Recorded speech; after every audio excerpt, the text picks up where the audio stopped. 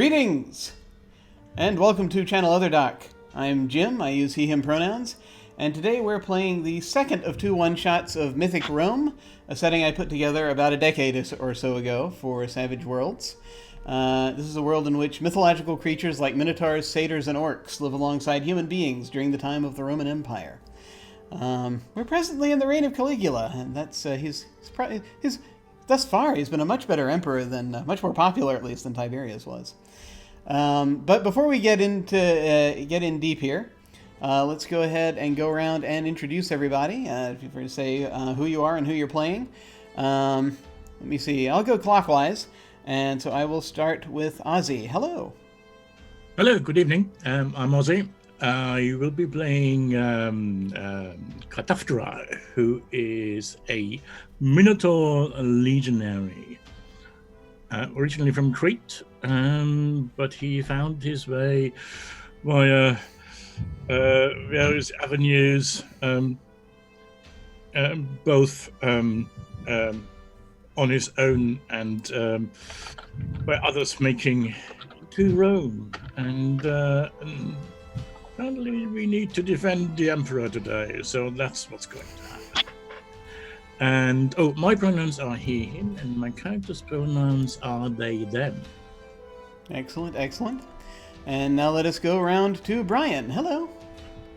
Hello, I am Brian. I am playing Nicodemus Nabor today, the human hunter.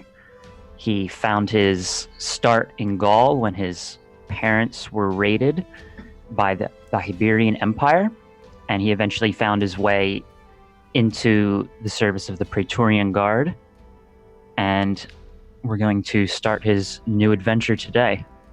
Excellent. And I'm he, him, and so is Nicodemus. Excellent, excellent. And finally, let's go around to George. Hello. Hello, my name's George. I use he, him pronouns, and today I'm going to be playing Yasmin, the Jinn thief, all the way from Persia. She's the daughter of the East Winds, and she's had a very rough life, half of it somewhat her fault, half of it not really her fault. But through very shady means, she finally found her way to freedom in Rome, and has now been offered this wonderful opportunity for a pardon, let's say. Protecting the Emperor, that should get her a pardon from the Emperor, you'd hope. Oh yeah, I mean, it's yes, and Yasmin uses she, her pronouns. Excellent, excellent.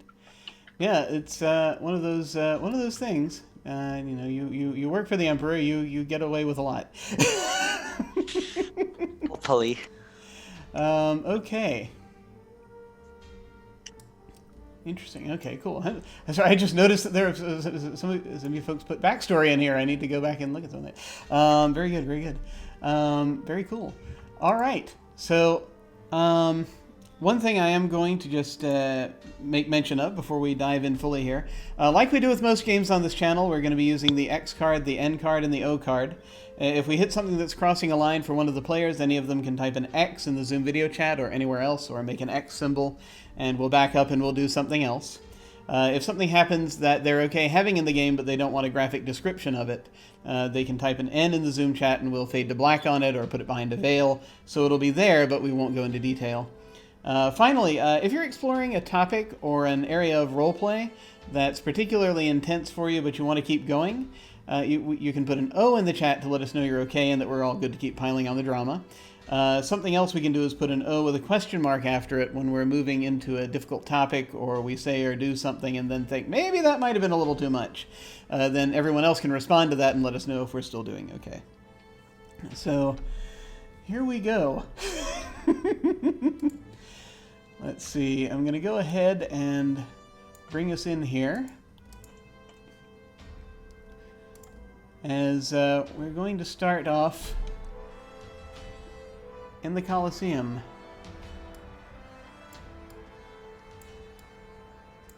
Lovely. How barbaric. Let me go ahead and move us over so that folks can see where we are. And so Let me also pull out so that the audience can see where we are. Let me go ahead and grab this, move it up a bit so that I can have reference. Yay, reference. Okay. So,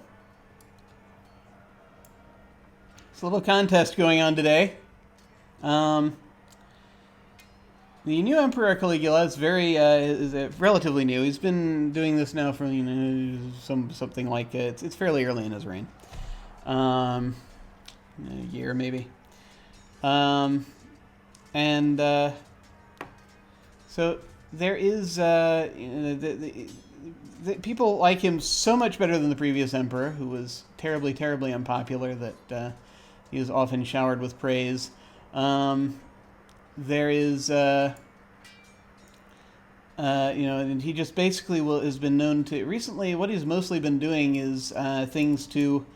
It seems as he just does whatever he can to please to please everybody, and in some ways that works. In some ways, some people are like, not so sure. The Senate doesn't necessarily like him as much. Especially because he started doing these things recently to kind of sort of prod at them. He's also been talking about making his horse Incitatus a senator.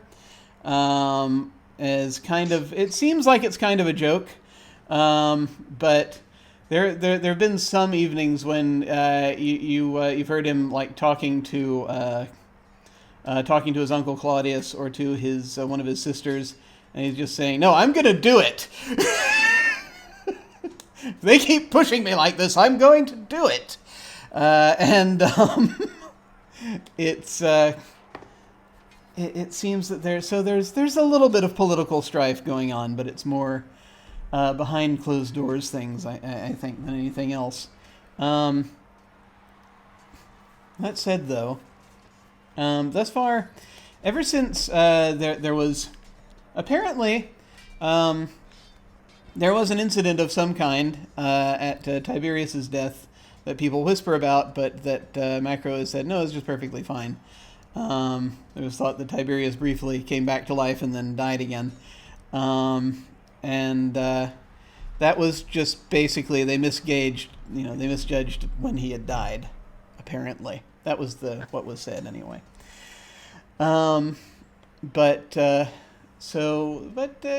Macro, the prefect, has rather warned everyone to keep an eye out.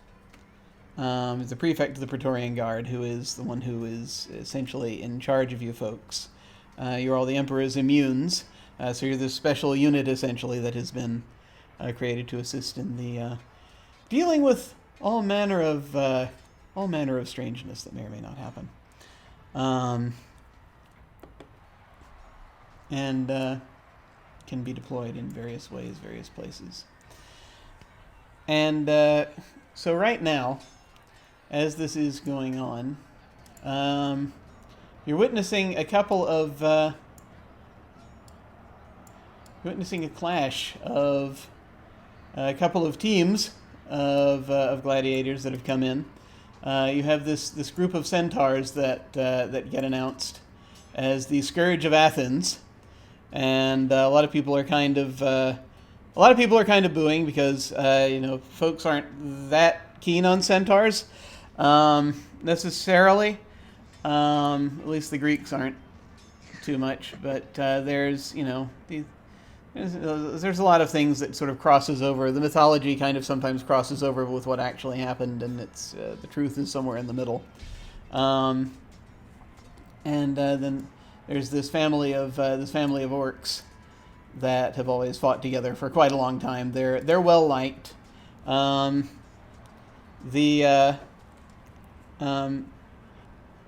previous emperor apparently liked them, though he didn't really. There was a point where he shut the games down, and so they've been like eager to get back into it.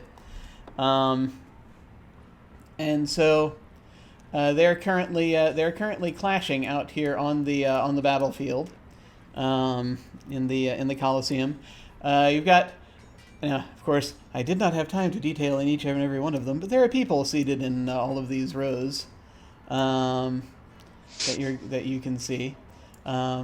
Place is full of people, and they're very, just obviously very pleased to be here.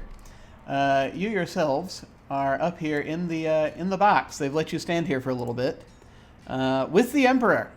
So the Emperor Caligula is hanging out on his in his large throne-like chair. Next to him is his uncle Claudius, and they're both they're doing kind of the titles have changed, sort of co-consul, consul, proconsul thing a little bit, sort of. They're it's largely ceremonial titles at this point, but Claudius is who under the previous emperor's reign was very much sort of laughed at and derided, because he has trouble speaking, basically. He sometimes has trouble focusing on certain things. He's got just a few minor things. He's got a bit of a stutter, and a lot of times people kind of do not take kindly to him. But now they kind of have to, because he's kind of half in charge for a little while these days, at least in name. Caligula is still really the one running the show, but it gives Claudius things to do. He's good at organizing things. He's actually a very good writer. He's written a lot of histories, and so that's a thing that folks are interested in. So they're up there. I'm sorry? His histories, of course. Well, yes. I mean, it's from a particular perspective. But, he tries to, apparently, he tries to, he does treatises on that, and he does treatises on magic occasionally, things of that nature, things he finds interest in. But over here, we have a couple of, actually, let me go ahead and open my Excel file that has the names in it, because that would really help, wouldn't it? Let's see.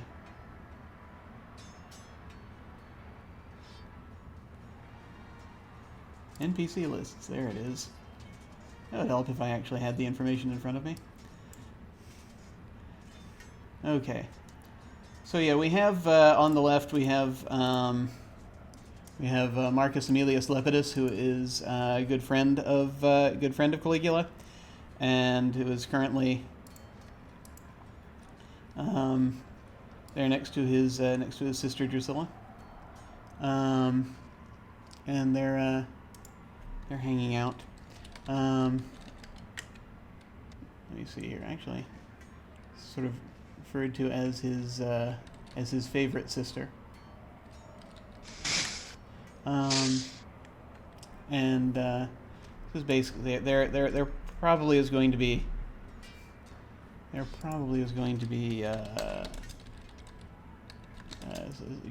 something going on between them very soon, if not already. Let me actually double check something real quick. Yeah, there we go. Yeah, they are, I think they might be married at this point, actually. Just he says checking history. But anyway, never mind. We are not concerned about this, because there are all manner of things going on. Also back here, another Minotaur, who's was in charge of setting up a lot of these acts today that you see. He brought in the Scourge of Athens, and some of the other, and he manages quite. His name is Ambrosius. He is from Crete. He brings in a lot of. He captures and brings in a lot of different exotic animals. He runs a lot of the slaves, and so that's been kind of a major thing going on. So, if you would, we're just going to go through and in turn each describe kind of what your character looks like and what it is that we see them doing as this whole thing is opening. I've placed you in the box, but you don't necessarily have to stay right up there. You can move around if you would like. I'm going to go ahead and continue to go clockwise, and I am going to start with Ozzy. Kadaftor is hard to overlook, as they are a minotaur, tall, easily over 2 meters tall, obviously big horns, quite dark complexion, and wearing the appropriate uniform to an equestrian, holding a rather large, what is the full name? Malleus Procerus, a long hammer, casually slung over one shoulder, and watching, or seemingly watching, the action in the arena. But if you look closely, their eyes are darting back and forth, occasional quick glance over their shoulder to see if everything is all right, as they consider themselves somewhat of a bodyguard to the Emperor. Cool. Yeah, and as you're looking around, thus far, things it's been, I won't say boring, but it's been very much a sort of a standard sort of do. Although there's a lot of excitement today because the reopening of the games is a big deal. So it's mostly the odd thing is crowd frothing at the mouth. I'm going to say that you have a certain familiarity with Ambrosius, because same island, and he's basically, one thing you know about him is that he's kind of a right bastard. So it's been. So I don't know. Do you think things are like tense between the two of you, or do you like make nice with him? What sort of relationship do you have with Ambrosius? I think it's going to be one of mutual respect and not quite trust.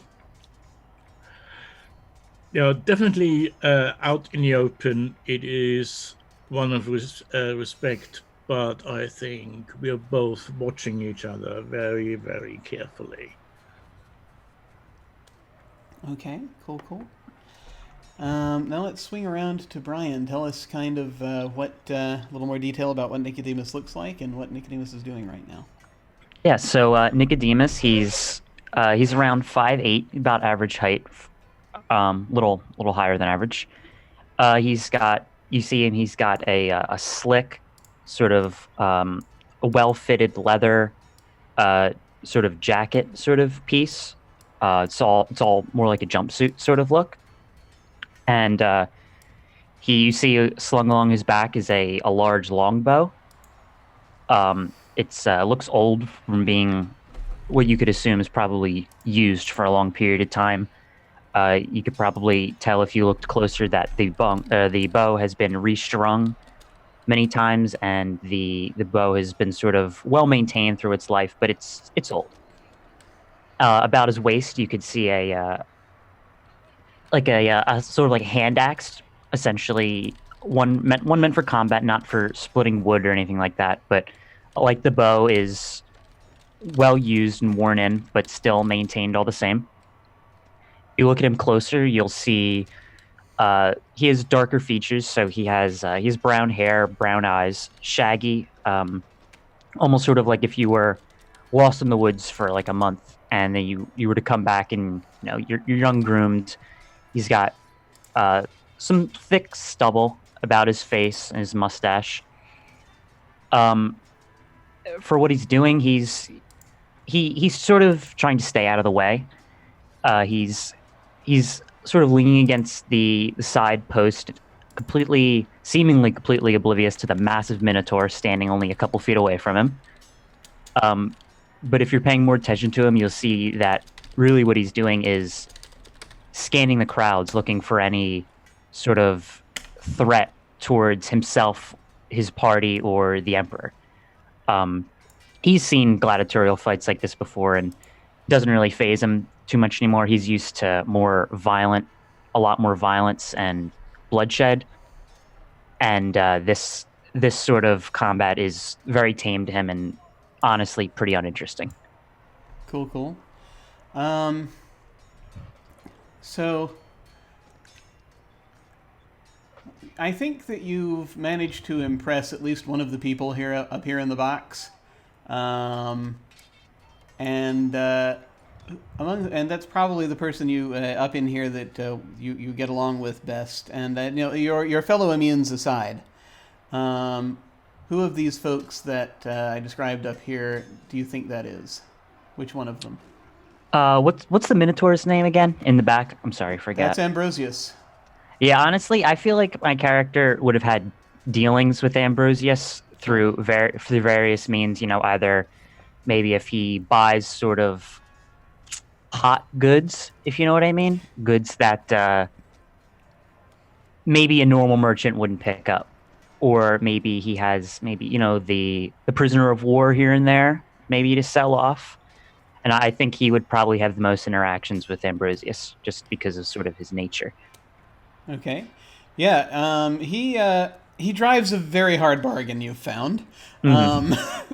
And is generally usually always looking for an angle of some kind. Also, there's some things he just certain areas of merchandise he doesn't talk about. Some things he just sort of says is exclusively for the emperor, and he doesn't talk about it. Interesting. Interesting. And let us move around to George. Tell us about what Yasmin looks like and what she's doing right now. Yes, Yasmin, she stands about 5'7". Her head is shaved to just a top knot, and black hair flows down about halfway down her back. She has light blue skin, and she's covered in silver tattoos that all seem to be part of the same design. Now, most of them are covered up by a leather cuirass and faded blue clothing that cinches at her wrists and ankles, but there's slits in it, especially for when it gets hot, where you can see some of the tattoos through on her arms. She has a few piercings in her right ear, and right now she's just sitting in the back of the box, watching everyone in the box and the area of the box itself, currently fiddling with a long length of braided leather. Excellent. Now, I will also say, aside from your fellow immunes, there is someone, one of these individuals up here in the box is someone with whom you have actually spoken somewhat at length, and they seemed interested in your story. And who do you think that is? For me, I think it would more be the Emperor's sister, Caligula's sister that you had pointed out, because one, for the most part, she kind of feels if she's going to have a bodyguard, she's going to want someone who she can trust a bit more than just a random man that is joining the immunes. Second, I was kind of caught going places I shouldn't be, in places where no one should have been able to get. So she figured, well, if I can get into these places, maybe I can keep people from getting into them as well. Nice, very good. So yes, it's Julia Drusilla. Most people call her Drusilla. And she is very she is sometimes overshares a little bit, but is actually just very fascinated with pretty much everything. Very good at keeping secrets. Yeah, she is. And she apparently is something that you have heard, though, that she is good at keeping secrets. However, a thing that you noted is that apparently she is she's been quietly Caligula has named her his heir, which is kind of unheard of, a sort of thing. I mean, he can pick whoever he wants, but this would be the first time that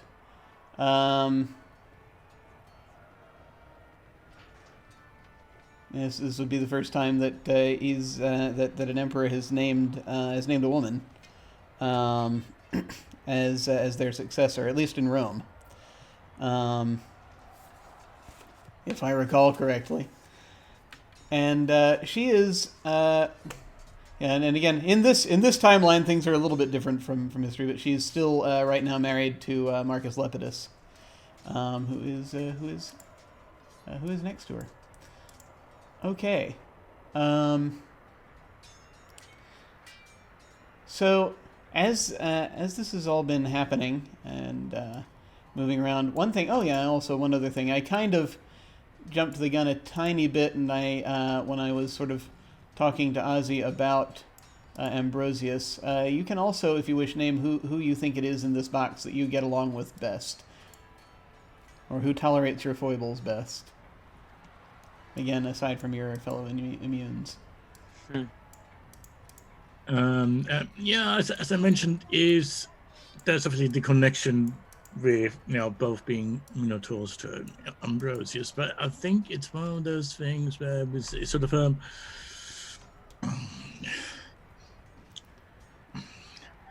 somewhat of a rivalry. So we get along all well with each other, but because we both have the same rank, it's one of those things where you said, I need to be careful he doesn't overstep his boundaries and comes too close to what I'm doing, and I believe this is a mutual feeling. So we are what's the best? There's something I can't think of. There's an expression. We sort of a respectful rivalry. Yes. Rather than out and out hate for each other. Okay. Cool. That works for me. So as you may notice, there's been there's been some action going on in the arena. It looks like right now the Centaurs are winning. They're starting to polish some of this family of orcs off, and actually it's a bit of an upset to an extent, because they've been the orcs are quite popular. But I think Catathra will have quietly bet on the Centaurs just because of the Greek connection. That's kind of that's kind of a wise thing to do here, perhaps. So as this whole thing is going on, they're just sort of watching, and they're like, and it's one of those cases where they have bows and what have you, so it's not they both have ranged weapons, and so it's been one of those things where it's kind of hard to tell sort of if there's a specific point when the fights don't seem to really get to the point, this one at least, where it's like one of the combatants is down, and it's like we get to say yay or nay for killing blows.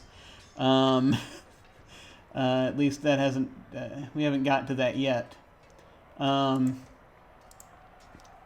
But things do come to a head, I will say, when I think everyone here, actually, while this is going on, could everyone roll for me? We shall call it notice. And the way that works, you should be able to see on your sheets, you should have a little button next to your notice skill. Everyone should have the notice skill.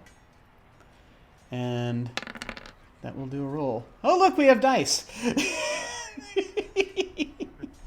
Excellent. I need to actually turn that on for the audience view as well, so that they can see that we have those. There we go. Okay. But it only shows the last roll. Yeah, that's all right.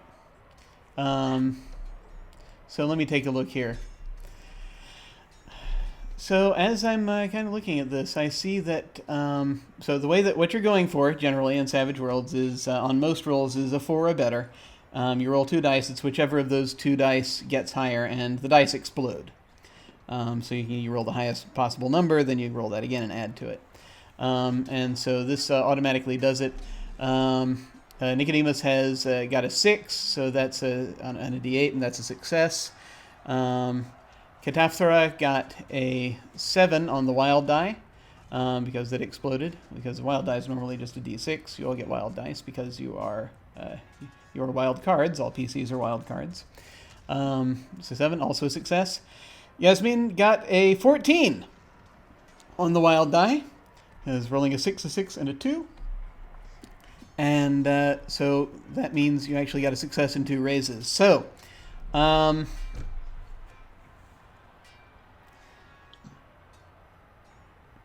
ones who got a success, so that would be Nicodemus and Kataphthora, will sort of notice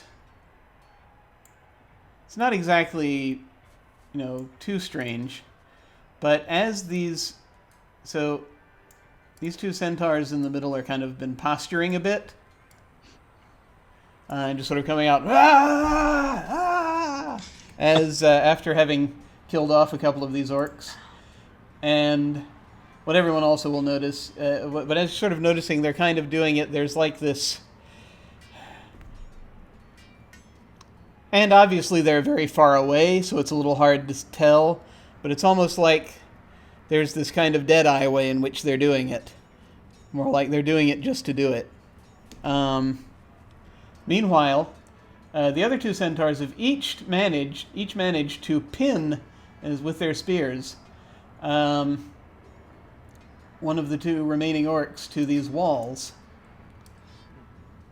on either side here.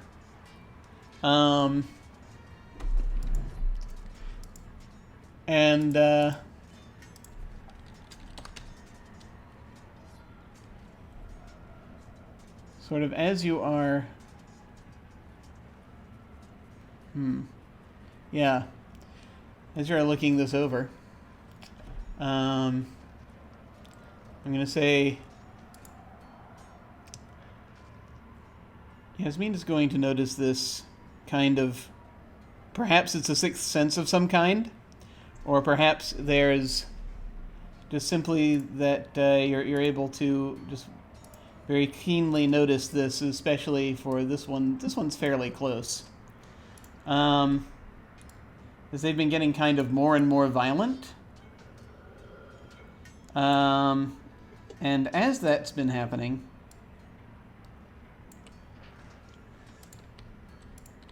it's like there's kind of a glow in the eyes, at least of this one. But they've both been getting sort of like... It was like toward the beginning they were like talking crap to each other. But then it's like as they're getting more on and they get more and more into it, there's like this sort of little red glow coming into their eyes. And you kind of see this... Yasmin's gonna walk right behind the Emperor. Yeah.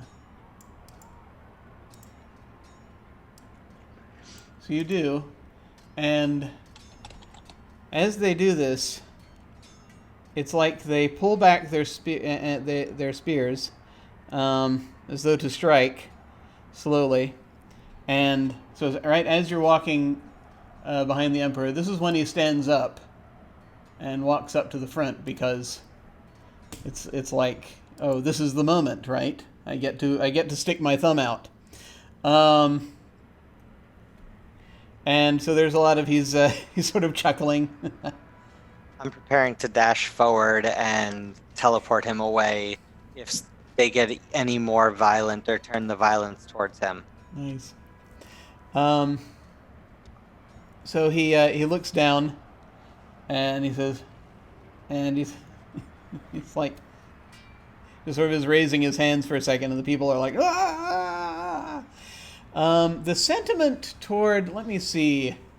I'm actually going to do something that's not necessarily a mechanic, but it's a thing that I do in Savage Worlds.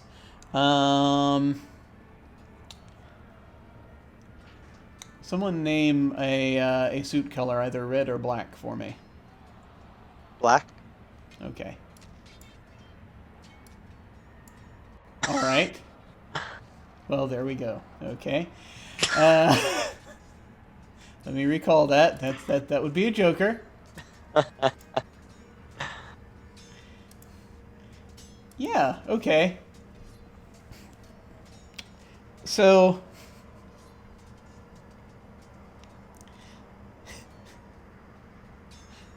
he's preparing to do this, and he's just sort of taking it in. And the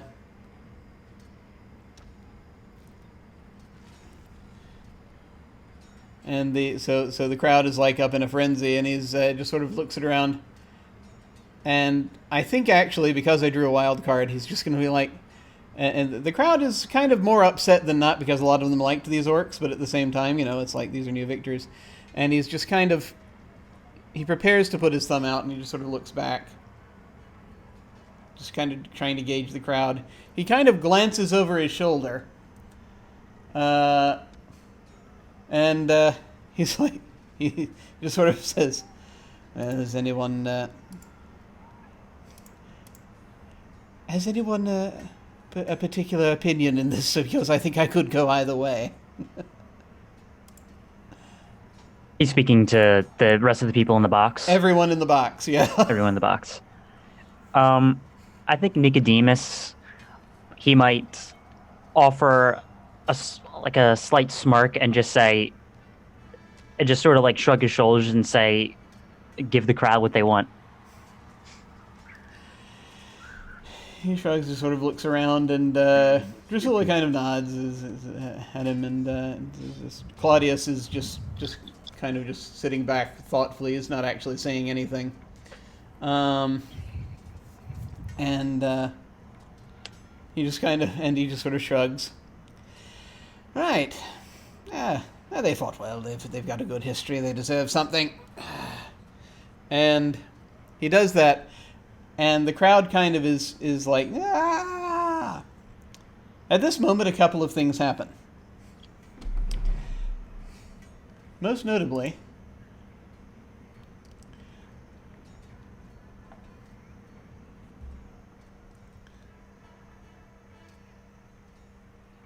there is this brief flash of motion. It's a bit strange, but it's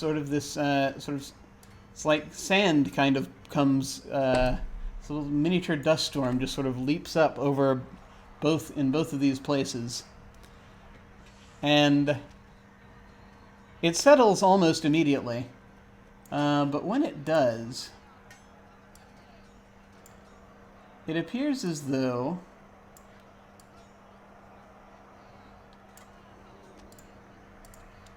a couple of sort of odd-looking, well, not really that odd-looking, but these couple of things that look like ramps have just stone ramps have suddenly appeared there where they are not supposed to be. The Colosseum was not built with those. And that's not natural, right? Like that's not natural. That's one thing. The other thing, as the dust settles, is both of these orcs are dead. Upon seeing the dead orcs, Nicodemus is going to sort of relieve his relaxed posture and sort of two hands on the banister, sort of. Now he's paying very close attention to the inner Colosseum rather than the crowd now, specifically these centaurs. Absolutely same here. Getting ready to vault over the. Well, it appears the centaurs, are a couple of centaurs are leaping up these ramps and starting to attack the crowd. How did those ramps appear? Did they slide out from the wall, or did They they did just pop not. up? There was a dust cloud, and when they went down, they were there. Hmm. How big Actually, is does each of anyone these? have the occult ability? I don't think any of these characters do. No. If you want to make an I unskilled doubt occult it. roll, you can do an unskilled roll. You have an unskilled button. That's a D4 minus 2 is what that is. If you want to see if you can figure it out.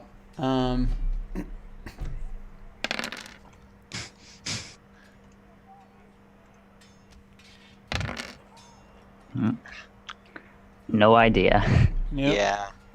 You're not sure exactly what that was. Perhaps some kind of magic. That much is kind of obvious.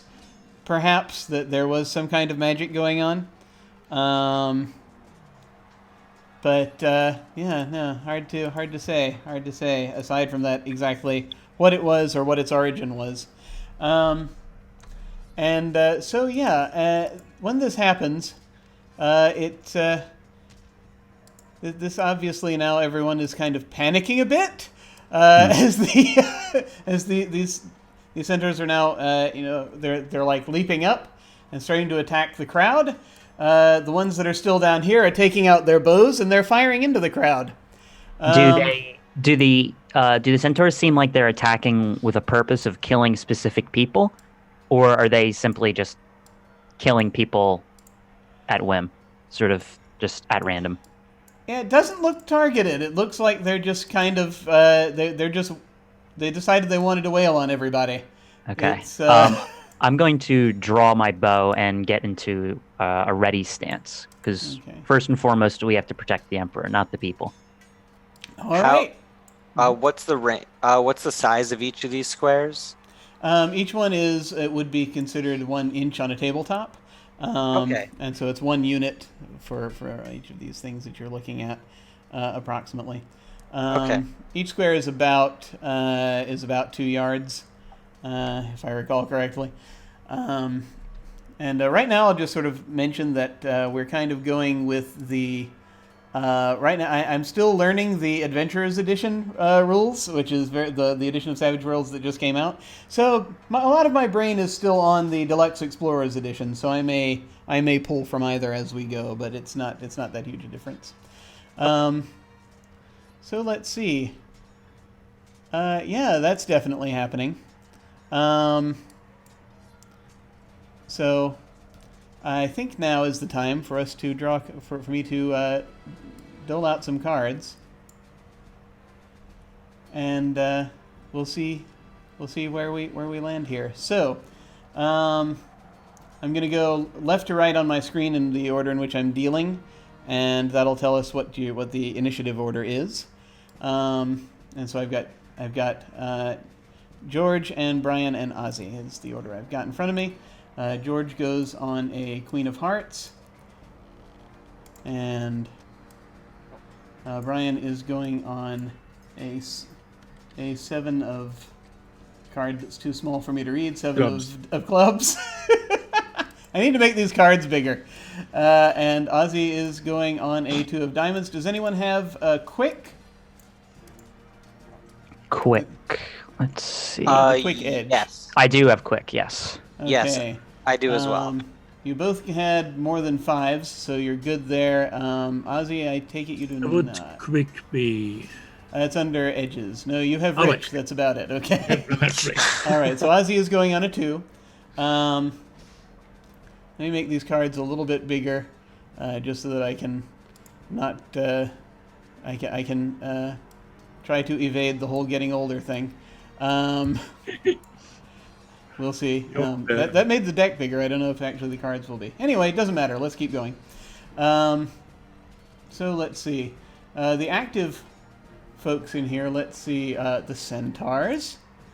Centaurs go on a 3. And I'm going to go ahead and deal in everybody else, basically. There is everybody else goes on a 10 of hearts. Queen of Hearts starts with us. That's George. So what's Yasmin doing? Okay, let's see what my ranges are. Very close. range for everything. So what Yasmin's going to do is, actually 1, 2.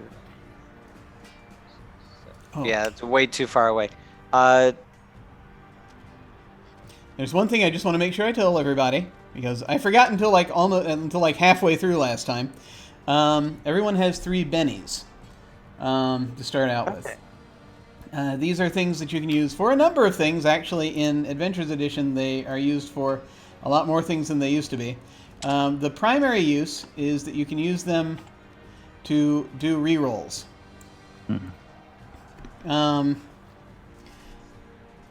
Okay.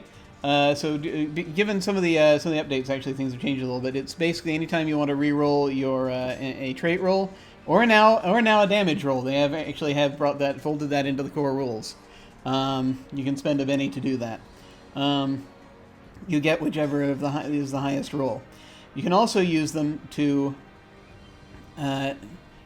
basically to soak damage when you take it. You spend a Benny and then you get a chance to soak damage. You make a roll on that. It's a bigger roll typically.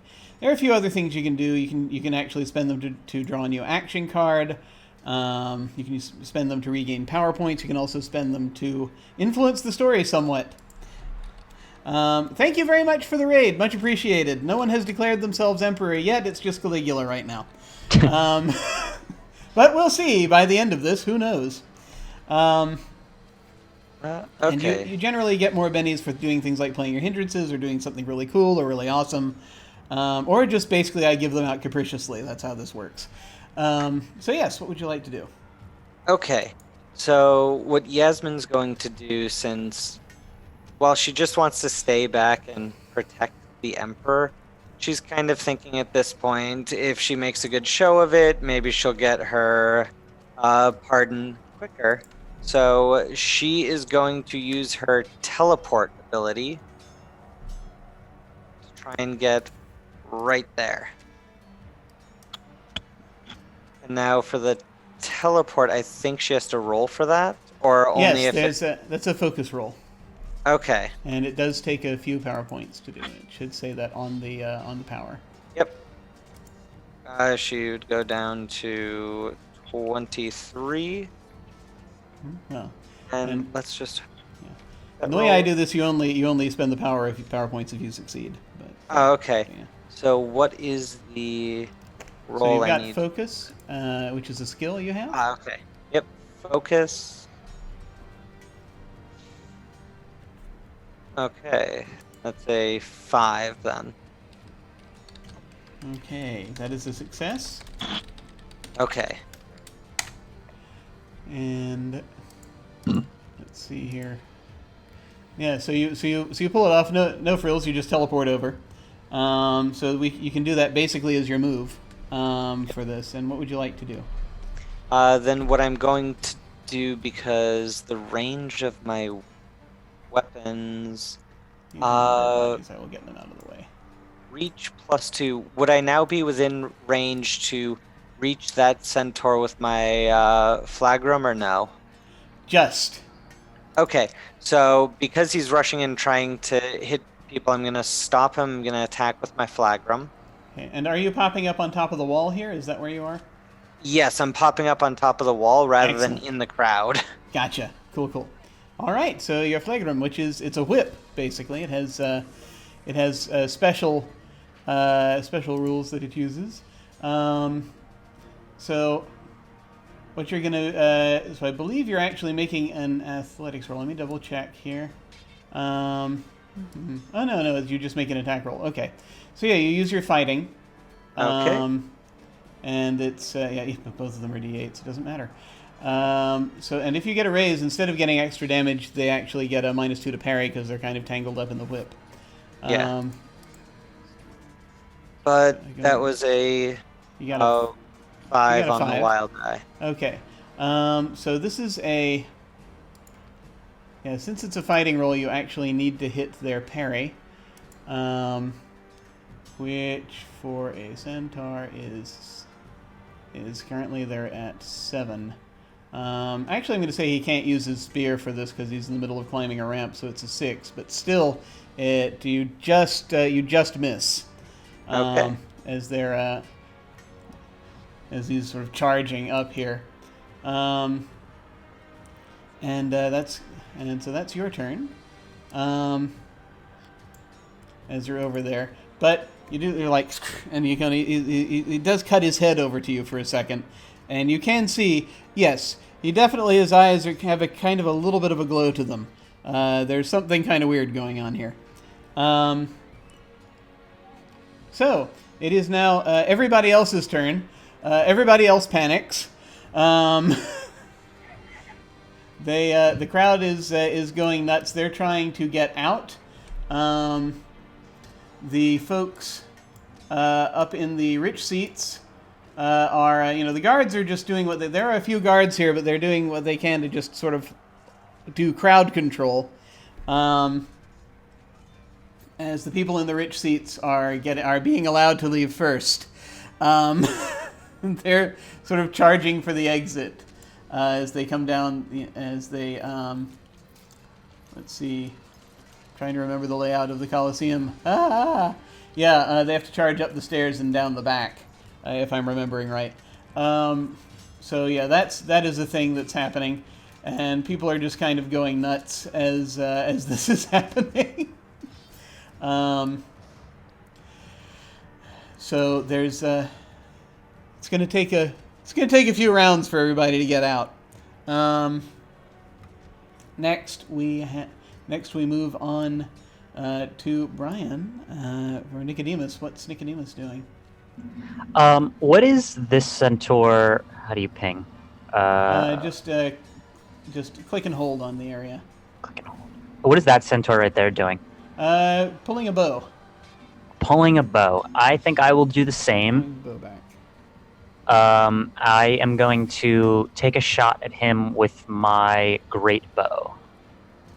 Awesome. So this is your shooting skill. Go ahead and you click on your shooting skill, and then I'll do the roll. Okay. Okay, that unfortunately is a 2. You need a 4 at least when you're shooting.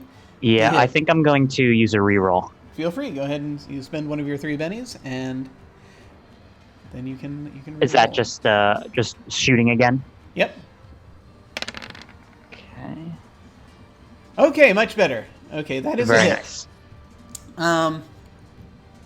I should point out, I also have bennies. I get a general pool of them, 1 for each player, and 2 for each wild card that I control. So we'll jump off that bridge when we come to it. But in the meantime, you've hit. So you go ahead and you roll your damage for the bow, which hopefully will be right there.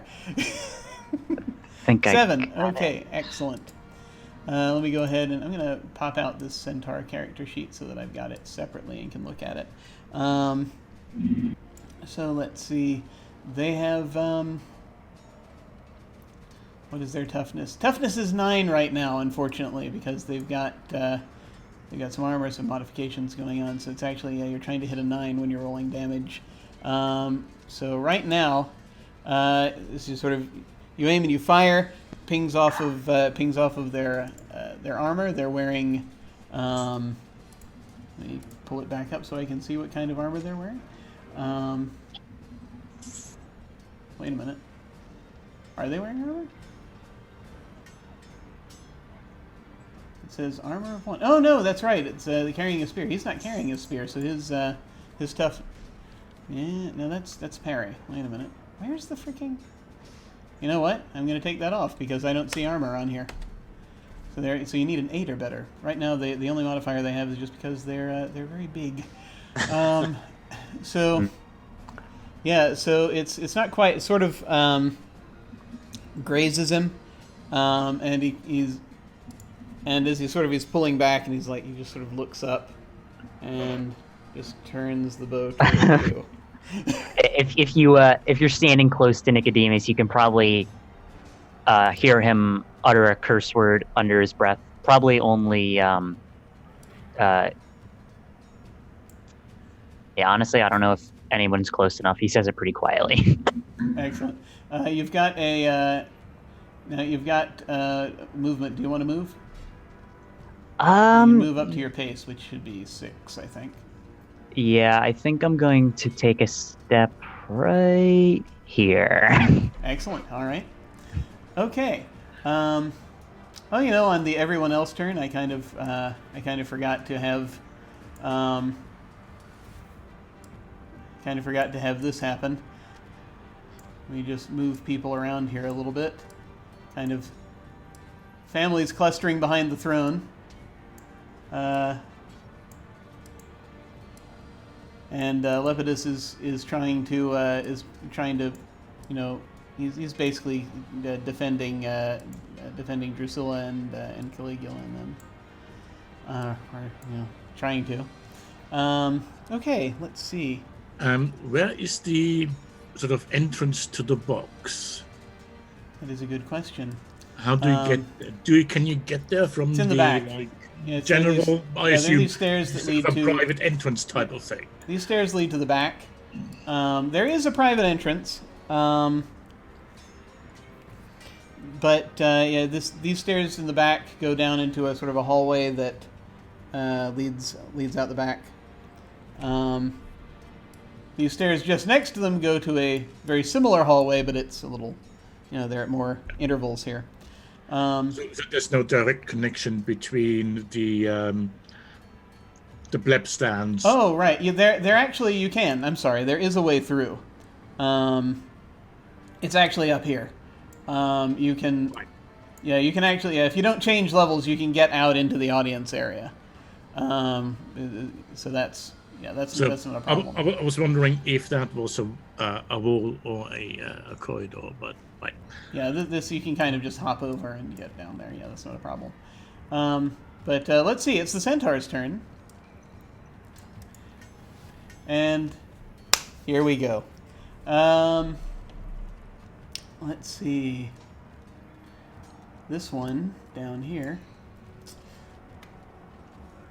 Let me double check their.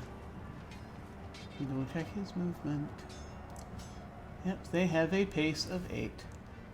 I'm not sure what the pace is when mowing through a wall of humanity, but I'm going to say he gets up about here.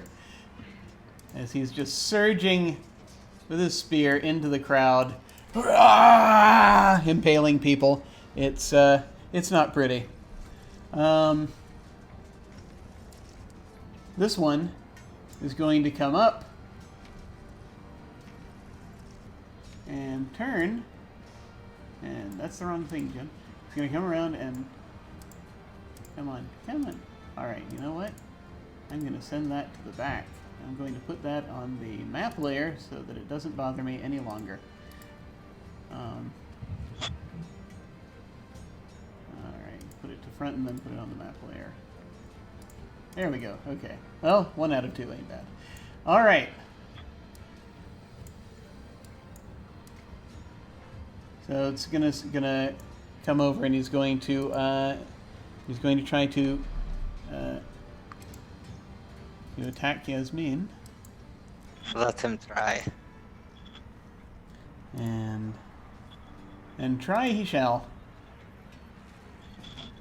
He has a spear. It's got a reach of 1, so he's not right next to you.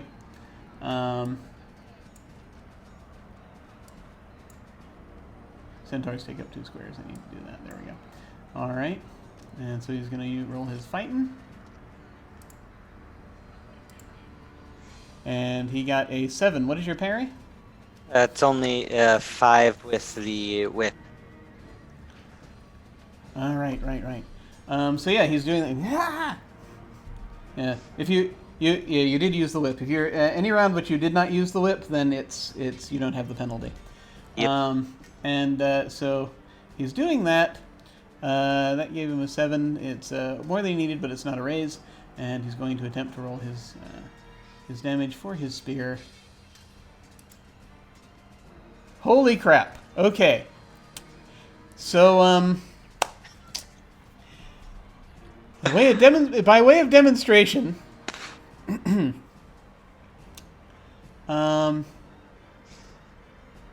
yeah, okay, it's because strength is his strength is a D10, and that exploded a couple of times. So we ended up with a 25. Now, Do you have a second character? you're... well, There were plenty of characters. there are more if need be, but your toughness. What is your toughness? 5. 5, excellent. So let's see, 5, which would be shaken, 7, 8, 9, 5, 6, 7, 8, 9, 10, 11, 12, 13, 14, 15, 16, 17, 18, 19, 20, 21, 22, 23, 24, 25. So that would be 5 wounds. Would you like to try to soak that, or at least some of it? How many wounds do I have maximum? You have 3. Oh no. Why, yes, I would like to try and soak some wounds, please. Might be a good idea. So you spend a penny, and then you make a vigor roll, and then you make a vigor roll. It's my weakest stat. Then you pray mightily to Enlil. The wild die exploded 11? to 11. All right. So that'd take off 2 of them. I'll actually give you 3, which would put it at 2 wounds. It would knock it down to 2 wounds total. Actually, even if you take 3 wounds, then you're not incapacitated yet. It's the 4th time you do. But if you have any bennies left, you can attempt to re-roll that if you want to get a shot at a better roll. No, with right. my luck, this is the best I can get. Okay, you are at -2 right now. I'm going to go ahead and mark that here on the thing. You're at 2 wounds, but you did successfully soak, so you're not currently shaken. I think it's been a while. That's what I'm saying anyway. That's how I'm doing it. Oh, memory. Okay. So that's that one. This one fires into this crowd. This one fires into this crowd. They're having a jolly time. The crowd is not. We're going to continue. As this goes on, we move on now to Ozzy. Katapthra, Right. what do you want to do? How far can I move? Your pace, I think, is 8. My pace is 8. Yeah. So you can move. It's basically 8 squares. You take up 2 squares, but you can Right, move. okay. You can move 8 of them. So And then if you want to run, then you have a running die, which I think is a D10 for Minotaurs, if I yes, remember it correctly. is. Can I get to this Minotaur in my turn and then do something? This centaur. 1, 2, 3, 4, 5, 6, 7, 8. Yeah, the running die. Well, 1, 2, 3, 4, 5, 6, 7, 8. So if you jump off the balcony, Yep. you could make it about this far. Okay. But then you would have to roll a running die to see how much further you get. And if you run, then you're going to be at -2 For attack. for your attack roll. Yeah. Yeah. Basically, my also- main aim would be to get myself between the centaur and Yasmin. Okay. Yeah, you can totally try to do that. There's also going to be, as you're jumping off the railing there, there's going to be an agility roll involved. Agility or athletics? Athletics roll. Actually, that's right. They have that now. That's a new skill in Adventure Edition. Athletics is based on agility, so let me do that first to Yeah, see. so how just to make well sure I- you don't hurt yourself as you're jumping down. Exactly. 5. You're fine. 5. Okay. Okay, so you're going to make it as far as here, and then So go ahead yes, and roll your running die to yeah. see how much further you get. The running die. Did that do anything? Which you should have a thing you can click on in there, that Yeah, I'm trying. on to the far right of your pace.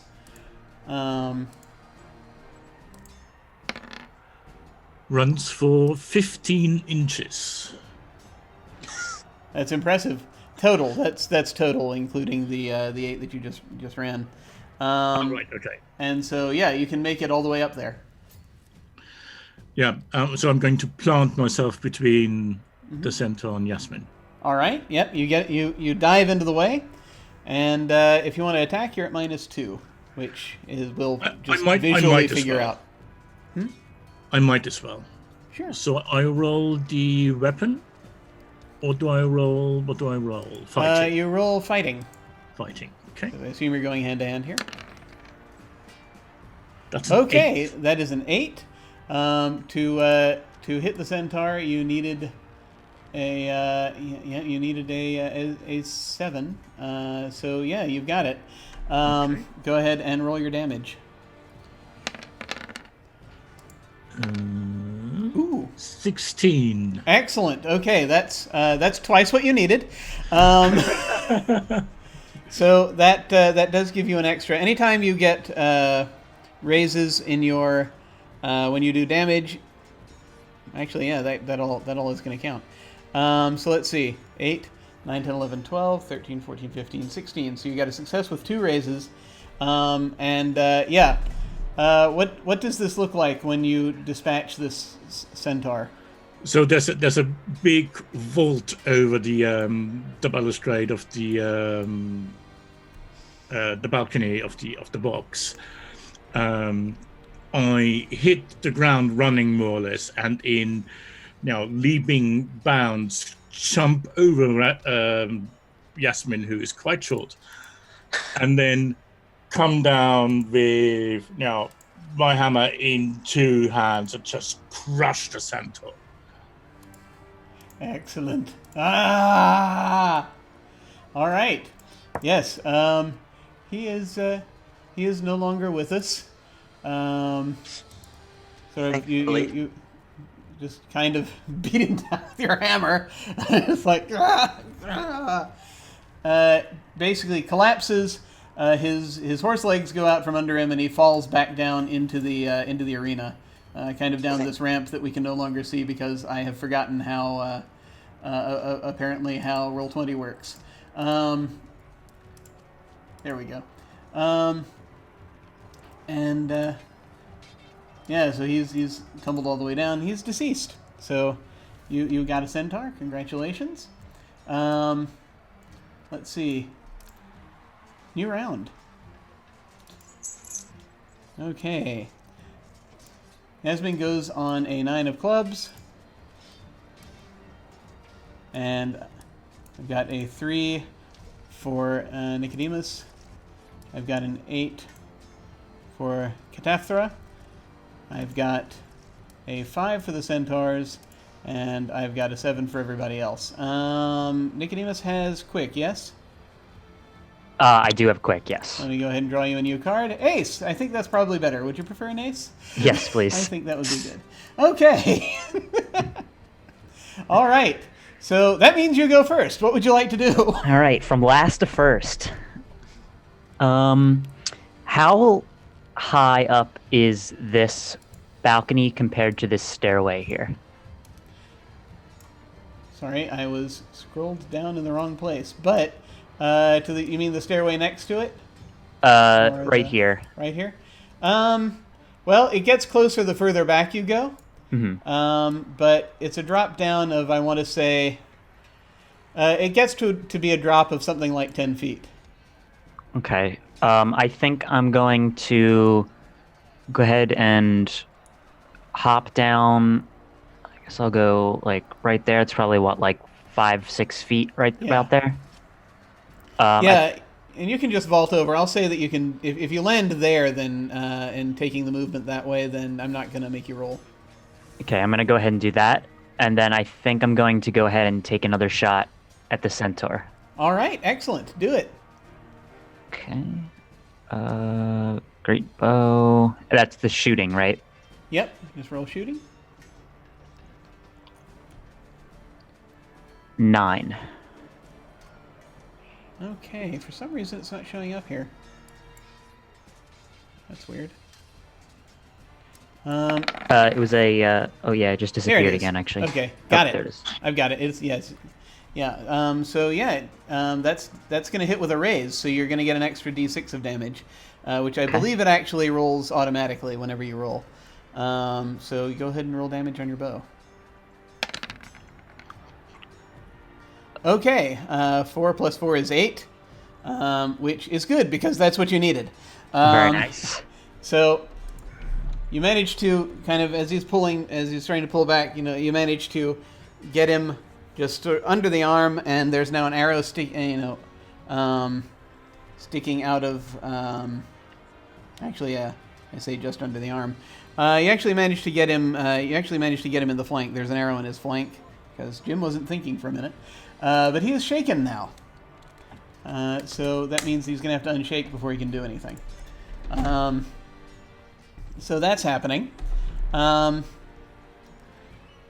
see. So that's you. And now let us go down the line to 9. That is Yasmin. What do you want to do? First thing she's going to do is get back to her feet a little unsteadily and put a hand onto Kataftora's flank. Thank you. That was very unexpected. The next thing she's going to do is... see, that one's gone there. She's gonna start running around. 1, 2, 3, 4, 5, 6. And can I use my action to move again? You would roll your running die, and that is how far you would get. Is that the pace die? Yes, it is.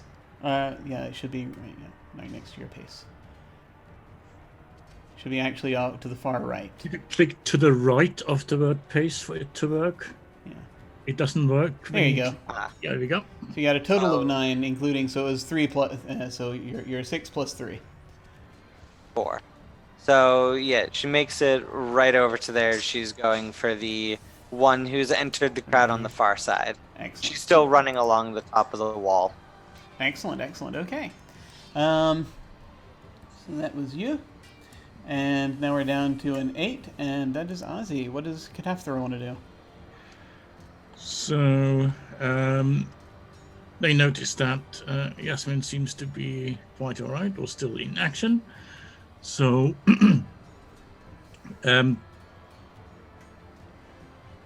what are the other 2 centaurs doing? Are they also firing into the crowd? Yes, they are. In that case, I will pick... This one's actually trying to fire It's actually trying to fire at Nicodemus, but yeah. And try to get to that one in a similar manner as before. So jump down into the arena and then come across. All right, cool. Now you have do you want to use the ramp, or do you just want to jump? Whatever's quicker. Jumping would be quicker. So go ahead and make a make another athletics roll for me, please.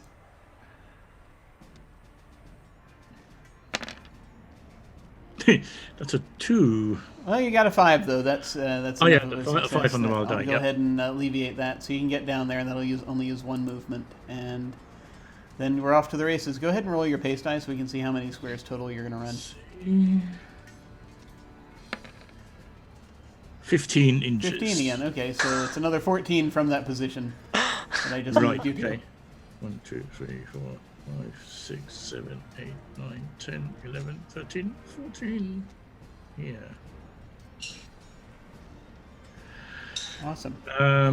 No, so that's not enough to hit them, I assume. Nope. No, not with your not with your reach weapon. of 1, so I can be 1 away. Yeah. Um, Not if you're using your hammer. No. If you'd rather try with your I can use my bolas to try and basically preventing from shooting. Good plan. Very good plan. So let me pull that. Is that up. what skill is that for? I think that one is athletics. I think that was the one I was thinking of when I was looking at the whip. Yeah. So you make an athletics roll. It does. The description says athletics skill. Okay, let's do that. That's a 13 on the wild die. Okay, that's very good. So success means the Okay. opponent suffers a -2 to parry Yep. until the next action. And he's shaking. Uh, Okay. It's So- it's exploded. Is that a raise or not?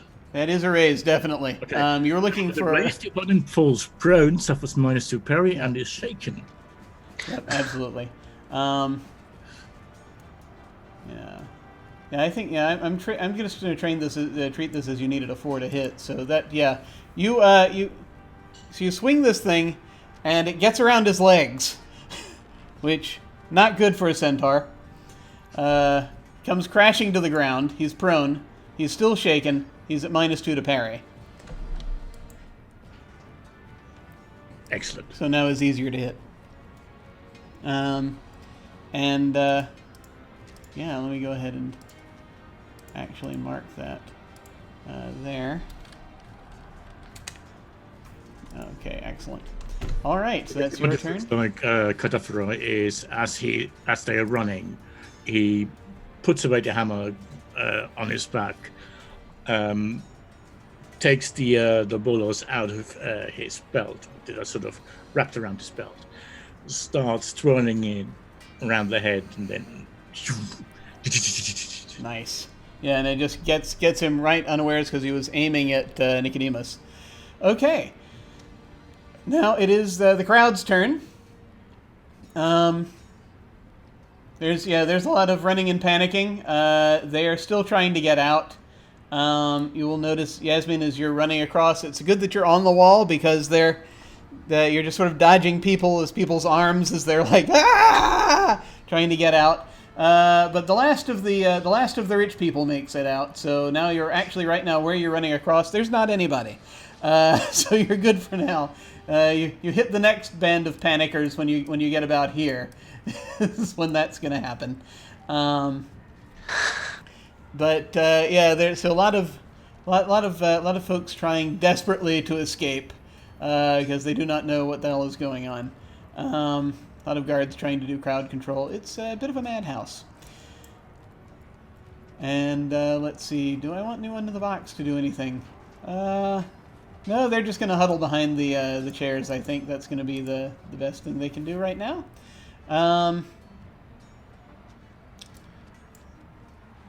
That's them. And now we're on to the centaurs. So let's see.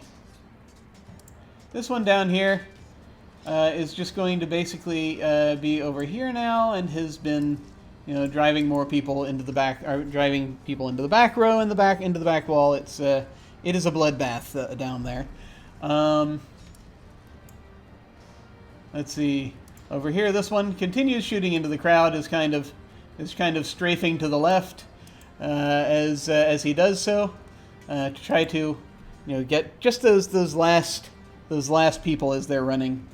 This one that's up here is going to try to unshake.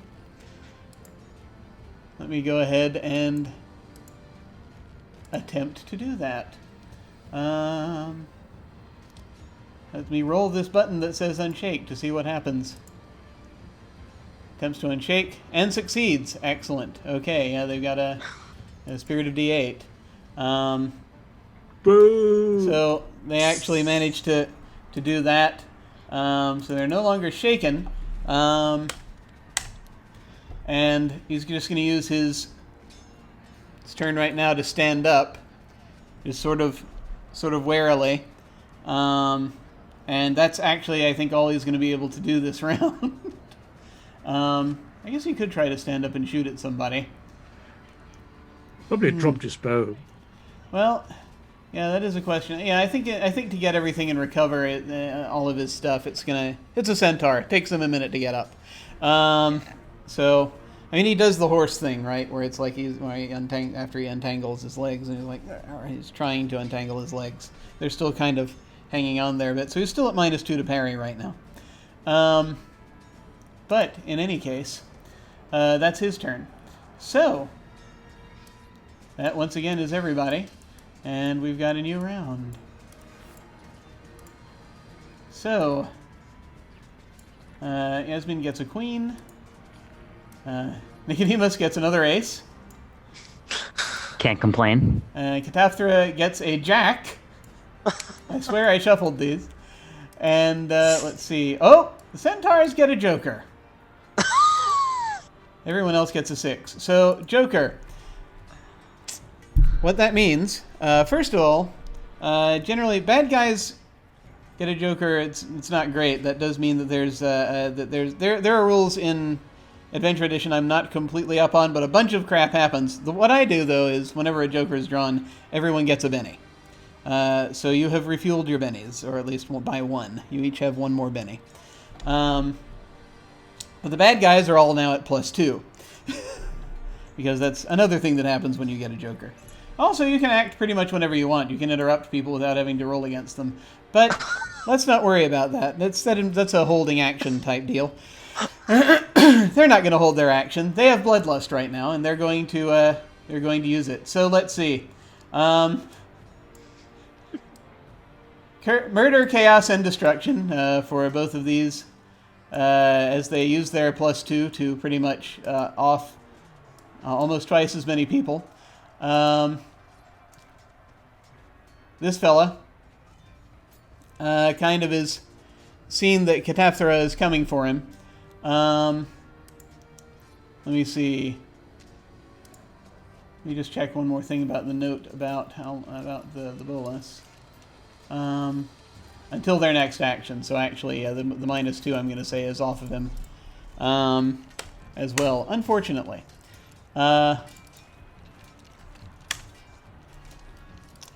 Let's see. Does he have enough room to charge? He might.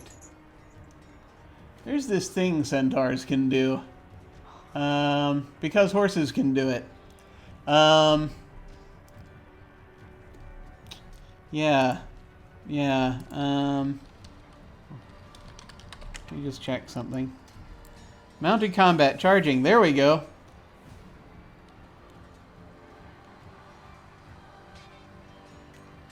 Adds +4 to his damage roll with a successful fighting attack. Yep. There we go. Move at least 6... Oh, wait, no. At least 6 inches or more. No, he doesn't have the room. So he's just gonna come up here and attempt to stick you with his spear.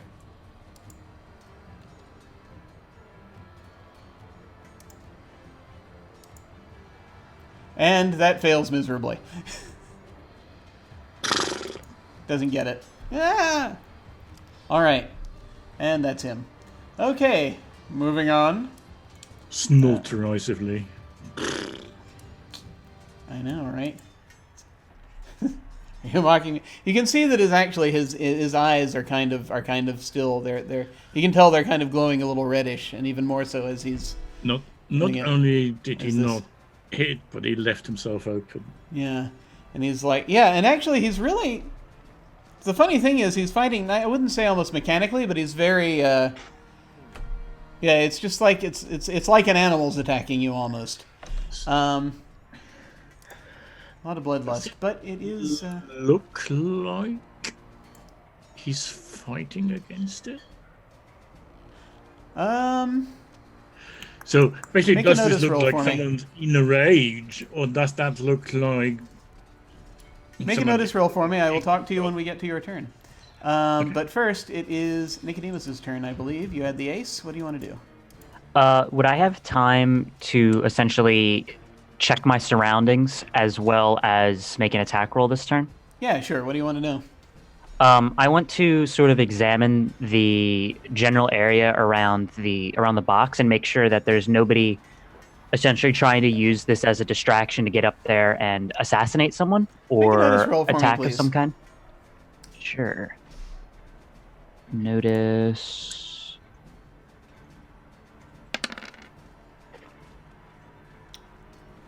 Okay. It looks like you clicked it twice, but you still got a success. My bad. That's all right. One thing you do notice as you're looking is that you can't see exactly everything that's going on. But the Emperor is now just essentially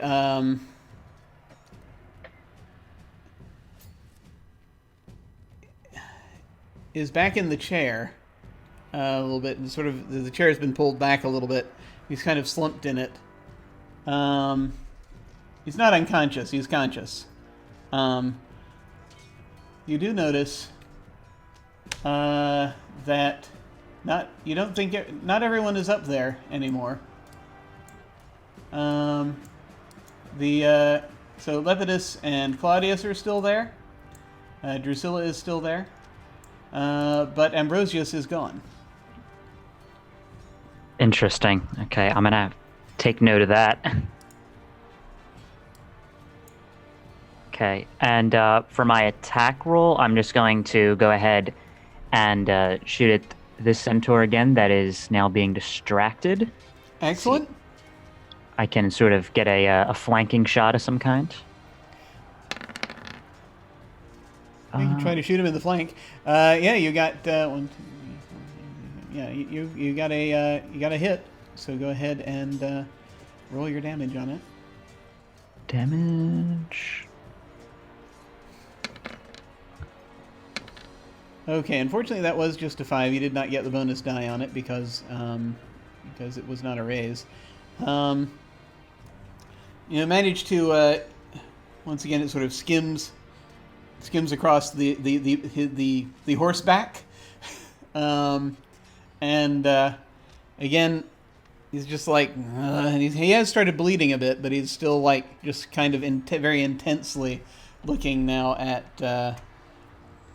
Does he seem to have taken any notice to me just shooting at him, or does he seem very sort of tunnel visioned onto? He did it first. Now he's tunnel vision on Cataphthora. Okay. So that's you, and now we go over to Yasmin. What do you want to do? Yasmin is going to. Let me check the range on my sling. Mm-hmm. So, what are the penalties for going beyond the range markers? Okay, so the first marker. So let's see, sling. The funda is was it 3-6? 4, 8, 16. 4, 8, 16. Okay. So within 4, there are no penalties. Within 8, it's -2. Within 16, it's -4.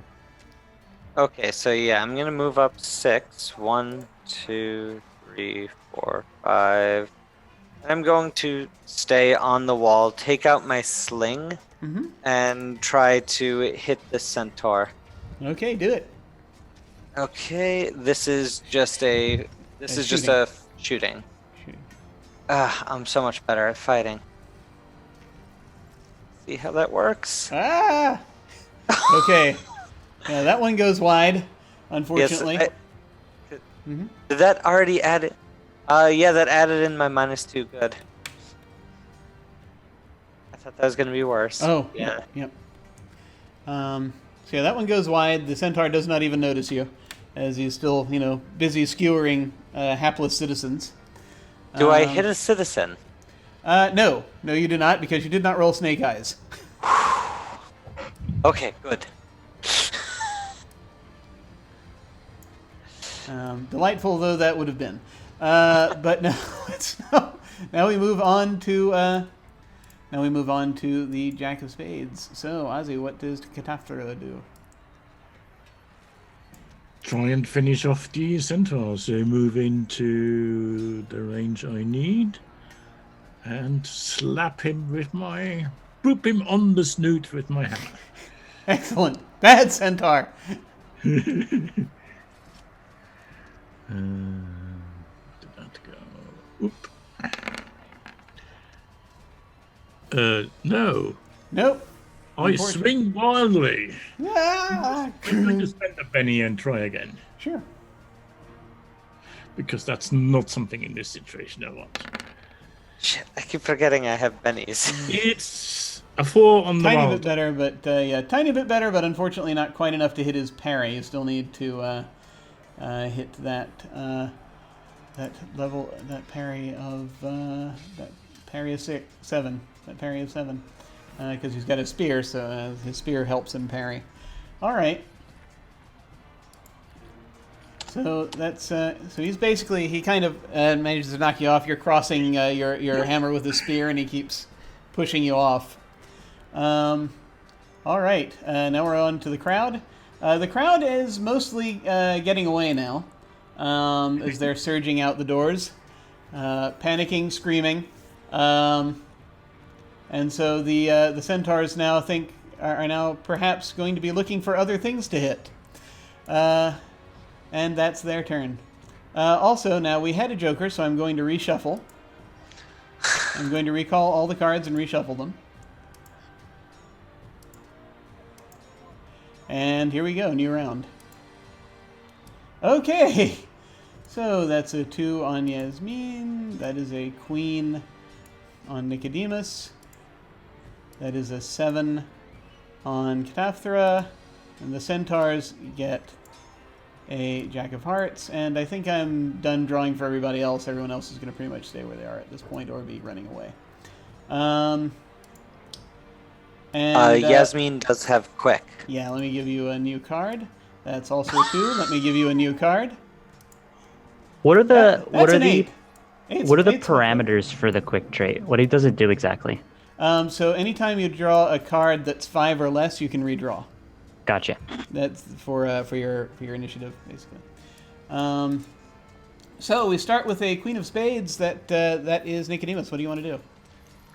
Okay, so if I was to take a shot at the same centaur again right here, what is the risk of hitting my ally? If you roll Snake Eyes, then you will hit your ally. Okay. I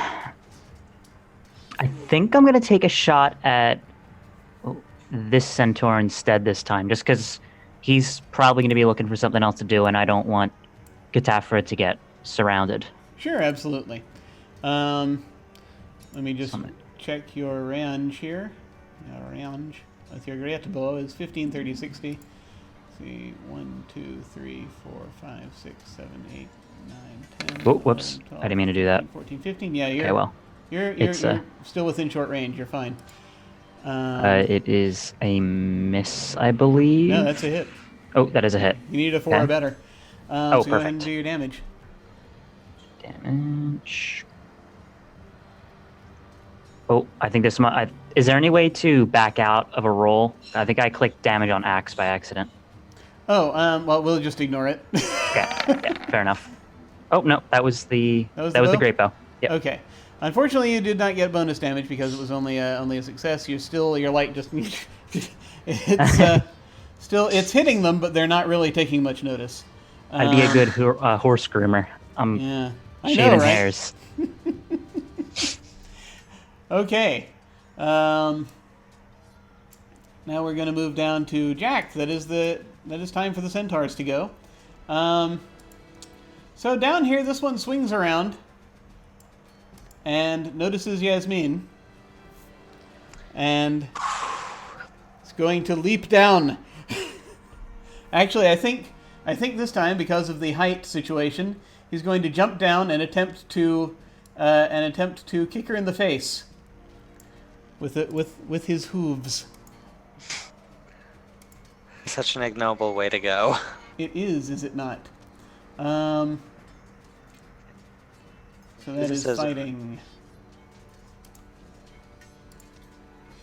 What's your parry? My parry is 6 because I was not using the whip. Okay, cool. I got a 7. Hoof damage. Hoof to the face. Hoof to the face is a total of 6. What's your toughness? 5. 5? Okay, so you are shaken.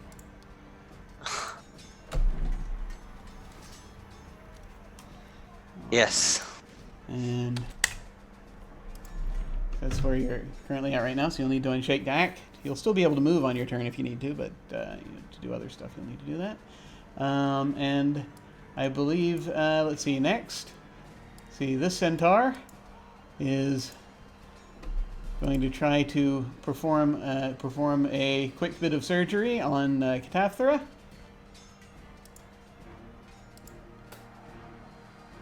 Okay, the centaur only has a single die and rolled a 1. Drops his spear as he's trying to do it. It's like and it goes into the sand.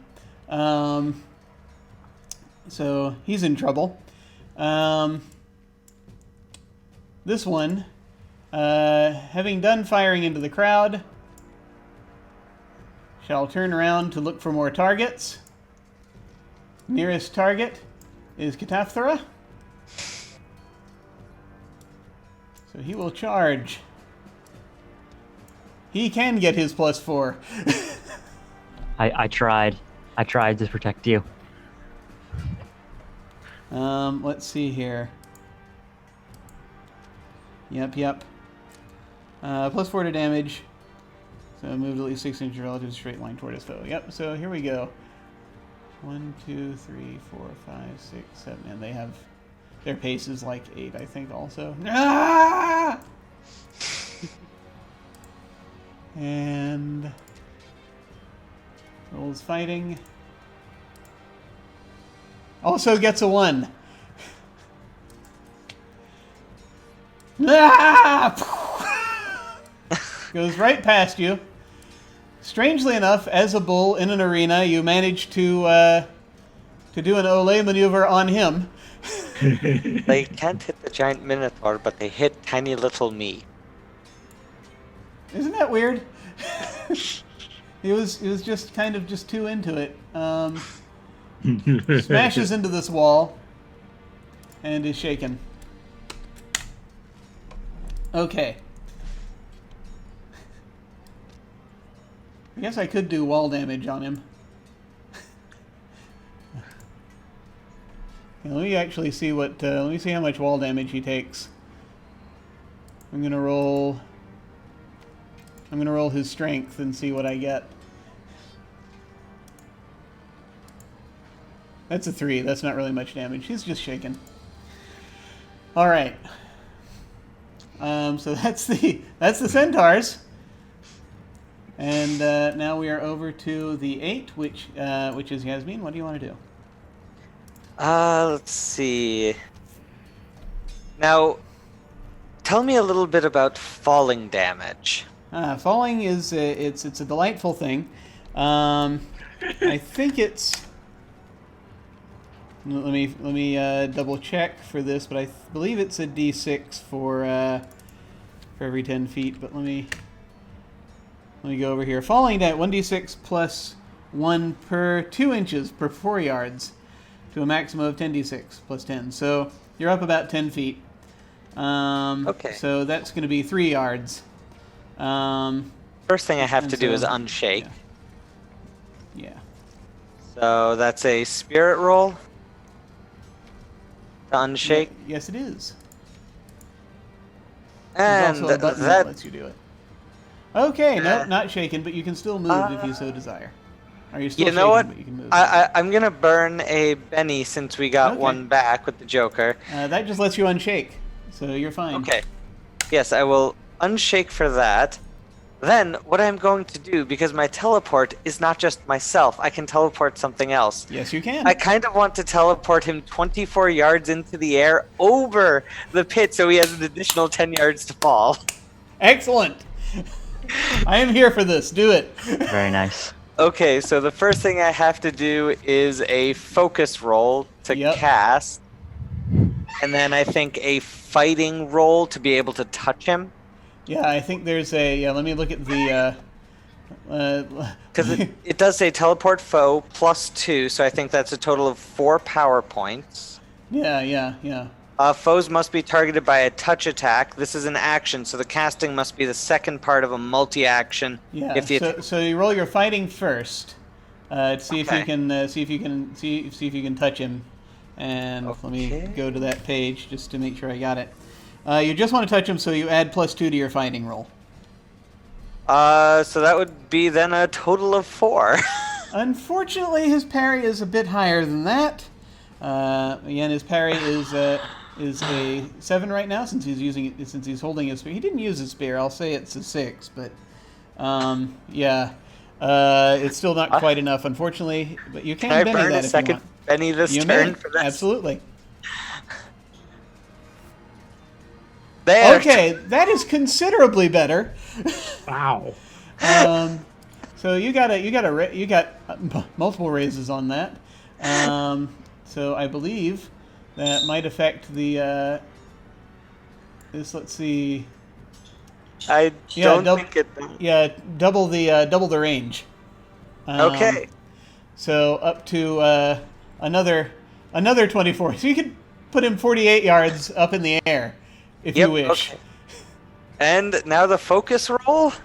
Yes. Yeah, that's the one you want. That's double ones. Oof. Okay. If you wish, you may use a Benny on that as well. There are certain Yes. settings where you can't, but I will burn my final Benny. To excellent. reroll that. Okay. Barely better. So, thankfully, you do not find yourself teleported that high up in the air, which was what I was going to do to you if if the 2 ones had stood. So yeah, the teleportation in this case then, yeah, not multi-action. I see. Yeah, it would have been at -2 for each one anyway, and you're probably also getting -2s for your. Yeah, you are. Okay. Yeah. It was a good idea. It was a very good idea. Unfortunately, it's not one that quite goes as you had hoped. I think what's going to happen instead is he is going to end up.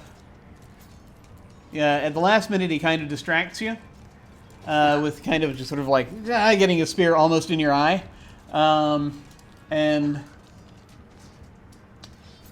I'm going to say he's now up here on this step and has elevation on you. So he's just teleported just a brief distance up the steps, and which he hops down onto. All right, that was a good idea though. So I'm going to award you a Benny for that idea because that was very good. Katathra,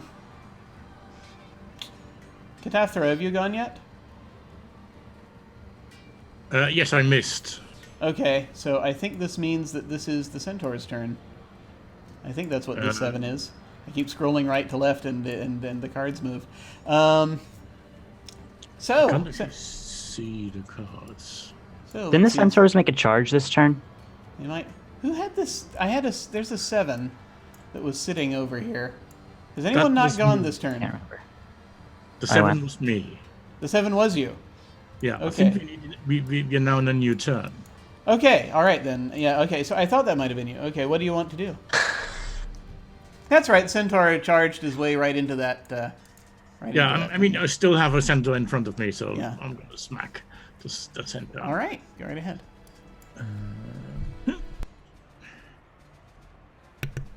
That's better. That's a 6. He dropped his spear, so you hit him.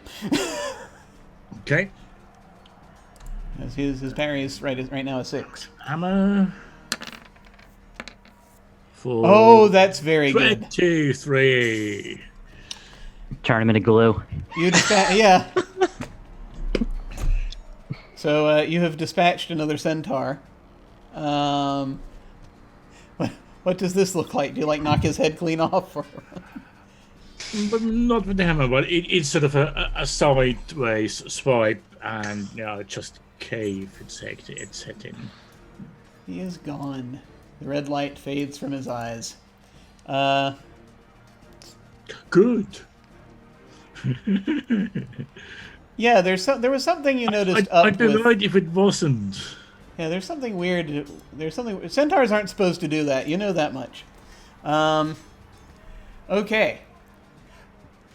So that's that round. New round. Yasmin goes on a 7.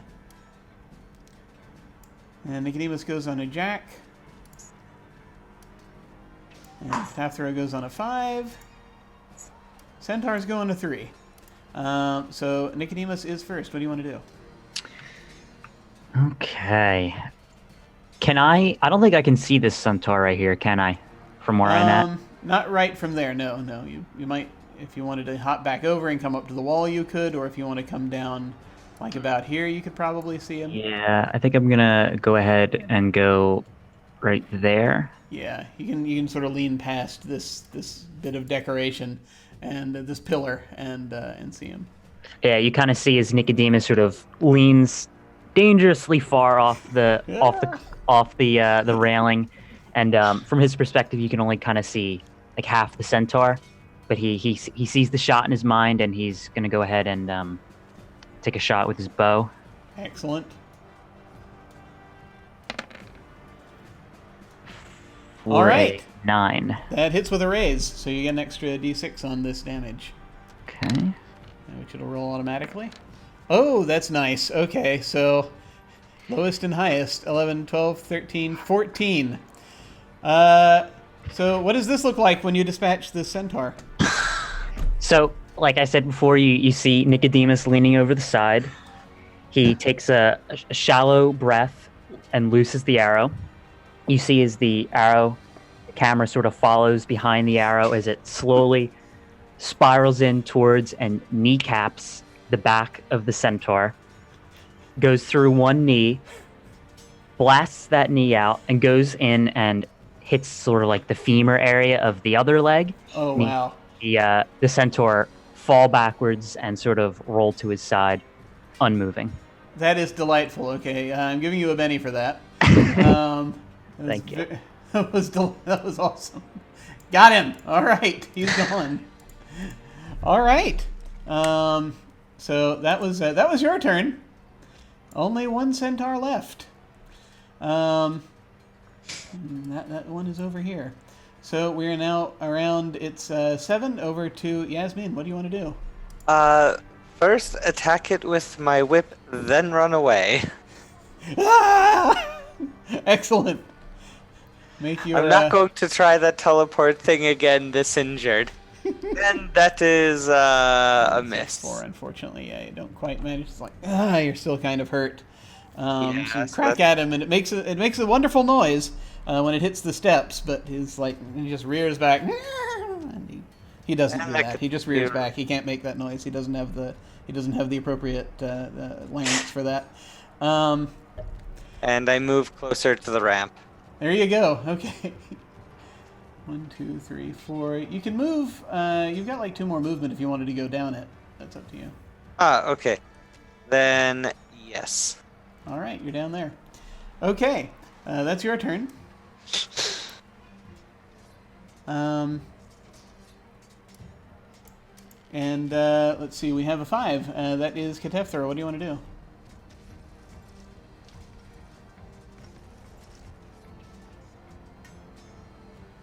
There's only this one left. Yeah, just the one centaur left. You've managed to take care of all the others. I'll try to get there as fast as possible, and just and be able to can step in next turn if need be. Okay. So that's so do your running die. 4, 5, 6, 7, 8. Oops. To here, and then run.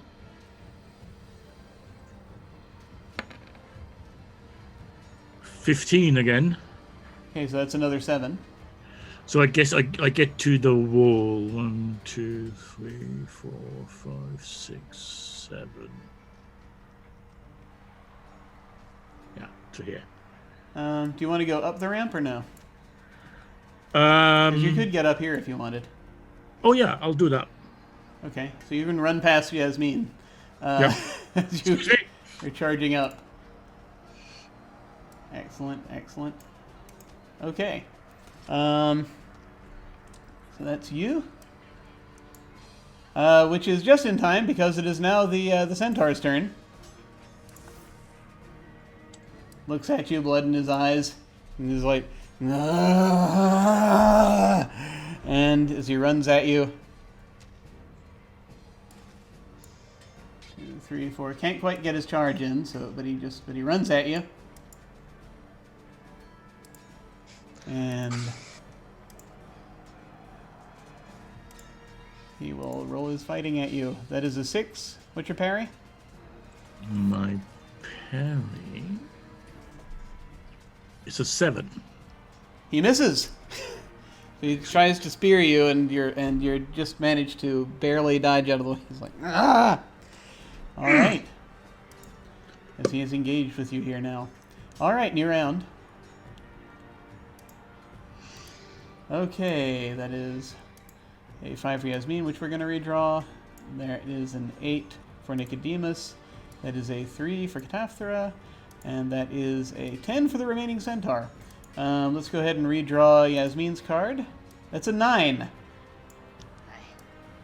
Which unfortunately still does not beat the 10 for the centaur, so he's going to try once more to drive his spear into you.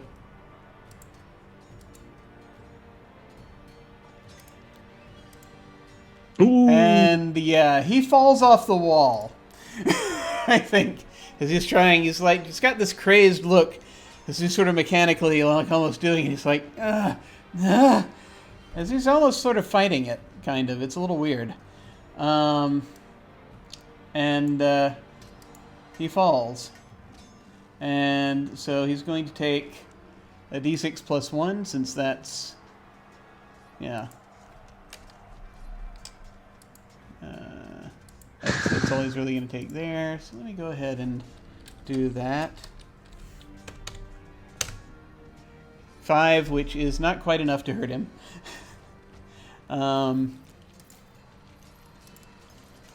But yeah, I am, however, going to declare that he is shaken because he just fell off a freaking wall.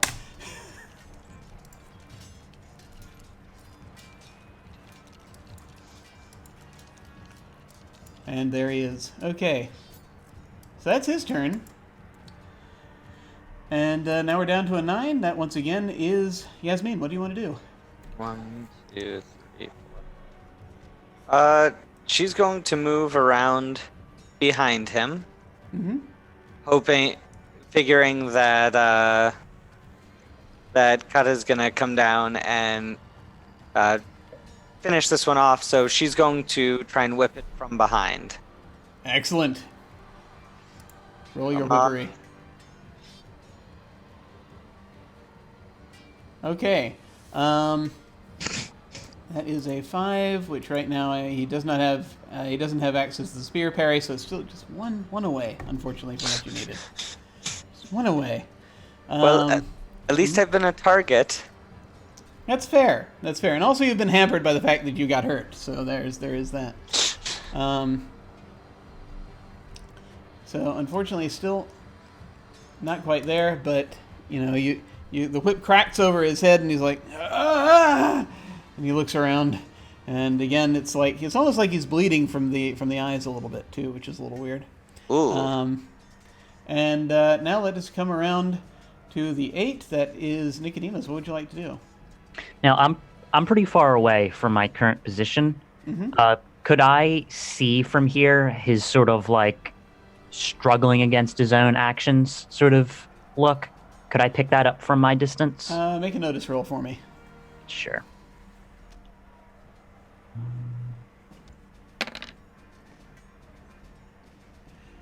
Nine. Okay. Yes. You do kind of get that. He's just based on how it's a little weird. Okay. How it's going on. Yeah. Upon seeing that, I'm going to try to. You said most of the crowd left by this point, so hopefully yes. It's a little quieter. Mm-hmm. I'm going to try to yell over to my comrades, take him alive, as loud as I can. And I don't know if there's some way I can declare sort of like a stun damage rather than health damage. Yes, it's the same. There are non-lethal type thingies you can do. You just basically say you're not trying to kill, and you can do that. Well, I mean, it's hard to do that with a bow. Yeah, but, that's what I'm worried about. I think I'm going to. I think I'm just going to run up onto the top of the stairs here and just make sure everybody up here is still okay. All right. And I'm not going to take a shot. All right. So you head up there, and so you're charging up the stairs right now, and that's basically what you're doing this round. So we pull that away, and it's up to Cataphthra. What do you want to do?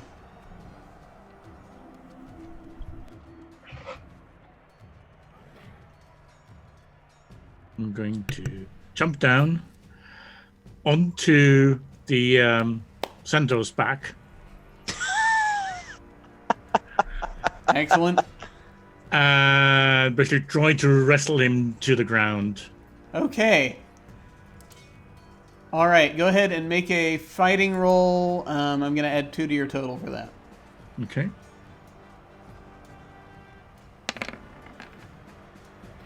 Okay, so that is a 6, 6. which is what you needed to hit, and you're trying to essentially grapple him at this point. Sort of try and get him into like a chokehold, something along those lines. All right, so I'm going to roll his athletics. Mm-hmm. We'll see what happens. Dee-dee-dee. Did I not say he was shaken? I think he is. Yep, you did. I did not note it. There it is. Okay. So I'm going to make his athletics roll here. Or attempt to. Ooh. Oh, okay. So what does this mean? He means he is not bound. You've got a hold of him, but you haven't restrained him. Does he bolt with me on his back? He might in a moment. Let's find out. He's like he's rising up to his, he's trying to get up, stand up on his feet, and he's like, ah! Okay, that's a 3 that we're gonna redraw. That's a 6. That's another 6. And that's a 4 for the centaur. So the 3 for Yasmin I'm gonna redraw. That's a king. So Yasmin has a king. What would you like to do? I'm just gonna go for the whip. I'm actually very interested to see what will happen with a centaur running off crazy with a minotaur on its back. I know. I'm actually very intrigued, so I'm going to try and whip it in the rear. All right. Oh, you're going to try to send it going. Okay. With my movement, I just sit down. Yeah. Like, you're really winded right now. It's not going too well. Yeah. However, Just gonna lie down. it does notice the crack of the whip, and it sort of is turning around, is like, ah! When you're doing that. So, kind of noticed.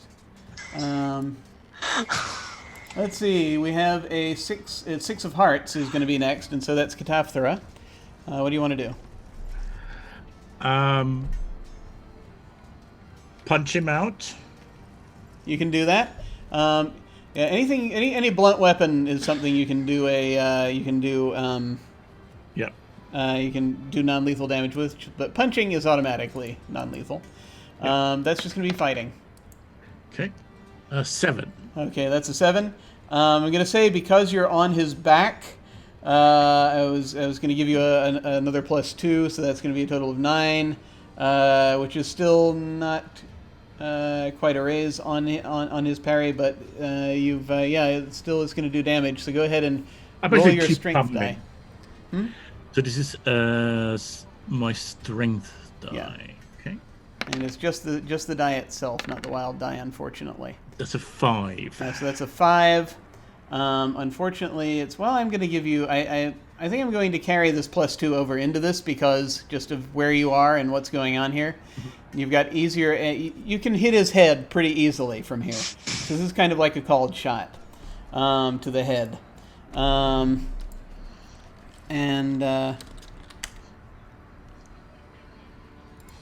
So, having done a called shot to the head, you add +4 to the damage. And so that is a total of 9, which is sufficient.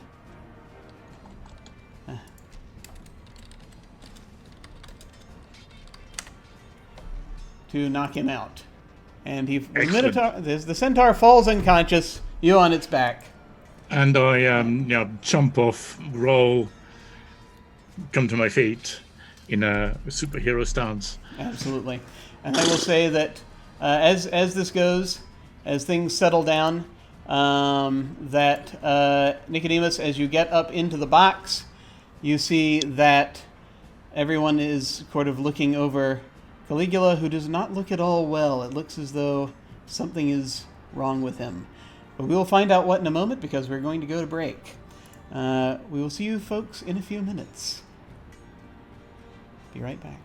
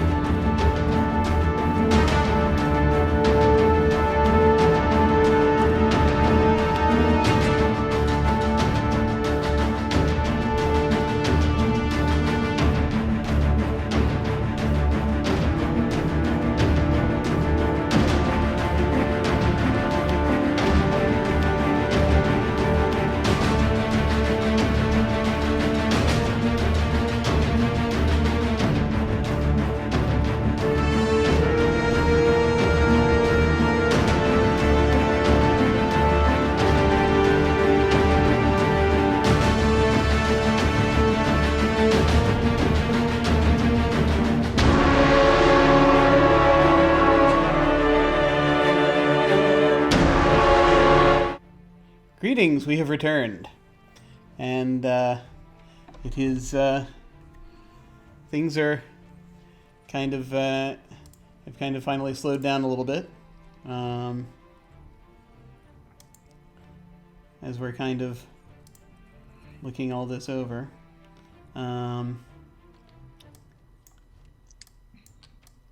So something has happened with Caligula.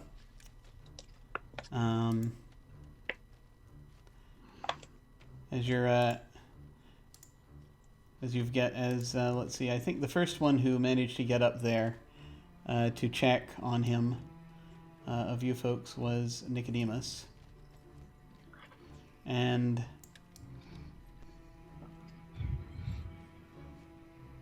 you note that it looks like he's very he's kind of slumped in his chair, and sort of Claudius is looking over at him, and you know as are Lepidus and Drusilla. And you're going to see that his skin is actually slightly grayer at this point. Okay, well, the first thing I'm definitely going to do is quickly run to his side, assuming none of the... So I'm assuming specifically Lepidus doesn't stop me from approaching. Now he looks up for a second, he sees it's you, and then he nods. I'm going to look for... The first thing I'm going to do as soon as I arrive is just see if there's any obvious wounds, like an arrow sticking out of his shoulder, or a knife wound in his back, or something obvious like that. Not specifically. No, you don't see any. You don't see any obvious wounds here. Okay, so the second thing I'm thinking is, do I know of any poisons or any kind of magic or anything that might be able to be applied either from a distance or quickly without the person noticing? Let me see here. You have... I think just roll common knowledge. We'll see what you get. Okay.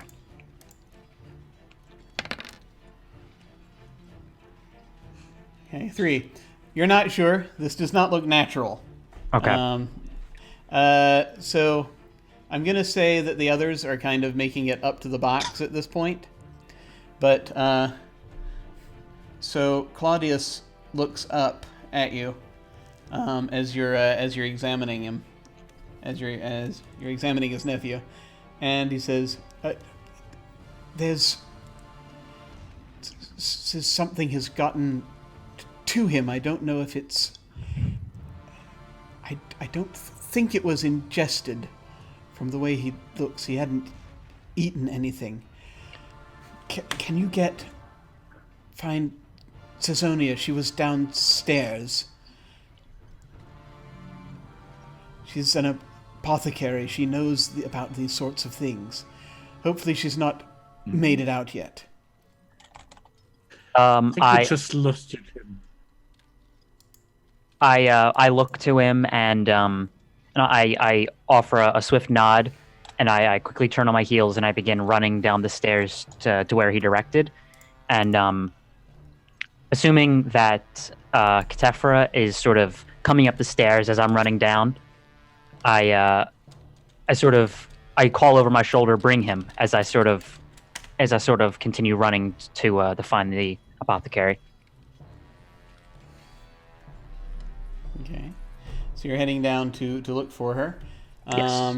Catephra and Yasmin, what are you doing? So the rest of the audience, is there anyone still milling about? Does it look like there's anyone else who's still in trouble? Now as you're looking around, it does not look as though... I mean, well, there's some people. Yeah, there's some people who are injured who have not, who didn't make it out. Yeah, everyone who was able to ran out. And of course, then there are dead people who did not make it out. Okay. Seeing that there's no one actively attacking, Yasmin is going to quickly start running back towards the Emperor's box. Okay. Yeah, Cathedral is just doing the same. All right.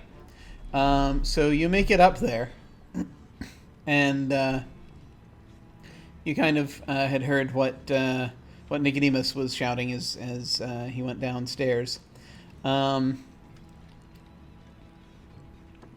you behold this, and what basically Caligula looking not great, skin turning grayish.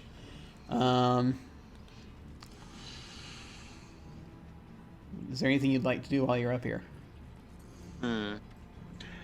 This is not.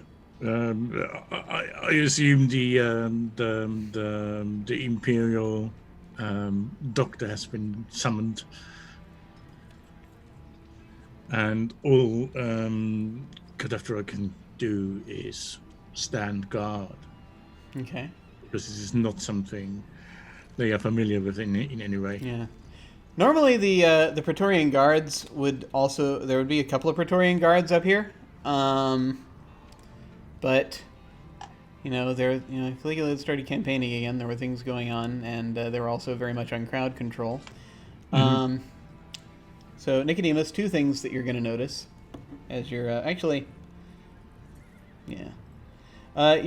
So you get downstairs to... sort of near the exit, there's a little kind of, staff cubicle. There's an area where, the person that he was looking for. It's Melonia Caesonia, who is, she knows she has apothecary skills, but she is also kind of staff doctor, basically. She wears kind of a robe with a... kind of sort of a hooded thing, which for some reason I can't remember the names of these things, but it's all right. Shawl, we'll call it that. Toga? No, maybe. Toga is a wrap around the body. Yeah, this is the one where you can put the thing around the shawl around your head, and it could be two-piece. Anyway, she's wearing the things that look like that. As you're heading up the stairs back to see it, you kind of look, and it looks like there are a couple of guards just kind of standing at the entrance, facing out. They're not really doing anything. Guarding the staff cubicle? At the at the entrance to the Colosseum from there. You can see the entrance to the they're Colosseum. a little far away, but they're not moving at all. Which you'd expect them to be moving around a little bit because there's, But anyway, you get up to the... you bring her upstairs, and she's... so Nicodemus brings this lady upstairs. She's got her bag with her, and she is brought around. She kneels down in front of Caligula, and she is looking at him. And she's like, all right, hold on.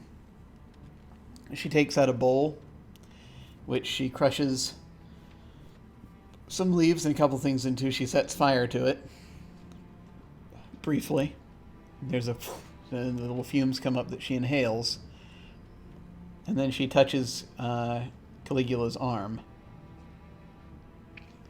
You see her eyes mist over for a second. And then she returns to herself. She's like...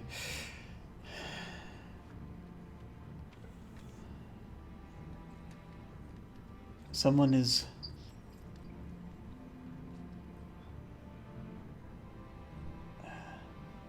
has cast a curse on him. Who? Where? So what do I know? What do I know about curses in general? Because I know in a lot of fantasy worlds, that's more like sort of like esoteric knowledge. What are my general, what do I know in general? I would say, and we're still kind of going off of the common knowledge you made earlier. Mm-hmm. It's just going to be that there are a number of certain powerful individuals can make curses of some kind. Usually, it's those who have are descended from a deity can usually do it best. But it is a form of magic, so there are other things that can do it as well. God. And Caligula looks like he's trying to say something, but it's like he's not doing very well. Upon seeing this, I will I'll look to the apothecary and say, will he make it? Is he going to survive? Can you help him? Is there a pen and paper around, or quill, stylus? Yeah, there's some of that nearby. I'm gonna quickly hand it upon seeing him try to say something. I'm gonna basically rip it out of whoever's hands there and give it to Caligula so he can start writing. Okay. Yeah, he's very, very slowly.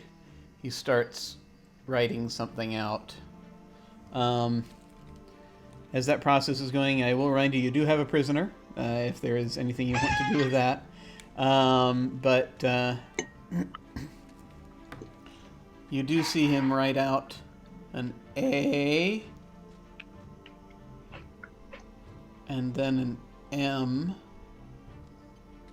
As soon as I see those two letters, I'm going to say, "Where's Ambrosius?" Because I noticed that he was missing before. So. Yeah. Everyone just sort of looks around. Lepidus is looking. Oh, he's gone. Indeed. I noticed he departed at some point during the fight. I didn't see him leave. And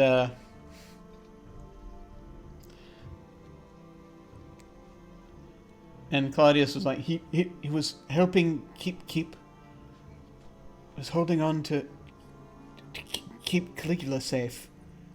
Is there any way I could do an insight roll of some kind on that? Yeah, I mean, this is basically still going to be notice. Notice. Roll. Yeah. Okay.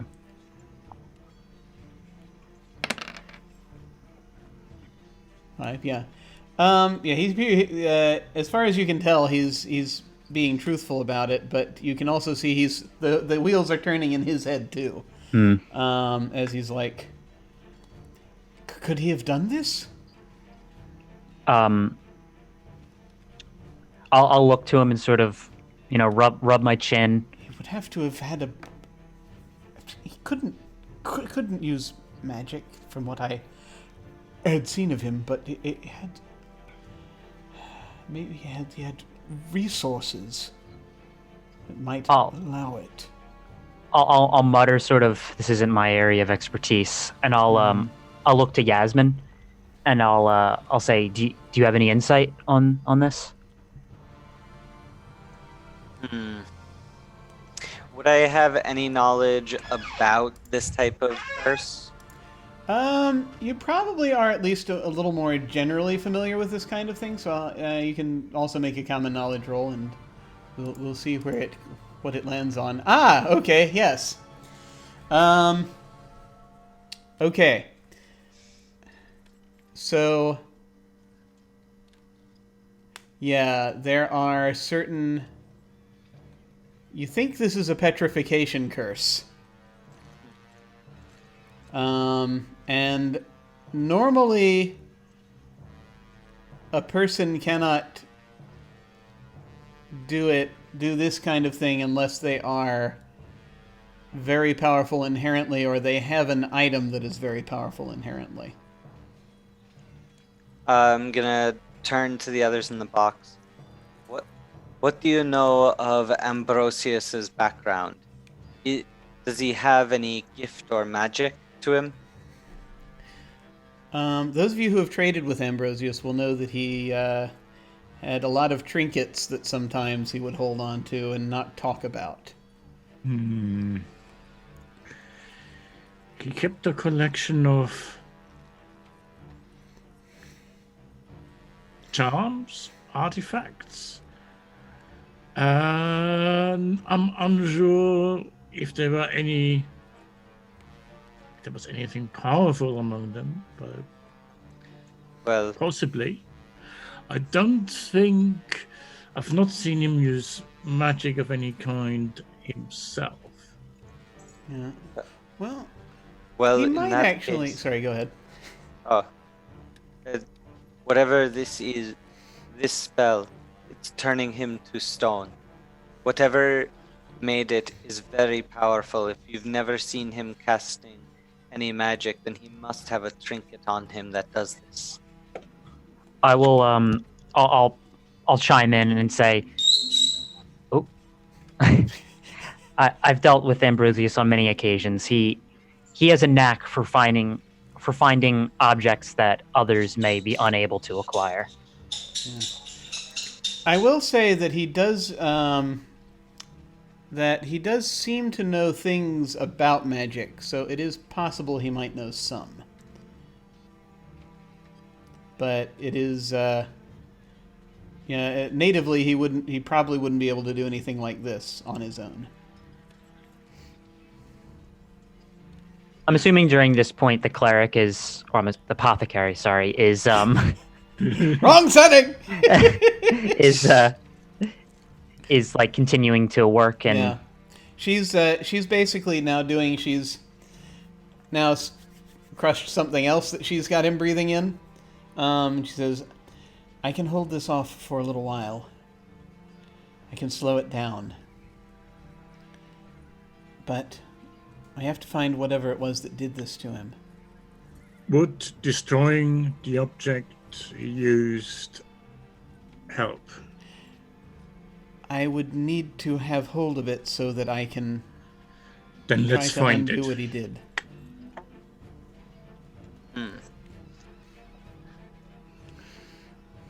You're a Nicodemus. Let's question the guards who've seen, or people on the way out, if they've seen Ambrosius and where he went. Nicodemus, you're a hunter. Could you not follow him? I could try, and I will. I'm going to see. The problem is, I don't know if there probably would be tracks because this is a marble floor. I'm assuming. It is. You can try to. Well, tracking doesn't just involve tracks. You can try to use survival to track someone to see signs of where they went, and it could be, whether if we're in an urban setting, it's more just sort of looking for things that have been displaced as someone has been running, that kind of thing. Okay, I think I'm going to. I'm going to go ahead and do that. I'm going to try to figure out at what point during the fight he left, and essentially see if I could maybe pick up on his trail. Okay, make a survival roll for me. Okay, you got a 4. I will say that Catapthera, also, as you're heading down to question the guards, you head down. You see those guards that are still standing there at the entrance. You're petrified. You go and look at them, and apparently they have been turned to stone. Oh. Tap, tap, tap. Yeah, they're completely petrified. You. Oh no! What happens when one falls over? One cracks. Oh no. Oh no. He was like that when we found him. Yeah. Yes, that's right. It fell over on its own. Yeah, so Nicodemus, you realize as you're looking around and that as Catapthera finds this, that you're looking out and you see there are a couple of people that are also sort of outside, kind of lying down and look like they might also be somewhat petrified. And you realize there might be a bit of a trail you could follow that way. Just wanted to say, we found your trail, we just need to follow the petrified people. Do I know of where Ambrosius usually does business, or he lives? He usually will do. Yeah, Ambrosius typically will have. He does the most business down at the docks. The docks. That's usually where he brings stuff in. He has stuff housed here. He has animals and things like that housed here, and some stuff housed at the palace. But but most of what he does out of the docks. So if he works out of the docks, I'm assuming he has access to ships then. Yes. Okay. In that case, I'm going to sort of relay what I know about Ambrosius to the rest of the group, and I'm going to say there's a good chance he's headed towards the docks. Do the trail of bodies look like they're headed towards the docks by any chance? Yeah, probably. Yeah, the docks are just past the Temple District, and it does kind of look like it is heading in that direction. Okay. I will try. We must find the harbor master. Keep any boats from leaving. I offer a swift nod, and I before any other words are said, I start running after the petrified bodies towards the docks. Okay. I follow. Yep. All We're heading right. that way. So you're heading toward the docks. Racing through the various sort of, you've got houses that you're running past, and then you're starting to come into the Temple District, which is sort of the last area before you get kind of to the area, there's sort of a square that's between there and the docks. And you're going to come upon something. Ooh. But first I'm going to recall all these cards to the deck. And then I'm going to shuffle the deck. We forgot our prisoner. He's still tied up. Hopefully the guards take care of him. I'm Yeah. pretty sure the guards will take care Yeah. of him. Hopefully they take care of him and not take care of him. Yeah. Well, if we don't catch up to him, then yes, hopefully they just take care of him. But if we do catch up, then they can take care of him. Yeah. Sure. Yeah. As long as we get the Quite sure it ringleader, doesn't- it doesn't matter if we get the pawns or not. And also, I'm quite sure when the prisoner comes to, he won't remember anything. Most likely, yeah. He was probably just used.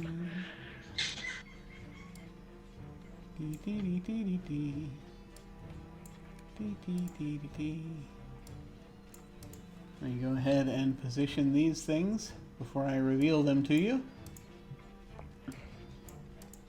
Dang it, I gotta zoom in further so that I can swing these minis around. There we go. Okay. Alright. Yes, that's correct. Yes. Okay. Yes, the bird god is speaking to us. Let me actually go ahead and... No! There we go. Let me try that again. There we go. Okay. Here we go. And... So, Ooh, okay. I'm gonna show you this. This is kind of as you're arriving in the dock area, and as you're in the, again, this is Temple District, edge of the Temple District, as you're heading toward the docks. Let me reveal also, pull back and reveal to the folks at home, so they can see what we are looking at here.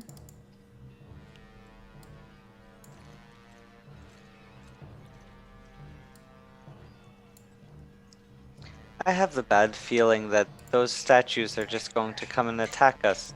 Just because well, we've been having flesh turn to stone, and now we have stone here that may turn to flesh. What an excellent idea! Shh. Oh no. That sounds so good. It's okay, I've already got one foot. in Yeah, the my grave. dears.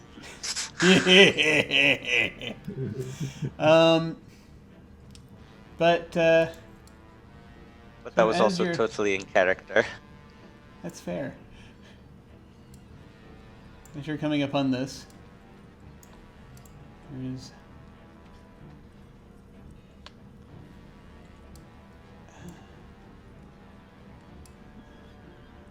let me see. Let me actually move it a little bit further up.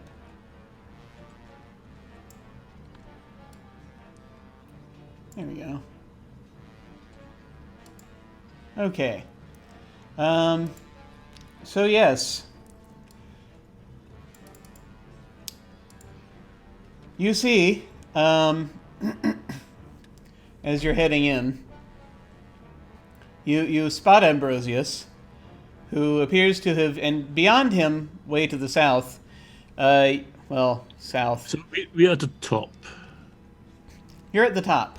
Yeah. Okay. And off to the other end, where you can see boats moving around.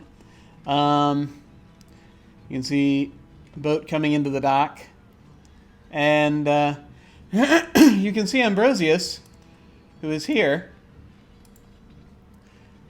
who is doing something with a couple of large crates.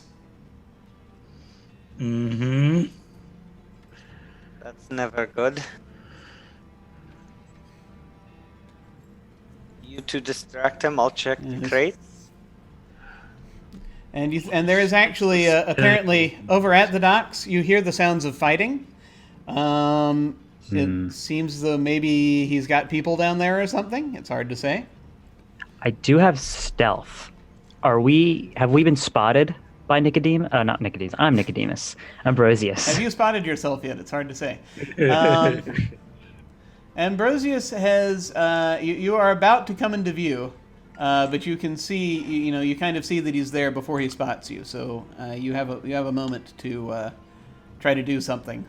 Okay, I want to try to sort of, before we come into sort of his full vision, I want to sort of try to get behind like one of these statues over here and essentially enter stealth, quote unquote. Sure.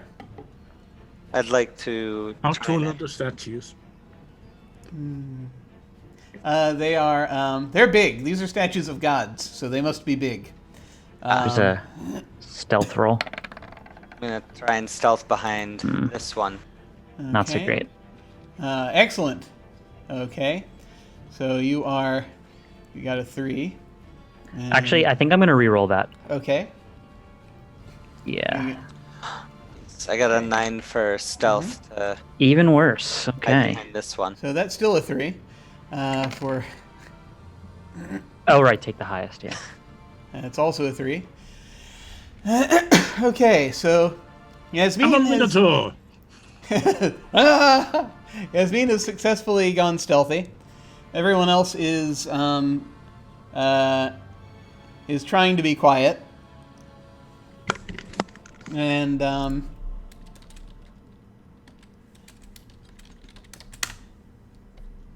let us. You see. Let me just try something here real quick, since I'd like to see if he. How much he's going to notice here. Yeah. Yeah, he stick out like a sore thumb. So he's not noticed Yasmin, but everyone else, Probably as be more like here. Oh, there we go. as you're coming up, he just looks up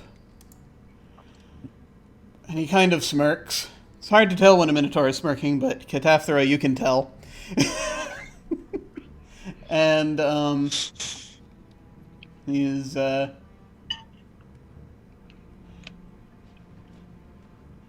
just as he looks up, he calls out, "You're on the late side, but none can defeat my lady, none shall.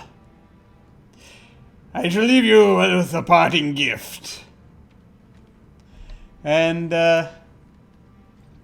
from out of the crates burst a couple of manticores.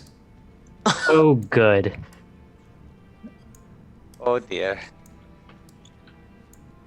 These are, yes, these body of a lion with wings and scorpion-esque tails with hurl stingers. Delightful, delightful beasts.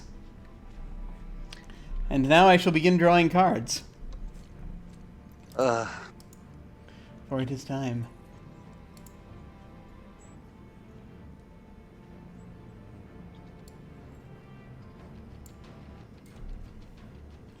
Okay.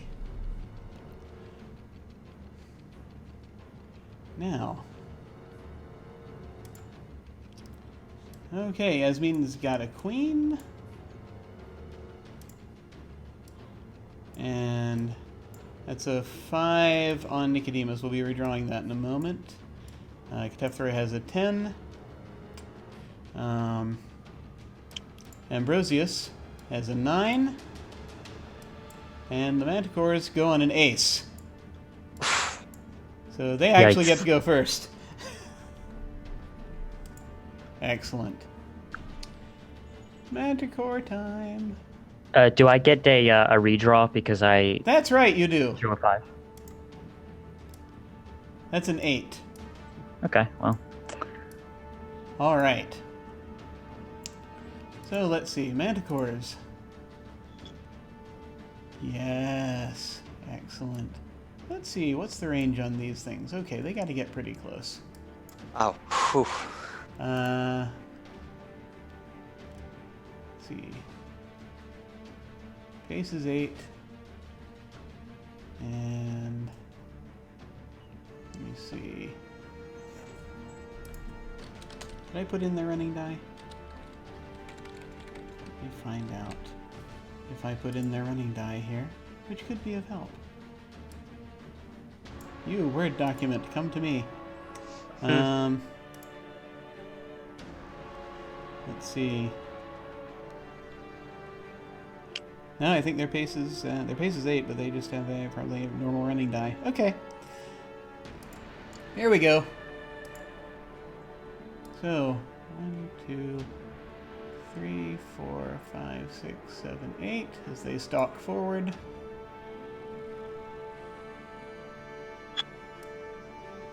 One, 2, 3, 4, 5, 6, 7, 8.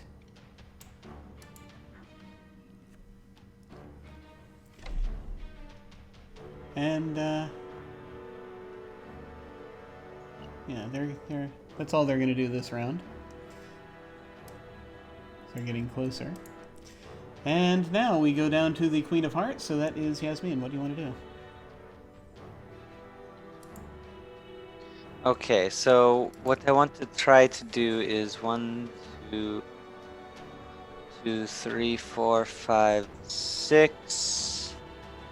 Try and make it right here and still be hidden. Okay. I am gonna roll for the Manticores to see if they notice. Do I get to make a new stealth check for this or no? We just go off the same roll. And their notice. Well, let's see. This is a group check, so they got an 8, which is still less than what you had, so they have not noticed you. Yes. In that case, I'm gonna see how much further I can go to just stay in hiding. All right. Well, how far did you go already? I already went 6, my base speed. So yeah, if you run, then that is probably running at this point is going to is probably going to break it. Okay, so that would be necessity. I will hold action with my sling. If one of them starts approaching closer to the statue, the moment they get within 8 squares, I'm gonna fire. 1, 2, 3, 4, 5, 6. Okay. Yeah, that's fine. Okay. We can work it that way. All right, so that's your turn. Yep. We're down to a 10, which is Ketefthra. What do you want to do?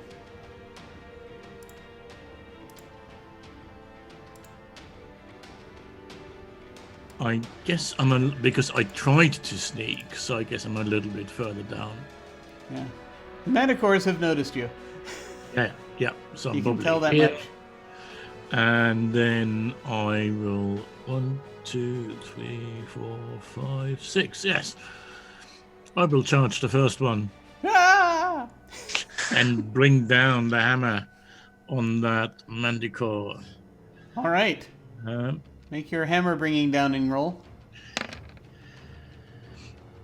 No, Does a 5 hit? Let me see. The parry is a 6, so not quite, unfortunately. Close.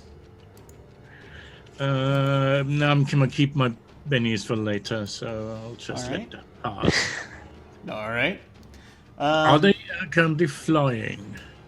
Not currently, no. Right. All right, so that's you. Currently. No, Great. Not currently. So that's you. We are down to 9. That's Ambrosius's turn. Let's see. So he's looking around, seeing this.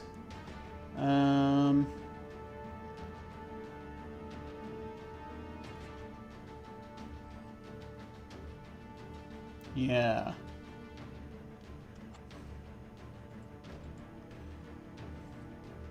Let's see, what's the range of this? Okay.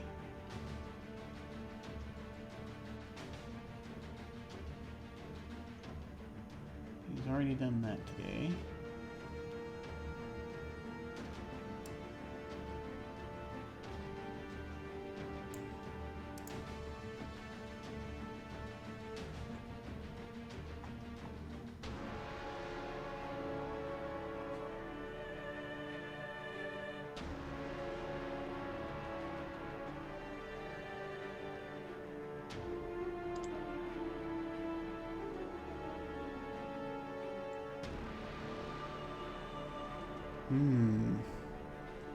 That doesn't sound nice. It honestly sounds like this long it's taken.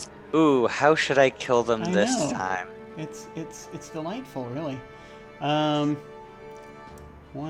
2, 3, 4, 5, 6, 7, 8. And then 1, 2, 3, 4, 5, 6, 7, 8, 9, 10, 11, 12, 13, 14, 15, 16. Ah, that does just that, yeah, that's right. That's right in there. Okay. Yeah.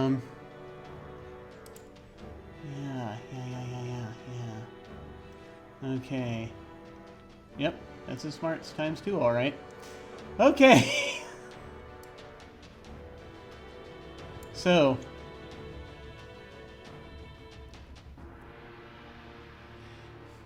he just sort of looks, and you can kind of see sort of cocks an eye, and he sort of looks over at Nicodemus. He just sort of smiles, and he points. And you see his hand glow for a moment, and a thing will come out of it.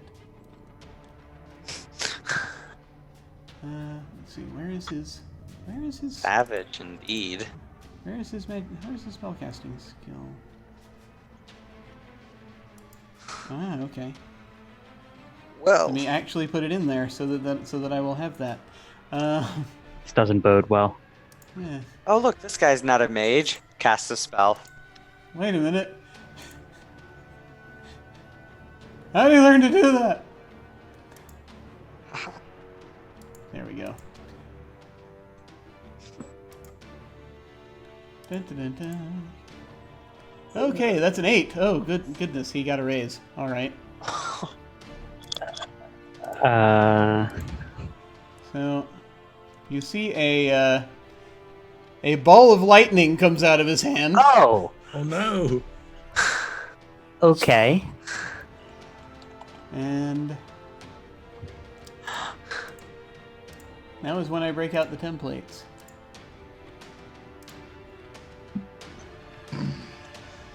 He's just trying to hit you, so he's gonna focus it to a small burst template.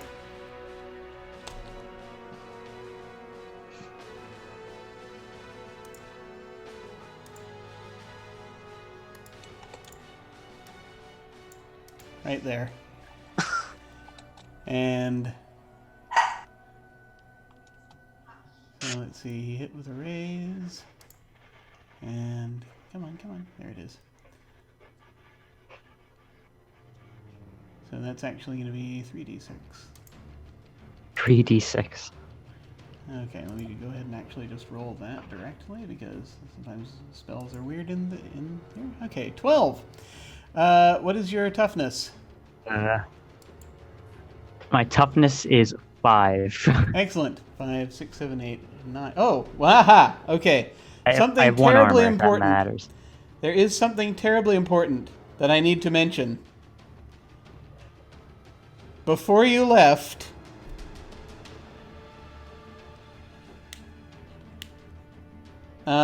did you take... I'm just going to ask this briefly. Yasmin, before you left, did you take advantage of the offer that was to be made to you by Caesonia to attempt to heal you up? I do not think oh. so. Oh, okay. I was not wounded. Yeah. It was only Yasmin that was wounded. I just wanted to see if you wanted to have done that. Yes, I want to have done that. I don't think I did, but I want to have if that's an option right now. That is an option right now because Jim forgot to say anything at the time. Yes, I will retroactively do that if the DM lets me. DM will let you. I'm going to do a quick check here.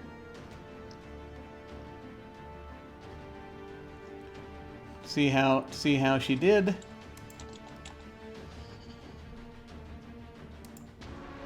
Okay, she got 1 wound. Okay. Off you. So you actually are only down to -1 right now. Yay. So that I thought might be important to relay. Yeah. Does armor stack on top of toughness for damage soaking? For damage reduction? Yeah, what it does is that you're trying to beat the toughness total that includes your armor. Okay, so it's 6 then, actually. So your D. Yeah. Yeah, your total, is 6. And so that's 12, 11, 12, 13, 14, 15, So 6, 7, 8, 9, 10, 11, 12. Okay, so that's just going to be shaken in a wound unless you would like to attempt to soak. No, I think I'm going to go ahead and take the wound. All right. You are at -1. Okay. And you are shaken. All right. Crap. Ignore that. Ah! All right, there we go. So that happens. He's like, and he fires that at you. So that happened. So that was Ambrosius's turn. And now we go over to, I believe it is your turn now, actually. Yes. It's Nicodemus's turn. So first you should try to unshake. This is your spirit roll at -1. All right. Did that apply the modifier? Oh, it's a fail, but does it apply did. the modifier on its own? Okay. Yeah, it did. You're good. I'm going to spend to try to reroll that. Okay, you can actually, if you spend, you're automatically unshaken. Oh, okay. Then So I you're will good then. spend. And I get a combat action still, right? Yeah. Now you can act. You can move and act. Okay, cool. So, seeing this ball of lightning fly towards me, it sort of hits me in the shoulder, and I sort of stumble backwards a couple paces. And using you said he pointed his finger? Mm-hmm. Using the point of his finger as my target, I'm going to draw back a shot, and I'm going to aim straight and try to shoot him straight through the arm. Okay, Just for the so cinematic purposes. So, are you doing? So, quick question: are you doing a called shot? I just for fluff. I'm just gonna do a normal shot. Okay, all right, just checking. Okay. That's good enough to hit him in the arm. So let's see. That's a that's a 17. So. Yeah, it's normally like -4 to hit a hand. It'd be like minus something like you actually want to hit like a anything more specific than that would be more. But you that's well enough to hit him still with a raise. So I'm going to say you shoot him through the hand. Go ahead and do your damage. You get you also get your your bonus damage on this. Ooh. So yeah, that is going to be 16. So he's going to be down. Let's see, what's his? You pull him up here. His toughness is 8. So 8, 9, 10, 11, 12, 13, 14, 15, 16. So he'd be shaken with 2 wounds. He's going to try to soak.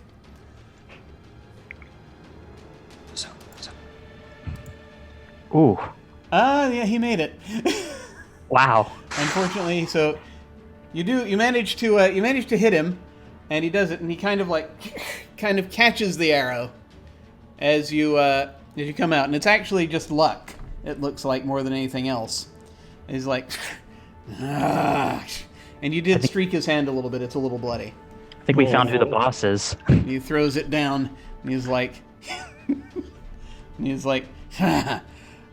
quite good, but not good enough. And so let's see. Who's next? I believe that's who's that? Is that Yasmin? I think that's Yasmin that still needs to go. Okay. Yeah.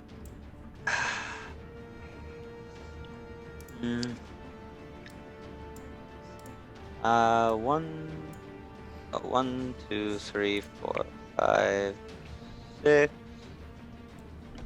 I'm gonna move right over to here, giving up my sneak, and because I think whatever magical stuff he has is on him at this point, seeing the blast of lightning, and I'm just gonna try and help take out this manticore using my sling. 1, 2, 3, 4, 5, 6. Okay, so it's just at medium range. So that's going to be a -4, you said?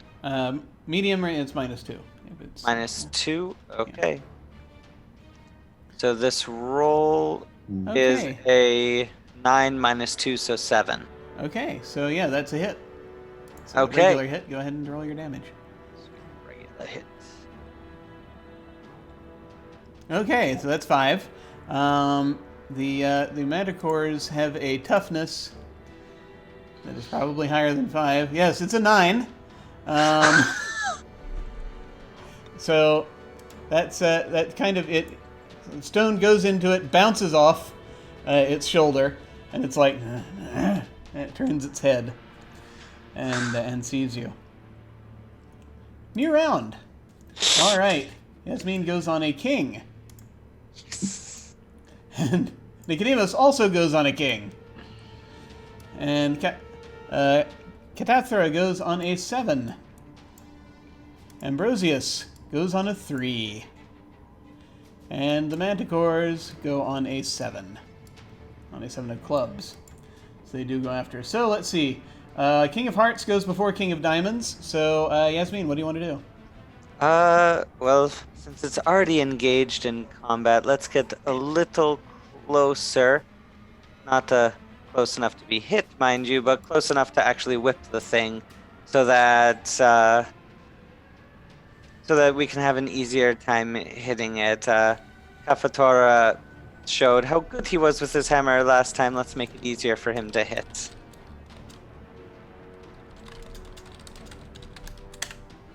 That's a 9 to hit. Okay, and so yes, that's a definite hit there. And again, as I recall, with the with that weapon, I don't. Is that a? Did I get a raise or no? You oh, let me actually. That's a good one. That's a 9 to hit. Their parry, I think, is. I just need to keep. I need multiple things in front of me here. Their parry is a 6, so unfortunately not quite a raise. Okay. But you're still gonna get your base on it. So your strength plus 1d4. Ooh. Nice. So yeah, that's 8. Although, unfortunately, this doesn't do critical damage. It's it's a 9. There's their toughness is a 9, so it's just. But you've definitely now, at the very least, kind of distracted it, and it is not terribly pleased. So we're going to now move on to King of Diamonds, and that is Nicodemus. What would you like to do? Seeing Ambrosius literally catch my arrow out of the air, luck or not, I'm thinking that he, regardless of size, is probably going to be the greater threat. So I'm going to go ahead and knock another arrow and take a shot at Ambrosius again. Cool. Go right ahead. Roll your shootery. Well, that sucked. That's, did you roll Snake Eyes there? Yeah, you actually, that's a 1 and another 1. Okay. So, yeah. Crit fail, boys. Yeah, so, let's see. I think that what happens here is, yeah,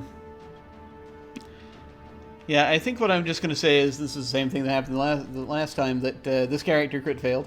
You pull back and the string breaks on your bow. Oh. So, and your hands are stinging a little bit, but you're going to need to restring it in order to make use of it again. And that will take an action. Okay. That sucks. But so could have been worse. Yeah, it definitely could have been. Okay. So next we get down to 7 of Hearts, and that is Katapthra. What do you want to do? Katapthra. Smack the Manticore. Make with the Manticore smackery. For a 9. 9. That's what you. That'll hit. Go ahead and roll your damage. Damage is a 3. Oh dear. Okay. I'm going to spend a penny and re-roll that. You may. Because that's just pathetic. And that's a 9 as well. Okay, that is going to shake it. Excellent. Manticore is now shaken. You've hit it with a hammer, and it's like, "Ugh." It's not happy. Okay. Now that that's what you've done, we are now down to the Manticore's turn, and this one is going to try to unshake, and it succeeds. So you got it for a second. And yeah, you've definitely, having smacked it, it's now very upset. Yeah, you know what? I think it's going to use its defensive volley right now. Okay. Yep. So what it's going to do is it's going to make a shooting roll and expend 3 of its charges. And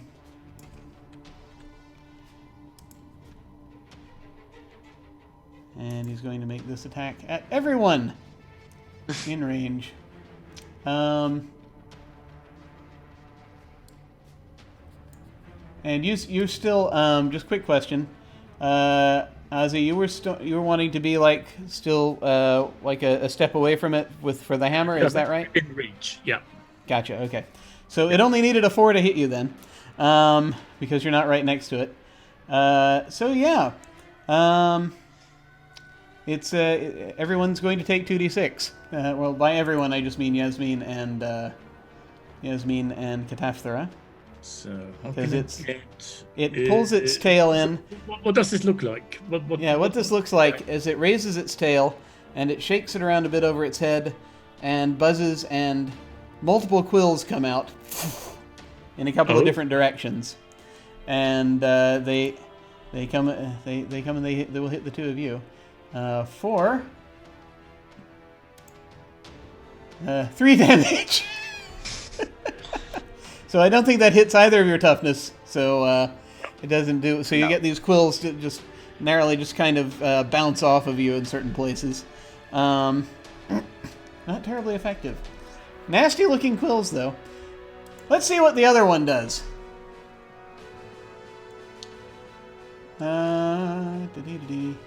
What is the range on these quills? Let's find out. Tail darts. 4, 8, 16. And again, the pace is 8. 1, 2, 3, 4, 5, 6, 7, 8. 2, Oh, 3, fuck. 4, 5, 6. He's gonna come pull me apart. I'm gonna get It's bounding toward you.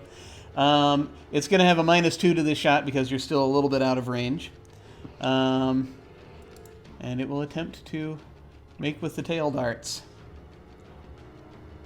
He's going to fire one at you. And that is a 4, which is unfortunately down to a 2, so it does not hit. Just sails over your head. Do not want to get hit by manticore venom. That's the Manticore. And now we have Ambrosius. Ugh. Forgetting about him. So looking at the scene here, and kind of seeing what's going on.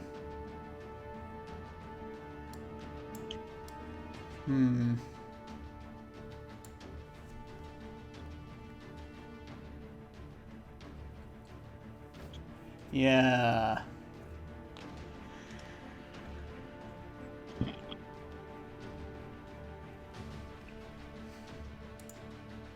That would be fun. I wonder if I can angle this properly. Let's find out. 1, 2, 3, 4, 5, 6. He's going to come up here. Yeah. He's kind of turning in your direction here.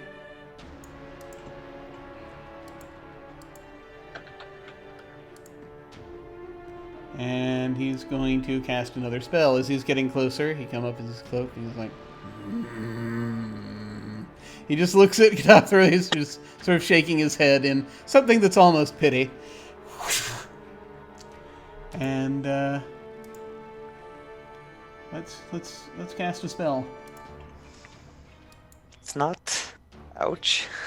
So let's see. I need to be keeping track of this. 1, 2.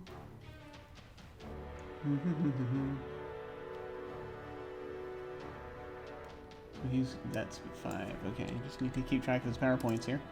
All right. Yeah. Okay, that's a 15. That's very good. Yeah. Let me grab the template.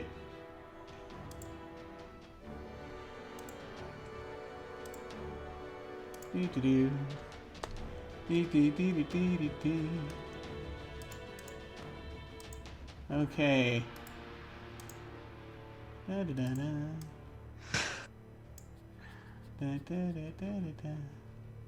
That's a big ball of fire. Oh, he's gonna breathe on us. No, just Katathra.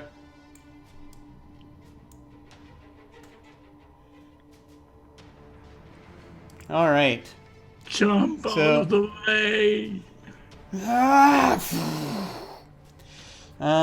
So yeah, a wave comes out of his hand. It's a sort of a see-through. It's not a wave of. It's like a wave of energy that you can see through. Comes out of his hand as he pushes out toward you. A shockwave. Yeah, a shockwave of sorts. And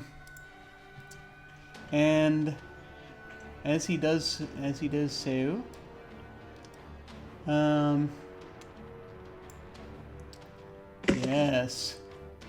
yes, all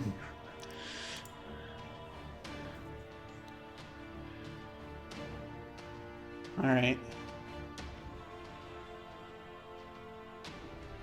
So he's going to just looking for area effect attack here. All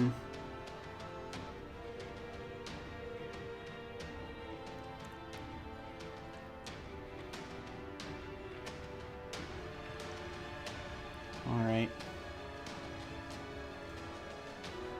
I just wanted to check to see if you have an opportunity to.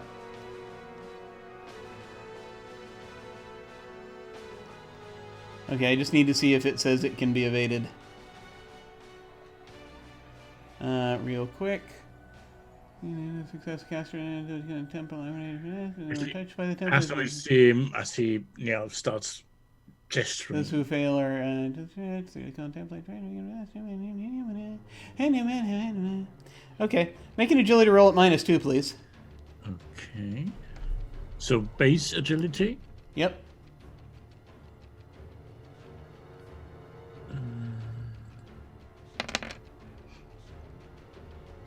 A 3. Unfortunately, is not quite enough here. So, what you get here is so you were distracted, and then let's see. Okay. Now you're going to make a. Okay, I see. This is actually, it was meant because you get a strength roll instead. Your strength is probably higher than your agility. Go ahead and make a strength roll. It is. This is also at -2. Okay, let's see. Okay, no, that's not very good at Another all. one. This is going to hurt Megas. even more. Okay, Ow. so those who fail are hurled 2d6 inches directly away from the caster, if using the cone template, which is what he's using. And victims who strike a hard object, such as a wall or perhaps a statue, take 2d4 damage. Non-lethal unless it's a spiked wall or on dangerous airborne targets. Don't have to worry about that. Okay, and yeah, all right. Yeah, so it's going to be 2d4 plus another d6 because you got a raise on it as you are. Well, let me roll the 2d6 here, just in case he only pushes you like 1 inch. That's 8. So yes, you fly back and hit the statue Ow! as it does. And so let's see, 2d4. That's 5 plus a d6 is another 5, so that's 10 damage. What's your toughness? My toughness is 5. My armor is 2. Okay, so is that figured in or is your armor counts? So my base toughness is current is 9. Yeah. Okay. So yeah, you look at the number on the far right, I think. Yeah. Okay. So yeah. So that's a 9. So actually, you're just shaken. Because yes, you are heavily armored. As you just fly back and hit the freaking statue. Okay. So that was that. That was Ambrosius just having a little fun. And that I think is the end of that round. So we're going to move on to the next round. Oy vey. Okay, that is a 3, which we're going to redraw. That is a 4, which we're going to redraw. That is a king for Cataphtera. That is a jack for Ambrosius. And that is an ace for the Manticores. Let's redraw for Yasmin. That's a 6, which is the minimum card you can have. And for... That's a 5, which I have to draw again. Oh. But let's see, for Nicodemus we have a 6! Wow. 2 6s is excellent. I think this Manticore is going to tear me apart before that 6 comes around. Okay, it's Manticore time. Coincidentally enough, it is time for the Manticores to do things. All right. Grrr.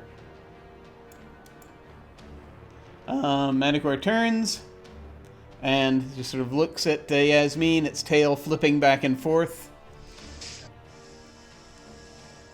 And yeah, it's no, it's gonna try shooting a tail dart. It's not gonna come up on you yet. It might in a moment. It might pounce. It could pounce at any moment. Well, it got a 7, so that's gonna hit in the because it would need a 4 to do so.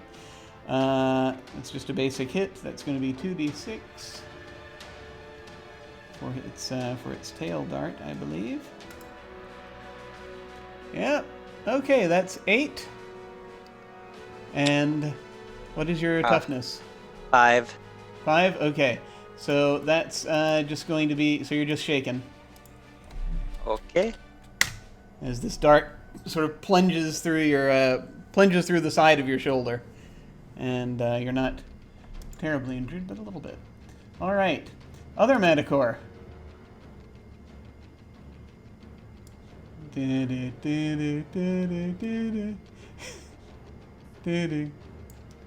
have a plan. Like, Let's see if I survive that long. it's stalking you. It just sort of comes up and this sort of turns, whips its tail around, and fires at you. Oh, It got a 13. That's a lot. It's going to get an extra d6 on its damage. Oh crap, that's 19. What is your toughness? Ow. my toughness with armor is 6. Excellent. So 6, 7, 8, 9, 10, 11, 12, 13, 14, 15, 16, 17, 18. So that's going to be 3 wounds. Would you like to attempt to soak? Yes, please. So you spend a Benny. And that'll take off one of the wounds. Okay, so I am now on -3. All right. So do you want to hold it? If you have any more bennies, you could try to re-roll that if you so desire. So how many wounds did I drop from that? One of the 3. What would be the threshold in order to remove 2? That would be 8. You'd need an 8 or better.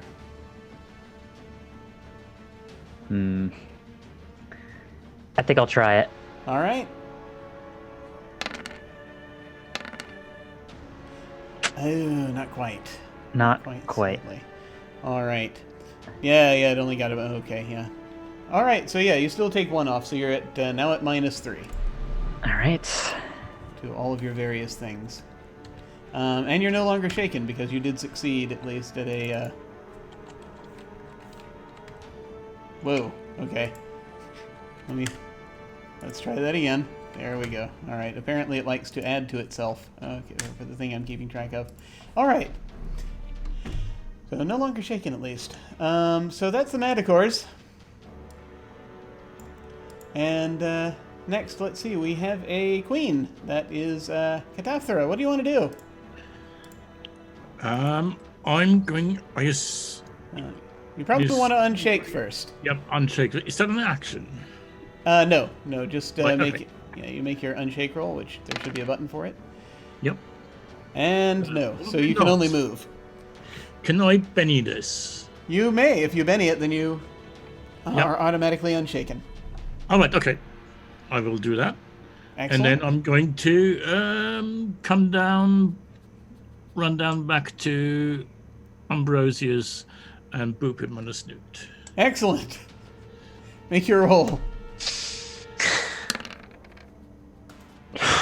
Man. Good God. My last Benny goes under that because I can't let that sit. All right. Nope, a 5. 5. That's closer to what you needed. But sadly, actually no. His parry is 5. That's exactly what you needed. Oh, right. Okay. So go ahead and do damage. My damage. This is the harder one.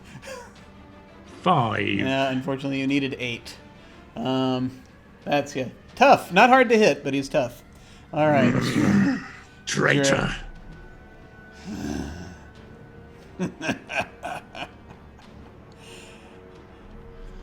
You've sold yourself a bill of goods. I don't know if that's actually a statement that can be made in Latin, but we'll figure it out.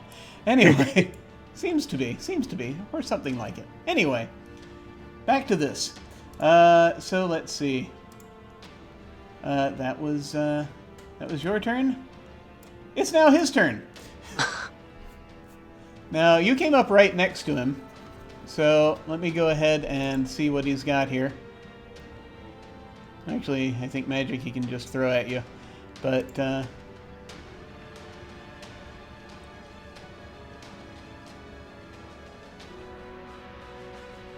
yeah.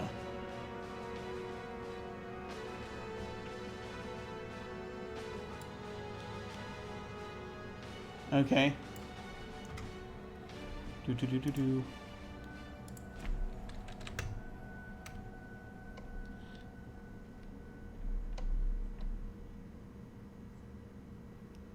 let's go ahead and...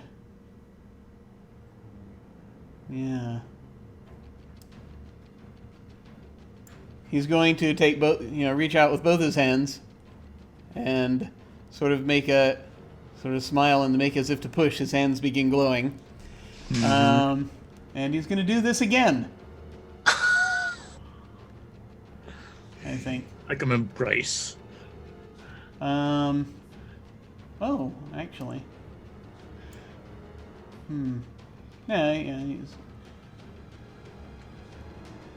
Yeah, that's safer for him. He's gonna do that. All right. Let's go ahead and cast the spell.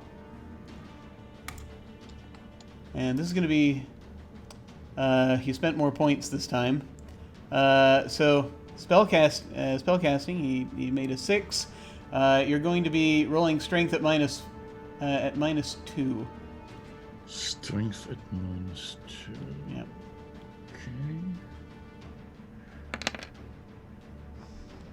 Okay. Snake eyes. Okay. Man, we're getting really bad luck. Yeah. Let's roll that. 5. 1, 2, 3, 4, 5. Not quite into the statue. Oh, hang on. Actually, it is just into the statue. I had shaken still on. Oh, okay. Oh, that's true. No, you spent a penny. You unshook. Yeah, but on the sheet I had it still ticked. Oh, okay, that's right. But anyway, yeah. But that's a 10 for the reroll. Oh, for the reroll. Oh, you had the. So for the actual roll was a 10. Oh, you had you had the penny still. No. I was shaken. I made the first roll with the shaken on. That doesn't make a difference to the roll. Oh, it doesn't. Right. That doesn't change how you roll. No, that okay, doesn't. Ignore me. Yeah. Ignore me. Yeah, that.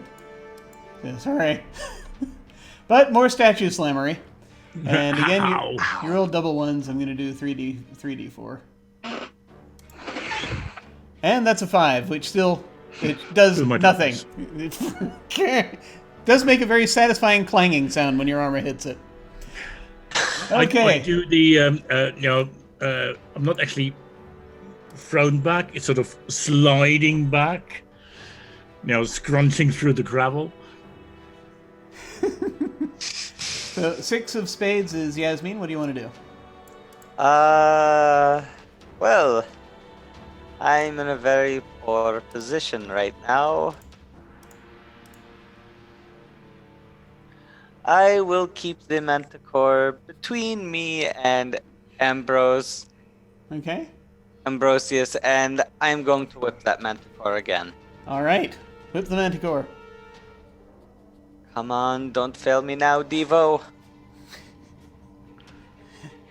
Devo has failed us. Well, apparently. That is a 0 and a 1. Thankfully, not double ones. Yeah, not snake eyes. Okay, good. All right. Not snake eyes. So yes, you again crack over its head, and it's really upset now. It is now laser focused on you.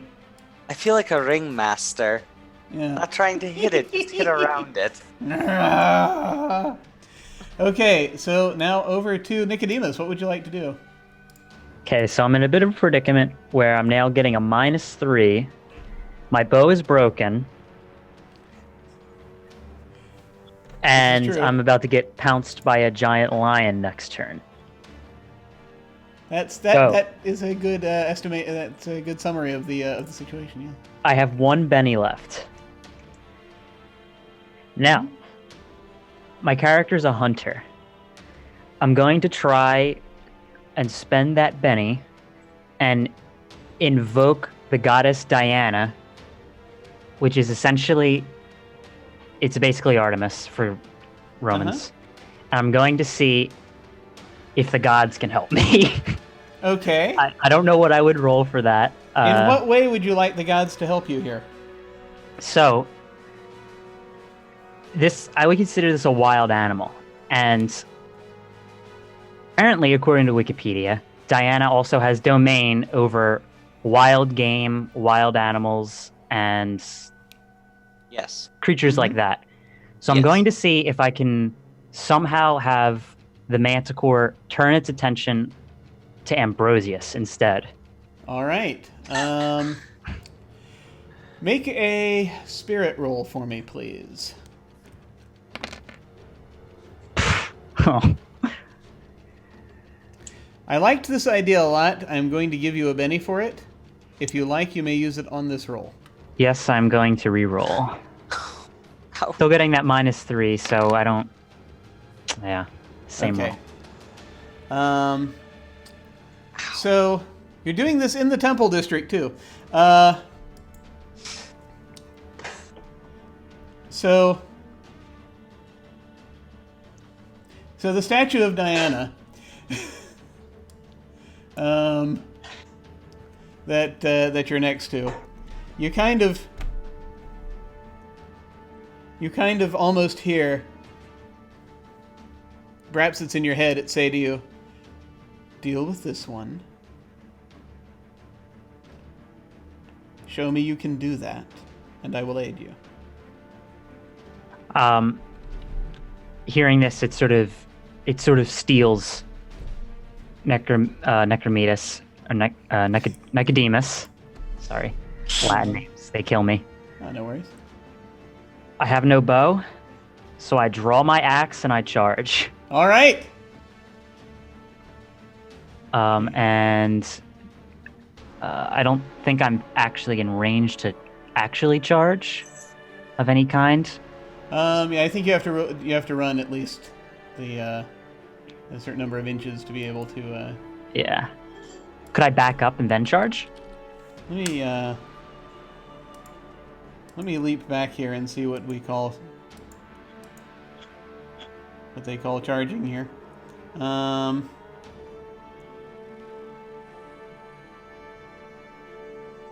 Because I have a -3, so I need every kind of Oh yeah, no, I get it. that I can get. So there is a thing called a wild attack that you could do. Now you would open yourself up. You would be vulnerable.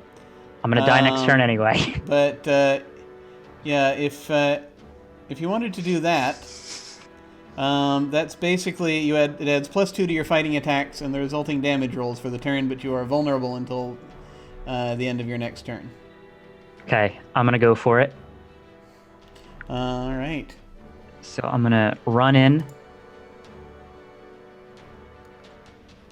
and I guess just fighting, and then plus. Oh my god. Okay, so this was. So you got a 1 instead of a -1. So there's that.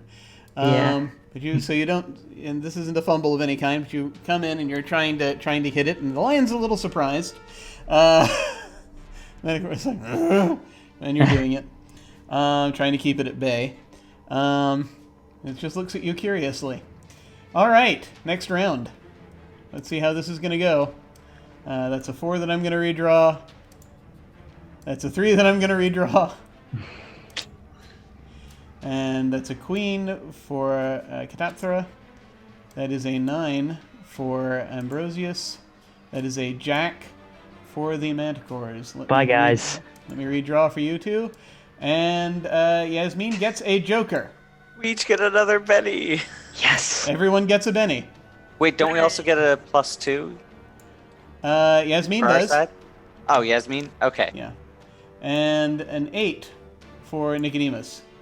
Guys, I might be able to hit something. So, Yasmin, you can either go now, or if you want, you can interrupt someone else's action without having to roll against them. So it's up to you how you want to use that.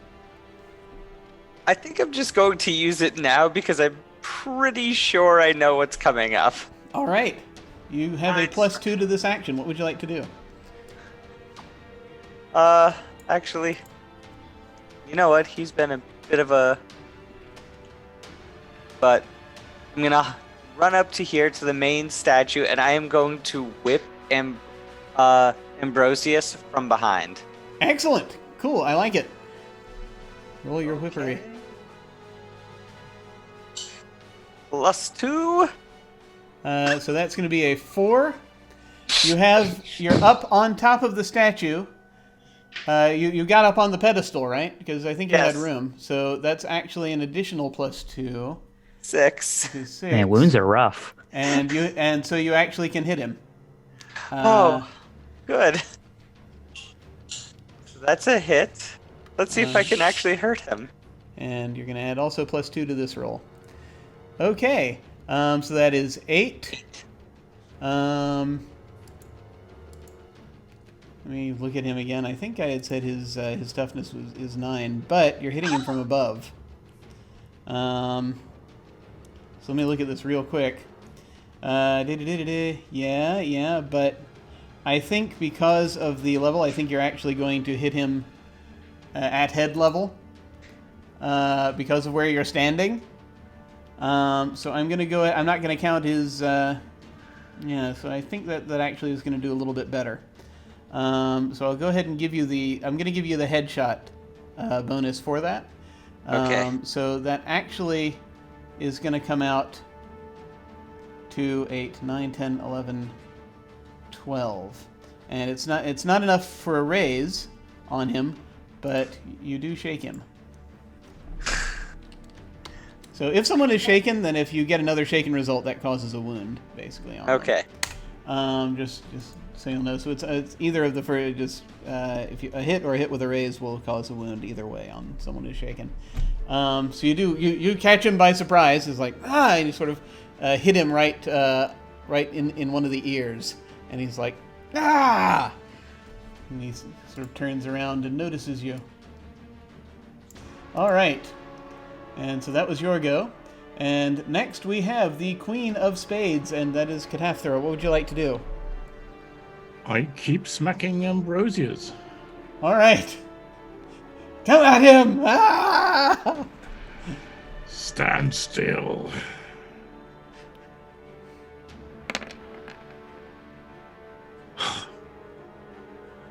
So that's Nope. a 4. It's a 4, yeah. You need a 5 to be able to hit him. So you just very barely. He just very barely, just because he turned and just moved. He just happened to move at the moment you're swinging through. Yeah, And so you didn't quite catch him. And now it is Manticore time. So this Manticore actually is focused very much on Yasmin still, and wants to kind of pounce up at her. In so doing, however, it is withdrawing from where Cataphthra is standing, so you may get a free swing at it if you so desire. You may make a fighting attack on it. Yes, I am going to. Cataphthra may do that. Oh. It's that one. So it's yeah. like a regular fighting roll? Yeah, another fighting roll. Mhm. Okay, yeah, that's There we go, definitely 15. yeah, that definitely will hit with a raise. So go ahead and do your damage, and you get your extra damage as well. Ooh. Ooh! So 6 plus 1. you're basically So as it is leaping up, you're you kill it. Turns, and What do you? I How does this work? You get it. stepping away. You get it like right on the side of the head, and actually manage to knock its to crush its skull. You actually manage to hit it right in that place where it, and it goes down as it is leaping for Yasmin. You see this Manticore, Not today. its claws up, and then this hammer comes in from the side, and it's knocked and rolls across the square, and it is no more. Ambrosius is upset.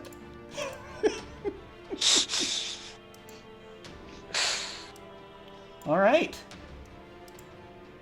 One Manticore down. Time to die, guys. All right, now it's The time for the end other is nigh. Manticore. The other Manticore is just like looking at you quizzically, and it's like, We'll make sure to put coins on your eyes. and it's going to try to swipe at you with its claw. So it's going to make a fighting attack on you.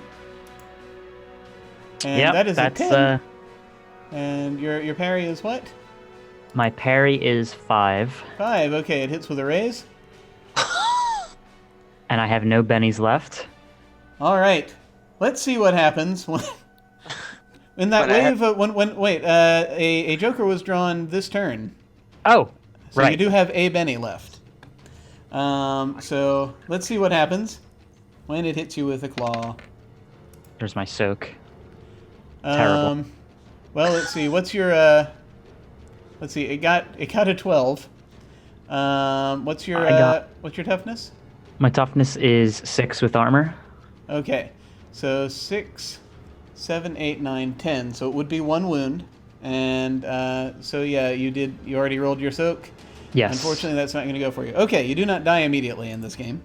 So I'm down to -4. So it'll take. Well, what'll happen is that now that you've taken the 4th wound.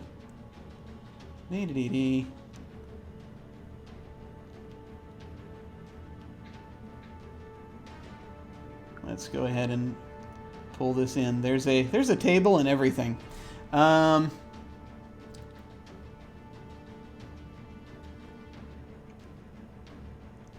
see. Incapacitation.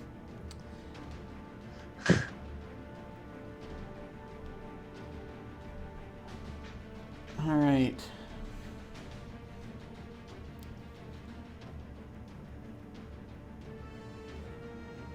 So basically right now you're incapacitated. It clawed at you. You must make an immediate vigor roll. And you'll only die if you fail critically. Well, I mean, with the dice, how the dice have been going, I don't. Well, let's see what happens. Oh. Okay, you Okay. got an 8. That is even with your negatives. That's an 8. That's a success with a raise.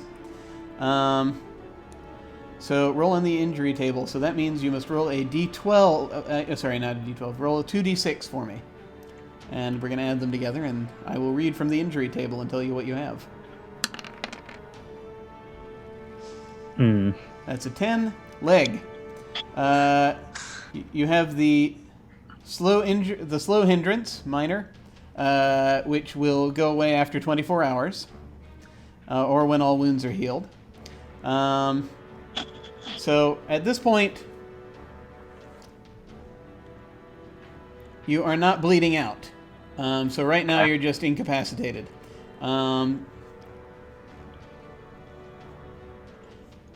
So at this point,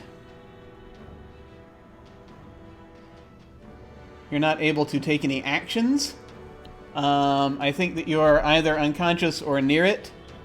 I think I'm going to say you're very groggy and you can still see everything that's going on, but you're down. All right. At this point, as it's like, and it sort of just leaps on your chest for a moment and is like, and does that thing that cats do sometime where it's like Pawing. yeah, Yeah. and so it's just kind of playing with you a little bit, so that was the Manticore's turn.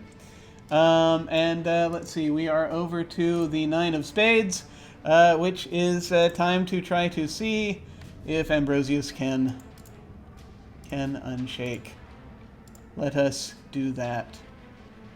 Shall we unshake Ambrosius? Shall we? Yes. Ambrosius can now act. All right.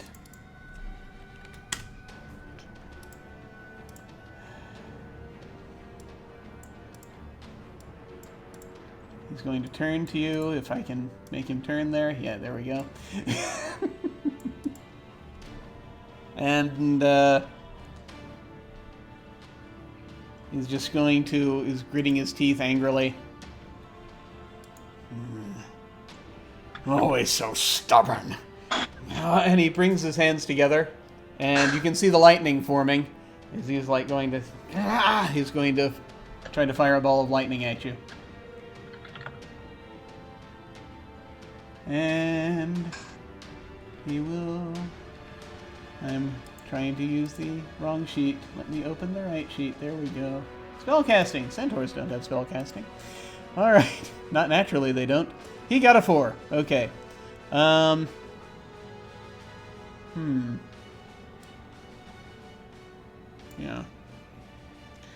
Alright. Dee. So, blast.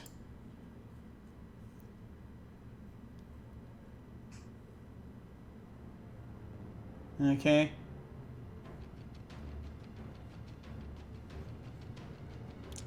Go ahead and, if you would, make an agility roll at -2 as he's blasting this thing at you.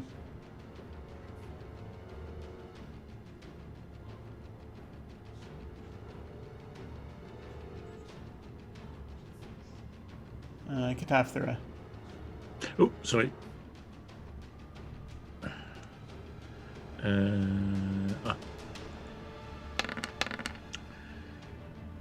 No.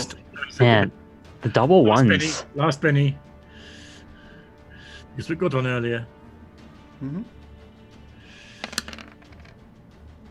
5. Okay. That's good. But you're actually right next to it, so it's not gonna... Yeah. Alright. So you managed to just duck just in time as this ball of lightning arcs over your head and smashes into the statue behind you. Stop doing that!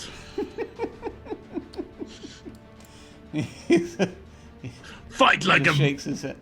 minotaur. That's always been your problem. You think there's only one way to fight. Alright, and we take away those spell points. Alright. And so, let's see, next we have... I believe that is... We've got a 9 of hearts. Is that Nicodemus? Yes, that was Nicodemus. Okay. So, is there anything in particular you would like to... You can't really take actions right now, per se, but is there anything you would like to let me know is going on while you're lying there? I want to try to speak to Manticore. Like, Okay. sort of like... Now I'm pretty... The wind is probably knocked out of me, so it's probably in, like, gasps. Mm-hmm. But as he's sort of knocked to the ground, and this Manticore comes upon him and is sort of, pawing at his nearly unconscious body, Yeah. he points to Ambrosius and goes, "He's the one that contained you. He took you." Obviously, with more gasping and spitting up of blood. And Yeah. I have persuasion, Yeah. but I'm at a -4, so I automatically fail it. You're going to be at -3. A -3. You can't go above -3. But I mean, you can go ahead and roll it, and because you might ace. You never know. Yeah, no way. But you didn't, so No. it's. Just I had to like- try. Yeah. It kind of bats you around a little bit. It isn't actually doing anything else to you, but you think it thinks it's funny. All right, so that's that round, and I'm recalling all the cards since we had a Joker. And reshuffle. Here we go. So, now, a queen for Yasmin. A 3 for Nicodemus, which he doesn't seem terribly quick right now, but I'll go ahead and follow the rules here. So a 4 for Kataphthera, and 8 for Ambrosius, and a 10 for his remaining Manticore buddy. I'm going to redraw the card for Nicodemus, which is a king. Hey. You get to take no actions first. What would you like to do? Okay. Actually, I'm sorry. Well, yeah, no, you do. I'm sorry. Go ahead. Upon seeing it just totally ignore me, I think I'm just going to try to limply sort of shake my axe around in its general direction, ineffectively swinging, trying to sort of keep it at bay, I guess, to maybe, like, I don't know, buy a couple extra seconds before it rips my throat out. Well, I will let you know what happens when it gets to its turn. Queen, so Yasmin, what do you want to do? Can I both taunt him and attack him in the same turn? Those are going to be 2 separate actions, so you would be at a -2 to each of those. I'm gonna go for it. All right. I'm gonna first taunt Ambrosius. You might as well just put your weapons down now. As you can see, you're not going anywhere fast. So with an additional -2, that's a 1. Excellent. And here comes the whip. You know what? I will spend my last Benny on that. Alrighty. Go for it. 13. Ooh, there you go. All right.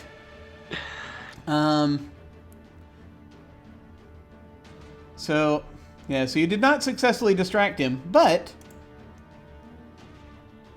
what happens here is just let's see. That's you hit with a raise here. Okay.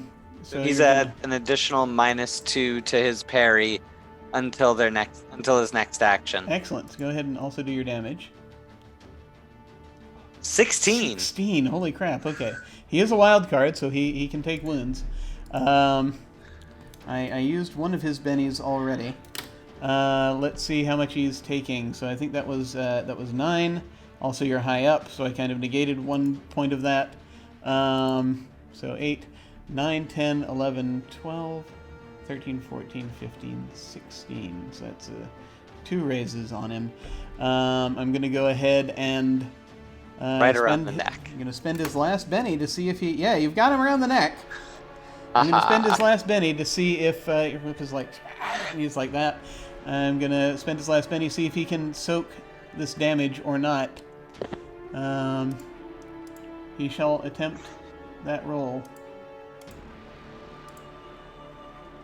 And he got a 9, so he does soak the damage, unfortunately. However, his parry is still at -2. Which means you only need a 3 to hit him right now. Because that he can't avoid. And Okay. so you are kind of restraining him right now.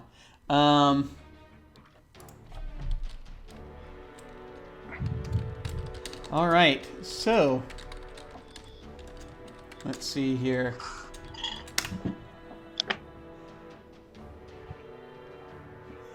What do we have next? That is a 10. That is the Manticore's turn. So the Manticore is going to make a sort of a bite attack, but not on you.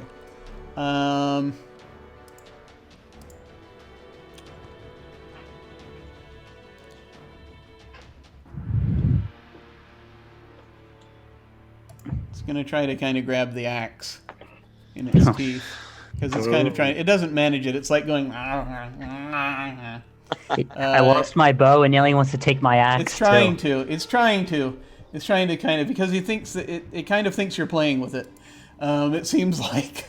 Well. So it's kind of like trying to grab the axe in its teeth, but it's not managing it. But as you know, cats that are trying to do this are going to keep trying to do it. So you are successfully distracting it right now anyway. So that's the Manticore's turn. And we move now on to Ambrosius. Ambrosius, not currently shaken, but he's got a whip around his neck. That's going to make it really difficult to cast spells. So I think he's going to... let's see. How long is his parry like that? Does it say... Is it just till his next turn, or does he actually have to get rid of it? Until their next action. Okay. So... I think I'm going to say he's going to have to... I think the way that we've talked about... I think I'm going to say he's going to have to try to get it off of him.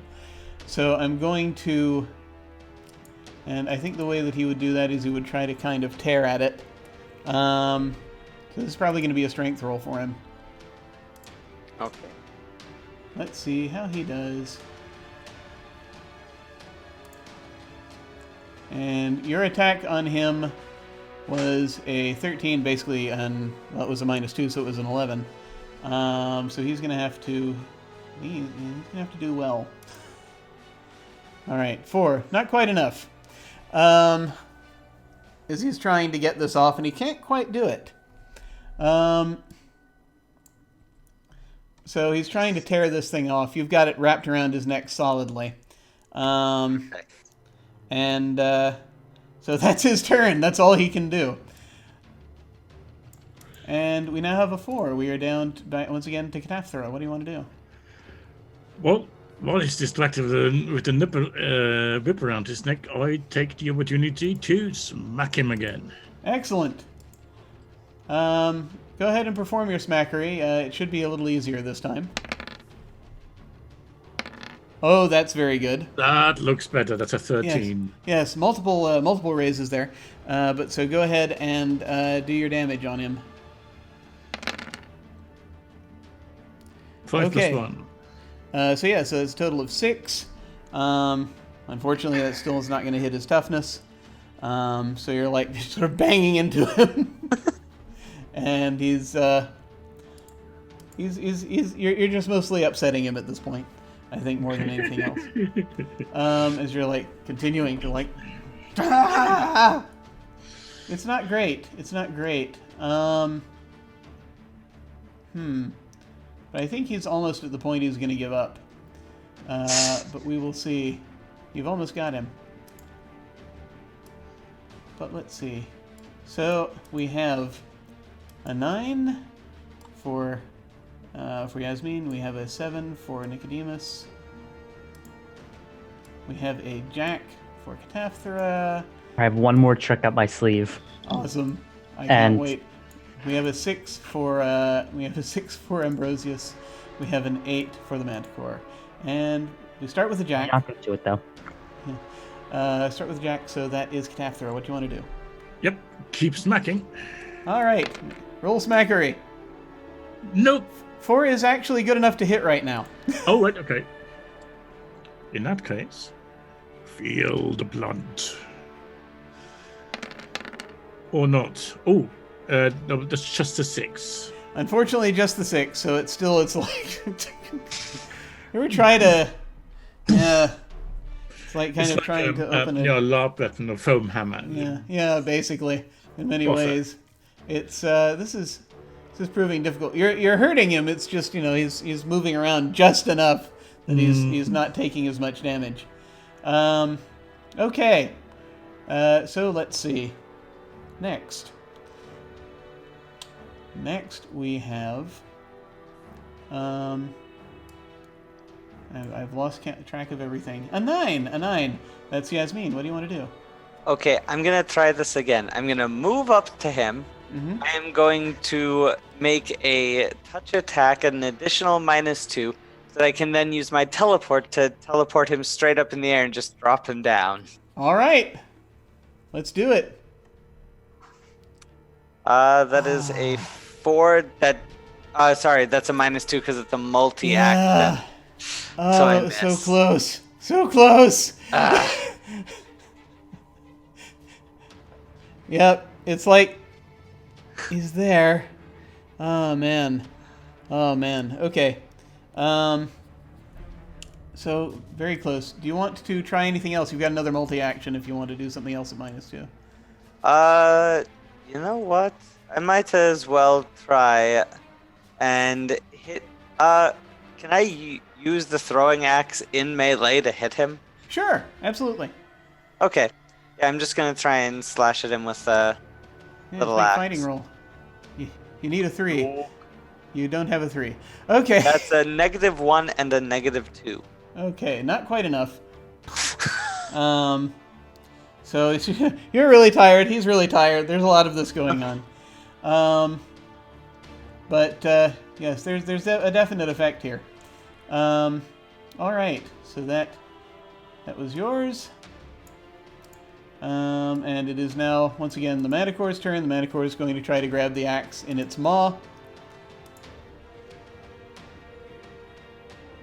I need that axe. And it fails. Actually, it completely slips away from it, and it just sort of sits back on its haunches. And it just looks at the axe suspiciously. Okay. It's actually shaken right now because of this. Okay, so that's the Manticore's turn. Manticore roughhousing. Nicodemus, what would you like to do Yeah, so as you lie there? I lie there, and I notice that the Manticore is trying to get my axe as I swing it around, desperately trying to defend myself. Mm-hmm. So Nicodemus has an idea. He's played with animals. He's lived in the forest most of his life, and he's run into situations like this before. When you run into a bear, you play dead. Mm-hmm. When you run into a manticore, you play fetch with it. So Nicodemus, seeing that the manticore is taking interest in his hand axe, he summons what little strength he has left and tosses the hand axe as far as possible, making sure the manticore can see it, of course. Yes. And he's going to try to attract his attention to it. All right. So I assume you're going to sort of throw it over its shoulder, right? Either over the shoulder or just off to the side, because I don't want to risk hitting the manticore. So I won't do any damage, but it might piss it off. Yeah, definitely. Okay, go ahead and make an athletics roll for me real quick. I just want to see what happens. Oh boy. Okay, that's okay. You don't need success here. You just need to, as far as that goes. So you throw the axe, and it did not hit the manticore. I'm going to go ahead and... What's the range of the axe? The range, it just says range on it. Okay. Oh, that's right. Never mind. I'm thinking of a different thing. Okay. I'm going to assume, let's see, 1, 2, 3, 4... I think you're thinking of reach? Yeah, I'm thinking of a different kind of axe. So I'm just going to roll deviation real quick, which is just, I'm going to roll a clock face. D12, 2 o'clock. So that puts it right about there. Okay, so the axe is right behind it. The axe lands right behind it, and the manticore immediately turns and is kind of going to try to pounce on the axe. Nice. If it unshakes. So you have successfully distracted the manticore. It is Ambrosius's turn. So he's trying to get this out. He's can't cast any spells. He's going to pull out his dagger. And turn around behind him because he figures that the djinn might be a slightly easier target. And let us attempt some fightery.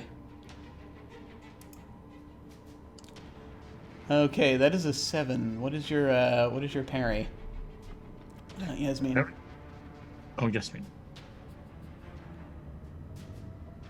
Can't hear you. I think you're muted. Oh, no. Yeah, I didn't use the whip last round, so it's 5. It's 5? Okay. So it's still going to be a hit, but it's not with a raise or anything. Good. So this is with a dagger. Oh, just a dagger. Wait. That can't be too bad. I rolled the wrong thing. I'm sorry. I apologize. I rolled on the manticore sheet. Let me roll on Ambrosius' sheet. 4. He misses. Yeah! It's hard to do these things with the whip coiled around your neck. Yes. All right. So that's happening. And that's that round. And let's keep going. Okay. We've got a king for a king for Yasmin, a 2, which I'm going to redraw. We've got a 5 for Katathra. We have for Ambrosius a 9. We have a manticore that has a king, which I need to pull down here. There we go. Okay, King of Hearts actually goes before King of Diamonds, so the manticore goes first. The manticore is going to try to unshake. Do I still get a reroll? Or not a reroll, sorry, a redraw? If I'm... Yes, you do. I'm sorry. It's not that it matters much, but... You get an 8. Also, I'm going to give you a Benny for playing fetch. That was delightful. So Manticore is going to try to go. Manticore is just going to try to unshake. And it succeeds. And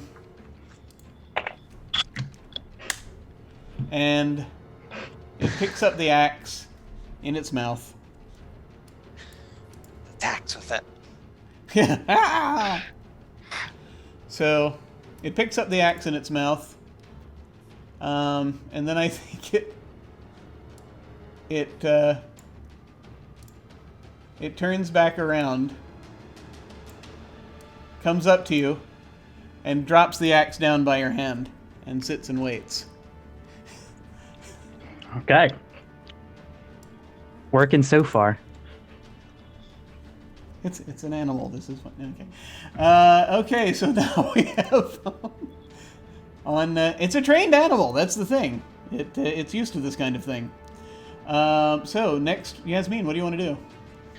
Okay, since he's still right there, I'm going for this. I think you're shaken right now, Oh, if I remember, or at least I've got it marked as such. okay. I will Was I? attempt to. I can't remember. I'll attempt to unshake. What's the roll for that? That's a spirit. Yeah, that's a spirit roll. I think it might have happened on a previous thing. Well, that is a roll of a 2 minus 1 and a roll of a Okay. 2 minus 1. I do not shake. I do not unshake. I don't think we treated it that way last round. Did you unshake at some point and I just missed it, or? I think I must have. Okay, I'll go ahead and clear it because I'm confused. What would you like to do? I'm going to once again try and just teleport him up and drop him. All right, let's do it. Okay, so -2 on Oh, additional -2 on my fighting. oh, you've got him. You've got Oh it. yes. Now, let's get this focus roll. That Okay. is -2 because of the multi-action. So there's something that I forgot last round, and that is you get you actually get a +2 when a touch attack. So you probably would have hit him. So I am going to go ahead and, if you wish, you may re-roll the focus roll. Why, yes. I did not treat you fairly last round, and I had just remembered this. 5. No, that's a 3 with the -2 for multi-action. Okay, all right. So not quite enough, but something does happen. So let me see. Where shall he go? I'm gonna roll deviation on him. So let's Where do see. you know that? He's Roman. Oh, of course. So 9 o'clock, and roll a d6 for me, please. Okay. Roll d6. That's a 4. Okay. So 1, 2, 3, 4. He teleports. He teleports about 8 yards in that direction.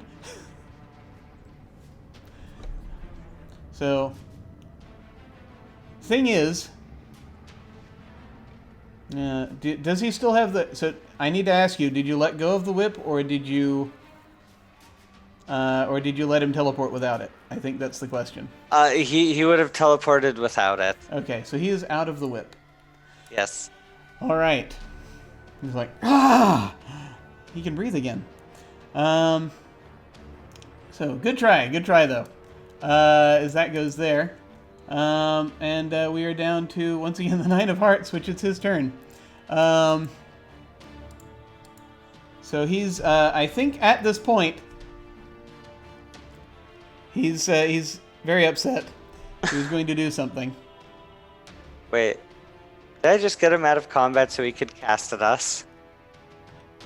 That's strange, isn't it? How that sometimes happens. Sorry.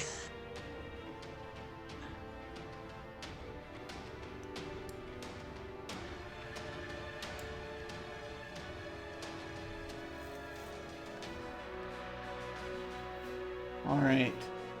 Yeah, let's try this. He's gonna roll spellcasting and see what happens.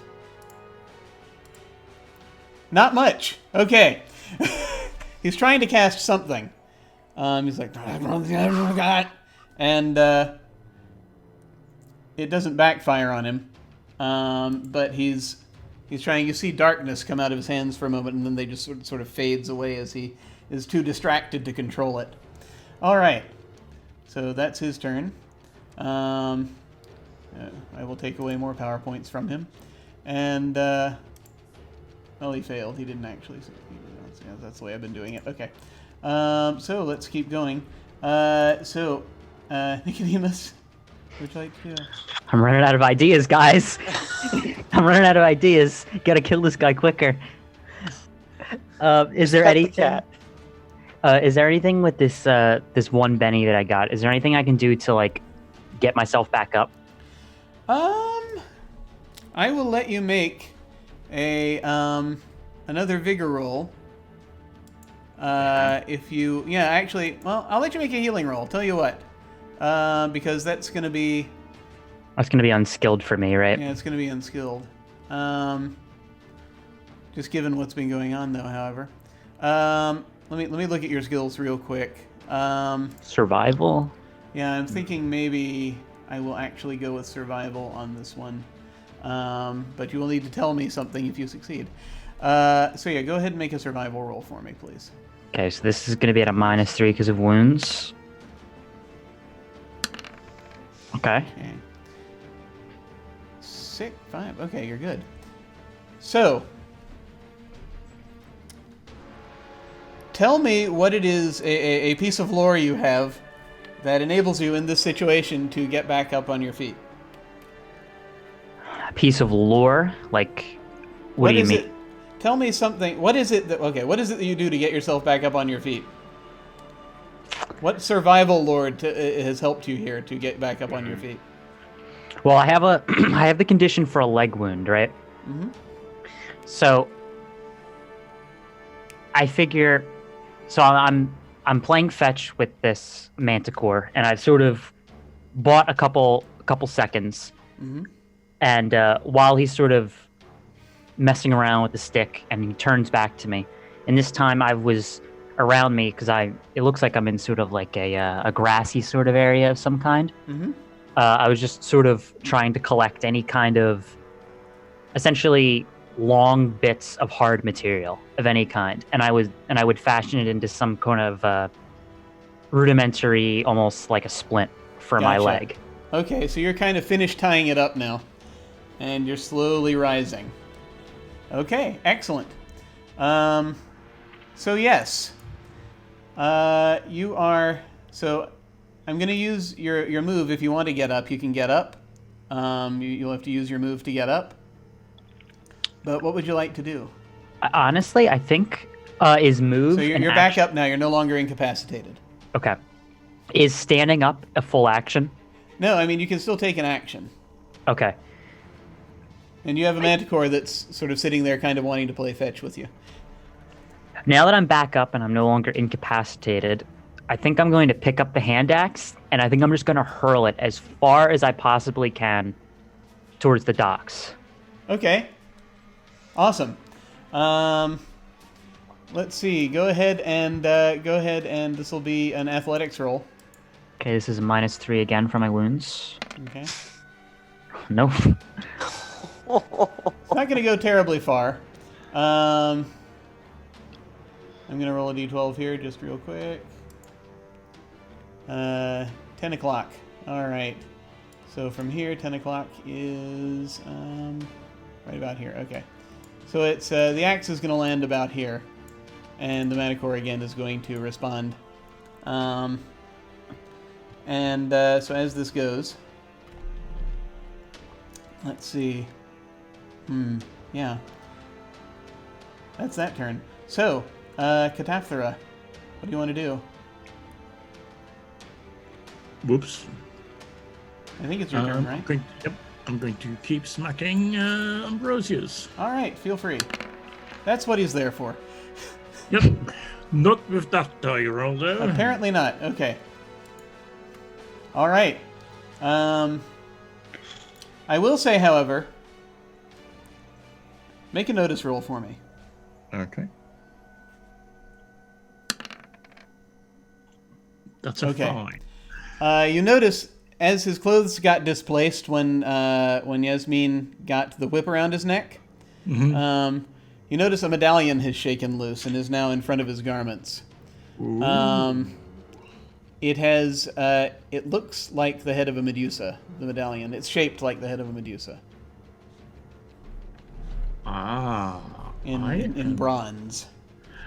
Right. I've just taken my action. So I'm going to remember that for next turn. But that is a thing that he has on him. All right, here we go. Speaking of next turn, an ace for Yasmin. Can I point and say something? Sure. That's the thing he's been using. Okay, Yasmin definitely sees that. My companions hears and see what I'm saying. Yeah. And actually, you all Nicodemus is up, so everyone sees it. Cool. Okay, so I'm going to go ahead and redraw for Nicodemus because I got a 4 there, and now you have a 6. Manticore got an ace. Ace of spades, and Yasmin got an ace of diamonds. So Manticore goes first. So the Manticore is going to turn around, pick up the axe again in its mouth, and it's going to just sort of look at Nicodemus quizzically, and is no longer attacking him. Yes. Yes. Yes. And you hear, just in the back of your head, "All right, good enough. Tell him what to do." Oh. And we'll come to your turn in a little bit. And the Manticore is holding its action right now because it's waiting for instructions. And now, let's see, Yasmin is holding. So we're going to go to, let's see, so next is Ambrosius. Let's see. Ambrosius was not successfully able to cast the Getting Away spell. Sorry, just had a quick electrical Okay. problem. Sorry. Oh, no problem. It's your turn if you want to do something. What do you want to do? Or Yeah, if you would hold on. rather deal with the bird, then I can. If you need to deal with the bird, then we can. Yeah, I can. Yeah, no problem. No problem. 1 second. I'll, I'll hold my turn just for a moment. Sure, no problem. So Ambrosius is going to try. He's got his dagger out at this point. I think he's too smart to try to use it on you. He doesn't have many power points left. And he's going to step here.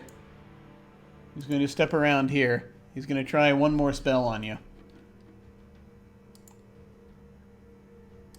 Which is actually one that's familiar to you, Kataphthra, now that you're recognizing it, because this will be the 3rd time he's using it on you. Or trying to. As a wave of energy is coming up over his hands, he got a 4. So that's a success. So, hang on. Let me look at let me tell you what you're going to need to roll here. Havoc. Okay. I don't think he spent for the extra -2. So everyone, I'm sorry. Kataphthra and Yasmin, please roll strength. Okay. That's a 5 for Kataphthra. And let's pull me up. Strength.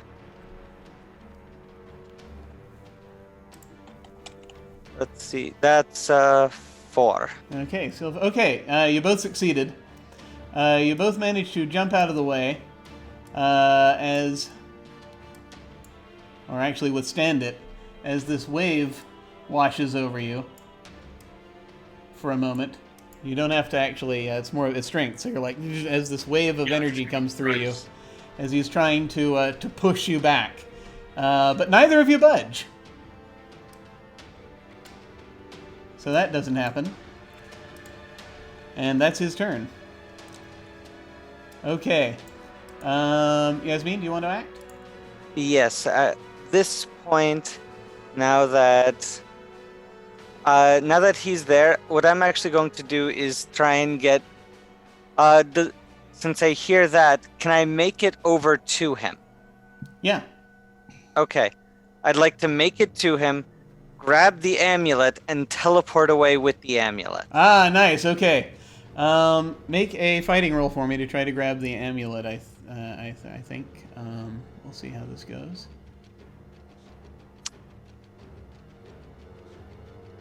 Okay.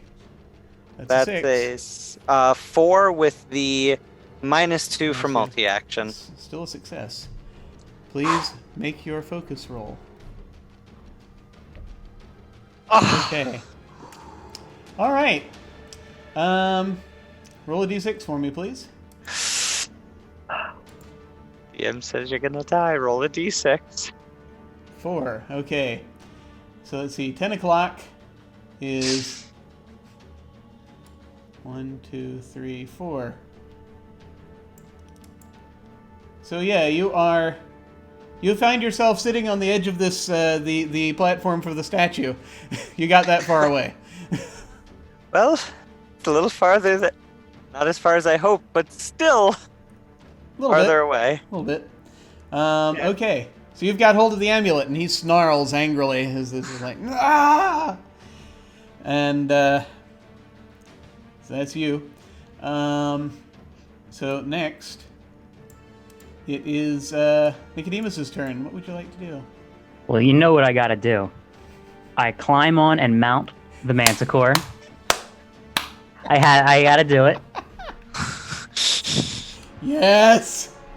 And I, with hand axe, I point to Ambrosius, and I just mutter charge to the manticore. Okay. The manticore has, let me take a look here. Oh, wait, let me just do this for you. Manticore is now in all players' journals and can be edited and controlled by the Spectre TV. We have a Manticore now. So, it is going to run at this thing. This is mounted combat. Effectively, although it also is going to get an attack. So yeah. Would I roll? So go ahead and so its pace is 8. Mm-hmm. It also is going to get a running die of a d6, which I'll go ahead and put that on it, so that you've got that.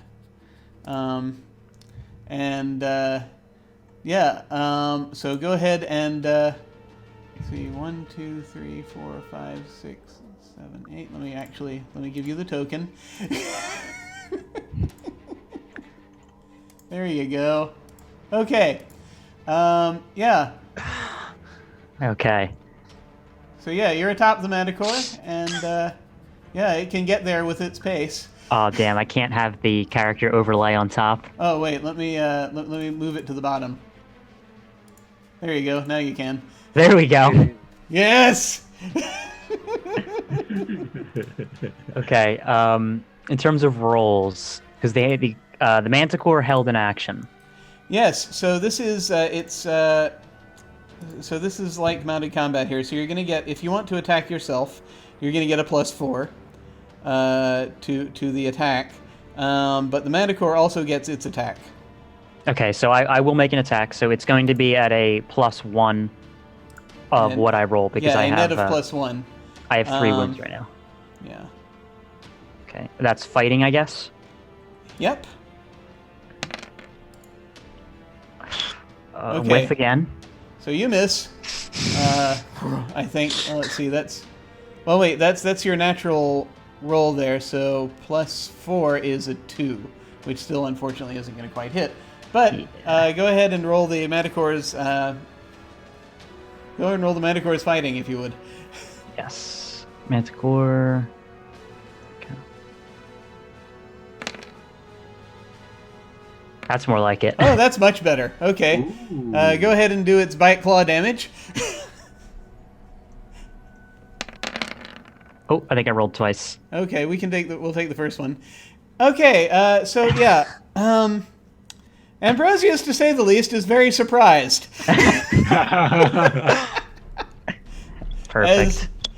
his own Manticore charges him with one of his enemies on its back. This thing, do you want to claw or bite him? Honestly, it's not going to kill him, right? This attack. Let's see. Well, you okay? Yeah, it's a hit, and it's 14 damage. So 5, 6, 7, 8, 9. Actually, I think you hit with a raise on this one because he's not getting his. Yeah, he's only got a 5. So it's 18 damage.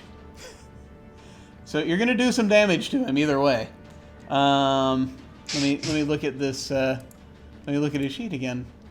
Yeah, his toughness is 8. So 9, 10, 11, 12, 13, 14, 15, 16, 17, 18. So he's gonna be shaken with 2 wounds. Okay. So, how this looks is, you see in the background, Nicodemus quickly mounts onto his newfound familiar, and he lowers his axe, and the Manticore. I keep wanting to say Chimera. The Manticore They're related. leaps forward and begins a first at a trot and then at a full sprint. And as me and the Manticore, as we reach Ambrosius, I make a swing with my axe, which he deftly dodges out of the way. However, he dodges straight into the Manticore's incoming claw, which rakes him from shoulder to shoulder. He's like, ah! No! He is very upset and surprised. I'm also going, because I am capricious about this, I'm going to give you yet another Benny for doing that. Yes. All right, we're almost there. Okay, so that was your action, and the Manticore's action, and let's see. Now I believe it is Cataphthera's turn. What I would you still like to want do? my revenge and keep bopping Ambrosius. All right, yeah, he's shaken right now. Excellent. So all you have to do is just barely. Just barely with a 4.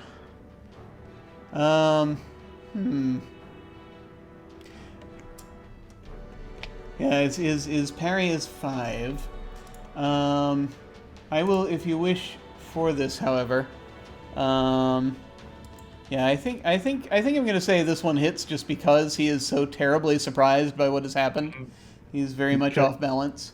So go ahead and roll your damage on him if you would. 6. Okay, unfortunately that is not quite enough. Boff. But you're very close. You've got it. You've kind of are at the point now that you're like, ah! You do at least kind of knock him a little on the side, and he's staggering around. He's not doing well. All right, here we go. So Nicodemus, the Manticore is just going to be going on your card at this point, which is going to be a 9. I'm going to be redrawing for Yasmin. Cataphthera gets a 2. Ambrosius gets a queen. And Yasmin actually gets, no. Yes, an ace. So Yasmin goes first. Yasmin, what would you like to do? So what I'm going to do is I'm going to try and hit Ambrose with my sling and then just keep booking it out of there. We have to get this back to the Emperor. Gotcha. At this All right. point, with a Manticore and a giant Minotaur smacking him around, it looks like we've got this handled. Absolutely. I'll give a last parting shot. All right, make your shooting. 4, that hits. Go ahead and roll your damage. Yay! Okay, now let's get to this. 5. 5 damage. So it does at the very least. He's like being terribly assaulted right now. I came here to have a good time, and I just feel so attacked right now. He does. So yeah, no. Yeah, so, and you're heading off. As he's kind of like now terribly confused. All of these things are happening to him, and it is his turn, and he will try to unshake. How long is the run/walk back to the Coliseum? From here. It's in the middle of town. You're on the edge of town, so it takes a few minutes. It'll take at least a few minutes to get through crowds as well. Crowds and stuff, yeah. I have an idea. Another one. Okay. This will be fun. He's gonna try to unshake. Apparently. Did that include the -2? It did not. So actually, yeah, he does not unshake. He can't do anything. He is resigned, almost. He's like, Nicodemus, what would you like to do? So, seeing Yasmin having taken the amulet, I am going to order the Chimera to run after her, and as I'm running up on her, I'm going to yell, "Quick, pass the amulet to me. I can get it there quicker." If I can do that now, I'll just hand it off right off. All right. As she extends her hand outwards, just as the Chimera and me are reaching for the amulet, my hand closes around the chain, and the Manticore takes off and begins flying towards the Coliseum. Sure. Just hope I don't fall off. Oh, that would Manticores can only fly for very short distances, but I think you'll make it. Okay. Manticore goes up into the sky. Yeah. Oh, this is unexpected. So yes, so that's what happens there. So, Cataphthera. Ambrosius is looking fairly defeated, but what would you like to do to him? Right, your power is gone. Give up. Intimidate? And face the consequences. Yeah. Intimidate? Yeah. 4. All right. Ambrosius, as he sees all this and he seems distraught, he sinks to his knees and lowers his head. Now, I'll tie him up. All right. And march him back to the Colosseum. You got him. All right. You have successfully captured Ambrosius. You can't kill Nicodemus that easily. Apparently not. Try though he might. You will turn your own Manticore against you. All right. So in the end, you're able to get the amulet back to Caesonia, who is able to make use of it. It is indeed an amulet of passed down through generations by the cult of Medusa, of which Ambrosius is apparently a member. He evidently had put pendants on, as you're able to find out through questioning your centaur prisoner. He had put pendants on them that they were wearing that also basically brought out their inner rage. He was able to channel through them. He is the one who set up the ramps and had them appear at those specific moments. That was another spell he had. Use of the barrier spell to create those. And his plan was to just have them go nuts. And they really didn't realize it was going to happen. The centaurs didn't. They were just working for him. So Caligula enters a period of it's touch and go for quite a while. He recovers from the curse that is placed upon him, and when he awakens, a while later, a number of days later, as everyone is very worried about him, he declares that he's doing very well, and his skin is slightly glowing, which it is. For he has communed with the gods, and he now realizes that he is one of them. But that is a tale for another time. Very good. Brilliant. Thank you all for playing Mythic Rome. It is much appreciated. Thank you for having us. Yeah, that was fun. Thank you. That was very fun. My apologies for running over as long as we did, but I am glad we got through that. We managed to see how that happened. It was very interesting. Had to get creative there near the end. That was awesome. That was so awesome. I did not think we would have the childhood dream riding on back of Manticore scene, but we did. So, we're going to go around and do our outros. Folks, just say where folks can find you and any thoughts you have about this session. Final thoughts, and we will start with George. Hi, I'm George. My pen name is Verdict. You can find me on Twitter at Verdict Grishmal. You can find me on Archive of Our Own as Verdict. And you can also find me most Sundays running Fractured Moon D&D over on Twitch. Other than that, I honestly had a lot of fun with this. It's been a while since I've played Savage Worlds, and I do like the system. It's a lot of fun to play. Awesome. Well, again, thank you so much for playing. The Djinn is always a fun character to try to do stuff with, and so it was very cool getting to see that. That was awesome. Thank you so much for playing. And we'll just go around to Brian. Hi, as just stated, I am Brian. You can find me on Twitch. I stream. I try to do it every other day, but sometimes it doesn't always work out. It is the Spectre, the _ Spectre TV on Twitch. My Twitter is at Brian Rome, like it says on the screen, but I don't really use it that much. So if you want to get in contact with me, feel free to just drop a message while I'm streaming, or yeah. I had a lot of fun playing this. This was actually the first time I did a TTRPG on stream. Oh, cool. I had a lot of fun with it. I was looking forward to it. And it... Welcome to Twitch RPGs. Thank you. And this was also the first time I played the Savage World system as well. It was very interesting. And I think it was fun.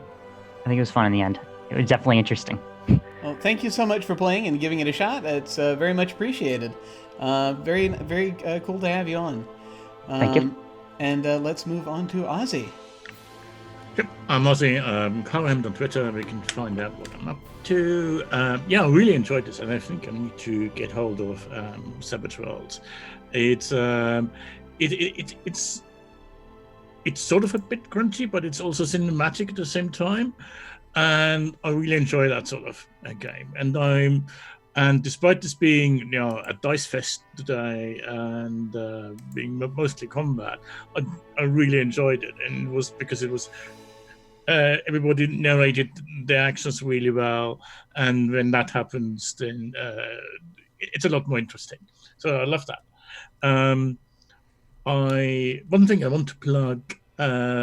Coming Saturday, this is the 31st, I will be on Unmade Gaming's channel for his Extra Life for Kids charity stream, and I will be running John Carter of Mars by Modiphius Games at 10 a.m. Eastern, that's 3 p.m. UK time.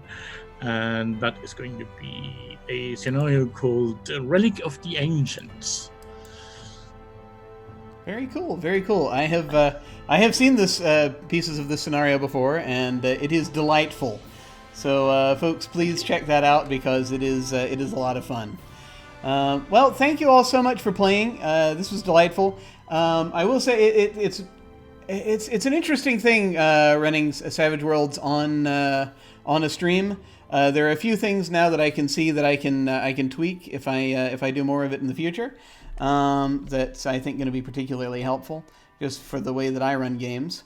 There was a lot of hack and slashery on this one, but I do think that there are there's some interesting applications one can do here. Just getting it together with Roll20, that's the tricky bit, but it can be done. It can be done. All right. Well, as for me, I'm Jim Ryan. You can find me at OtherDoc on both Twitch and Twitter. My website is jimyesthatjim.com, where you can find my Geek Observation podcast and links to my various other podcasts, audio dramas, writings, and such. I've got links down below to my website, Twitter, and YouTube channel. On Tuesday evening, we will have the finale of our short campaign that we've been doing this month of Amber Diceless, which has been a lot of fun to run. Again, it's been a while. On Friday, I'm going to be over on Off the Table, playing in their 1890s Urban Shadows campaign. I believe we're hitting close to the finale, if not the finale, this Friday. So it's going to be... we're going to find out if the town's going to blow up or not. That's basically what it's down to. On Saturdays on this channel, Saturday nights, we have an Invisible Sun campaign called The Edge of Paradox. And then 1 week from today, Sunday... there may be a one-shot of some sort going on.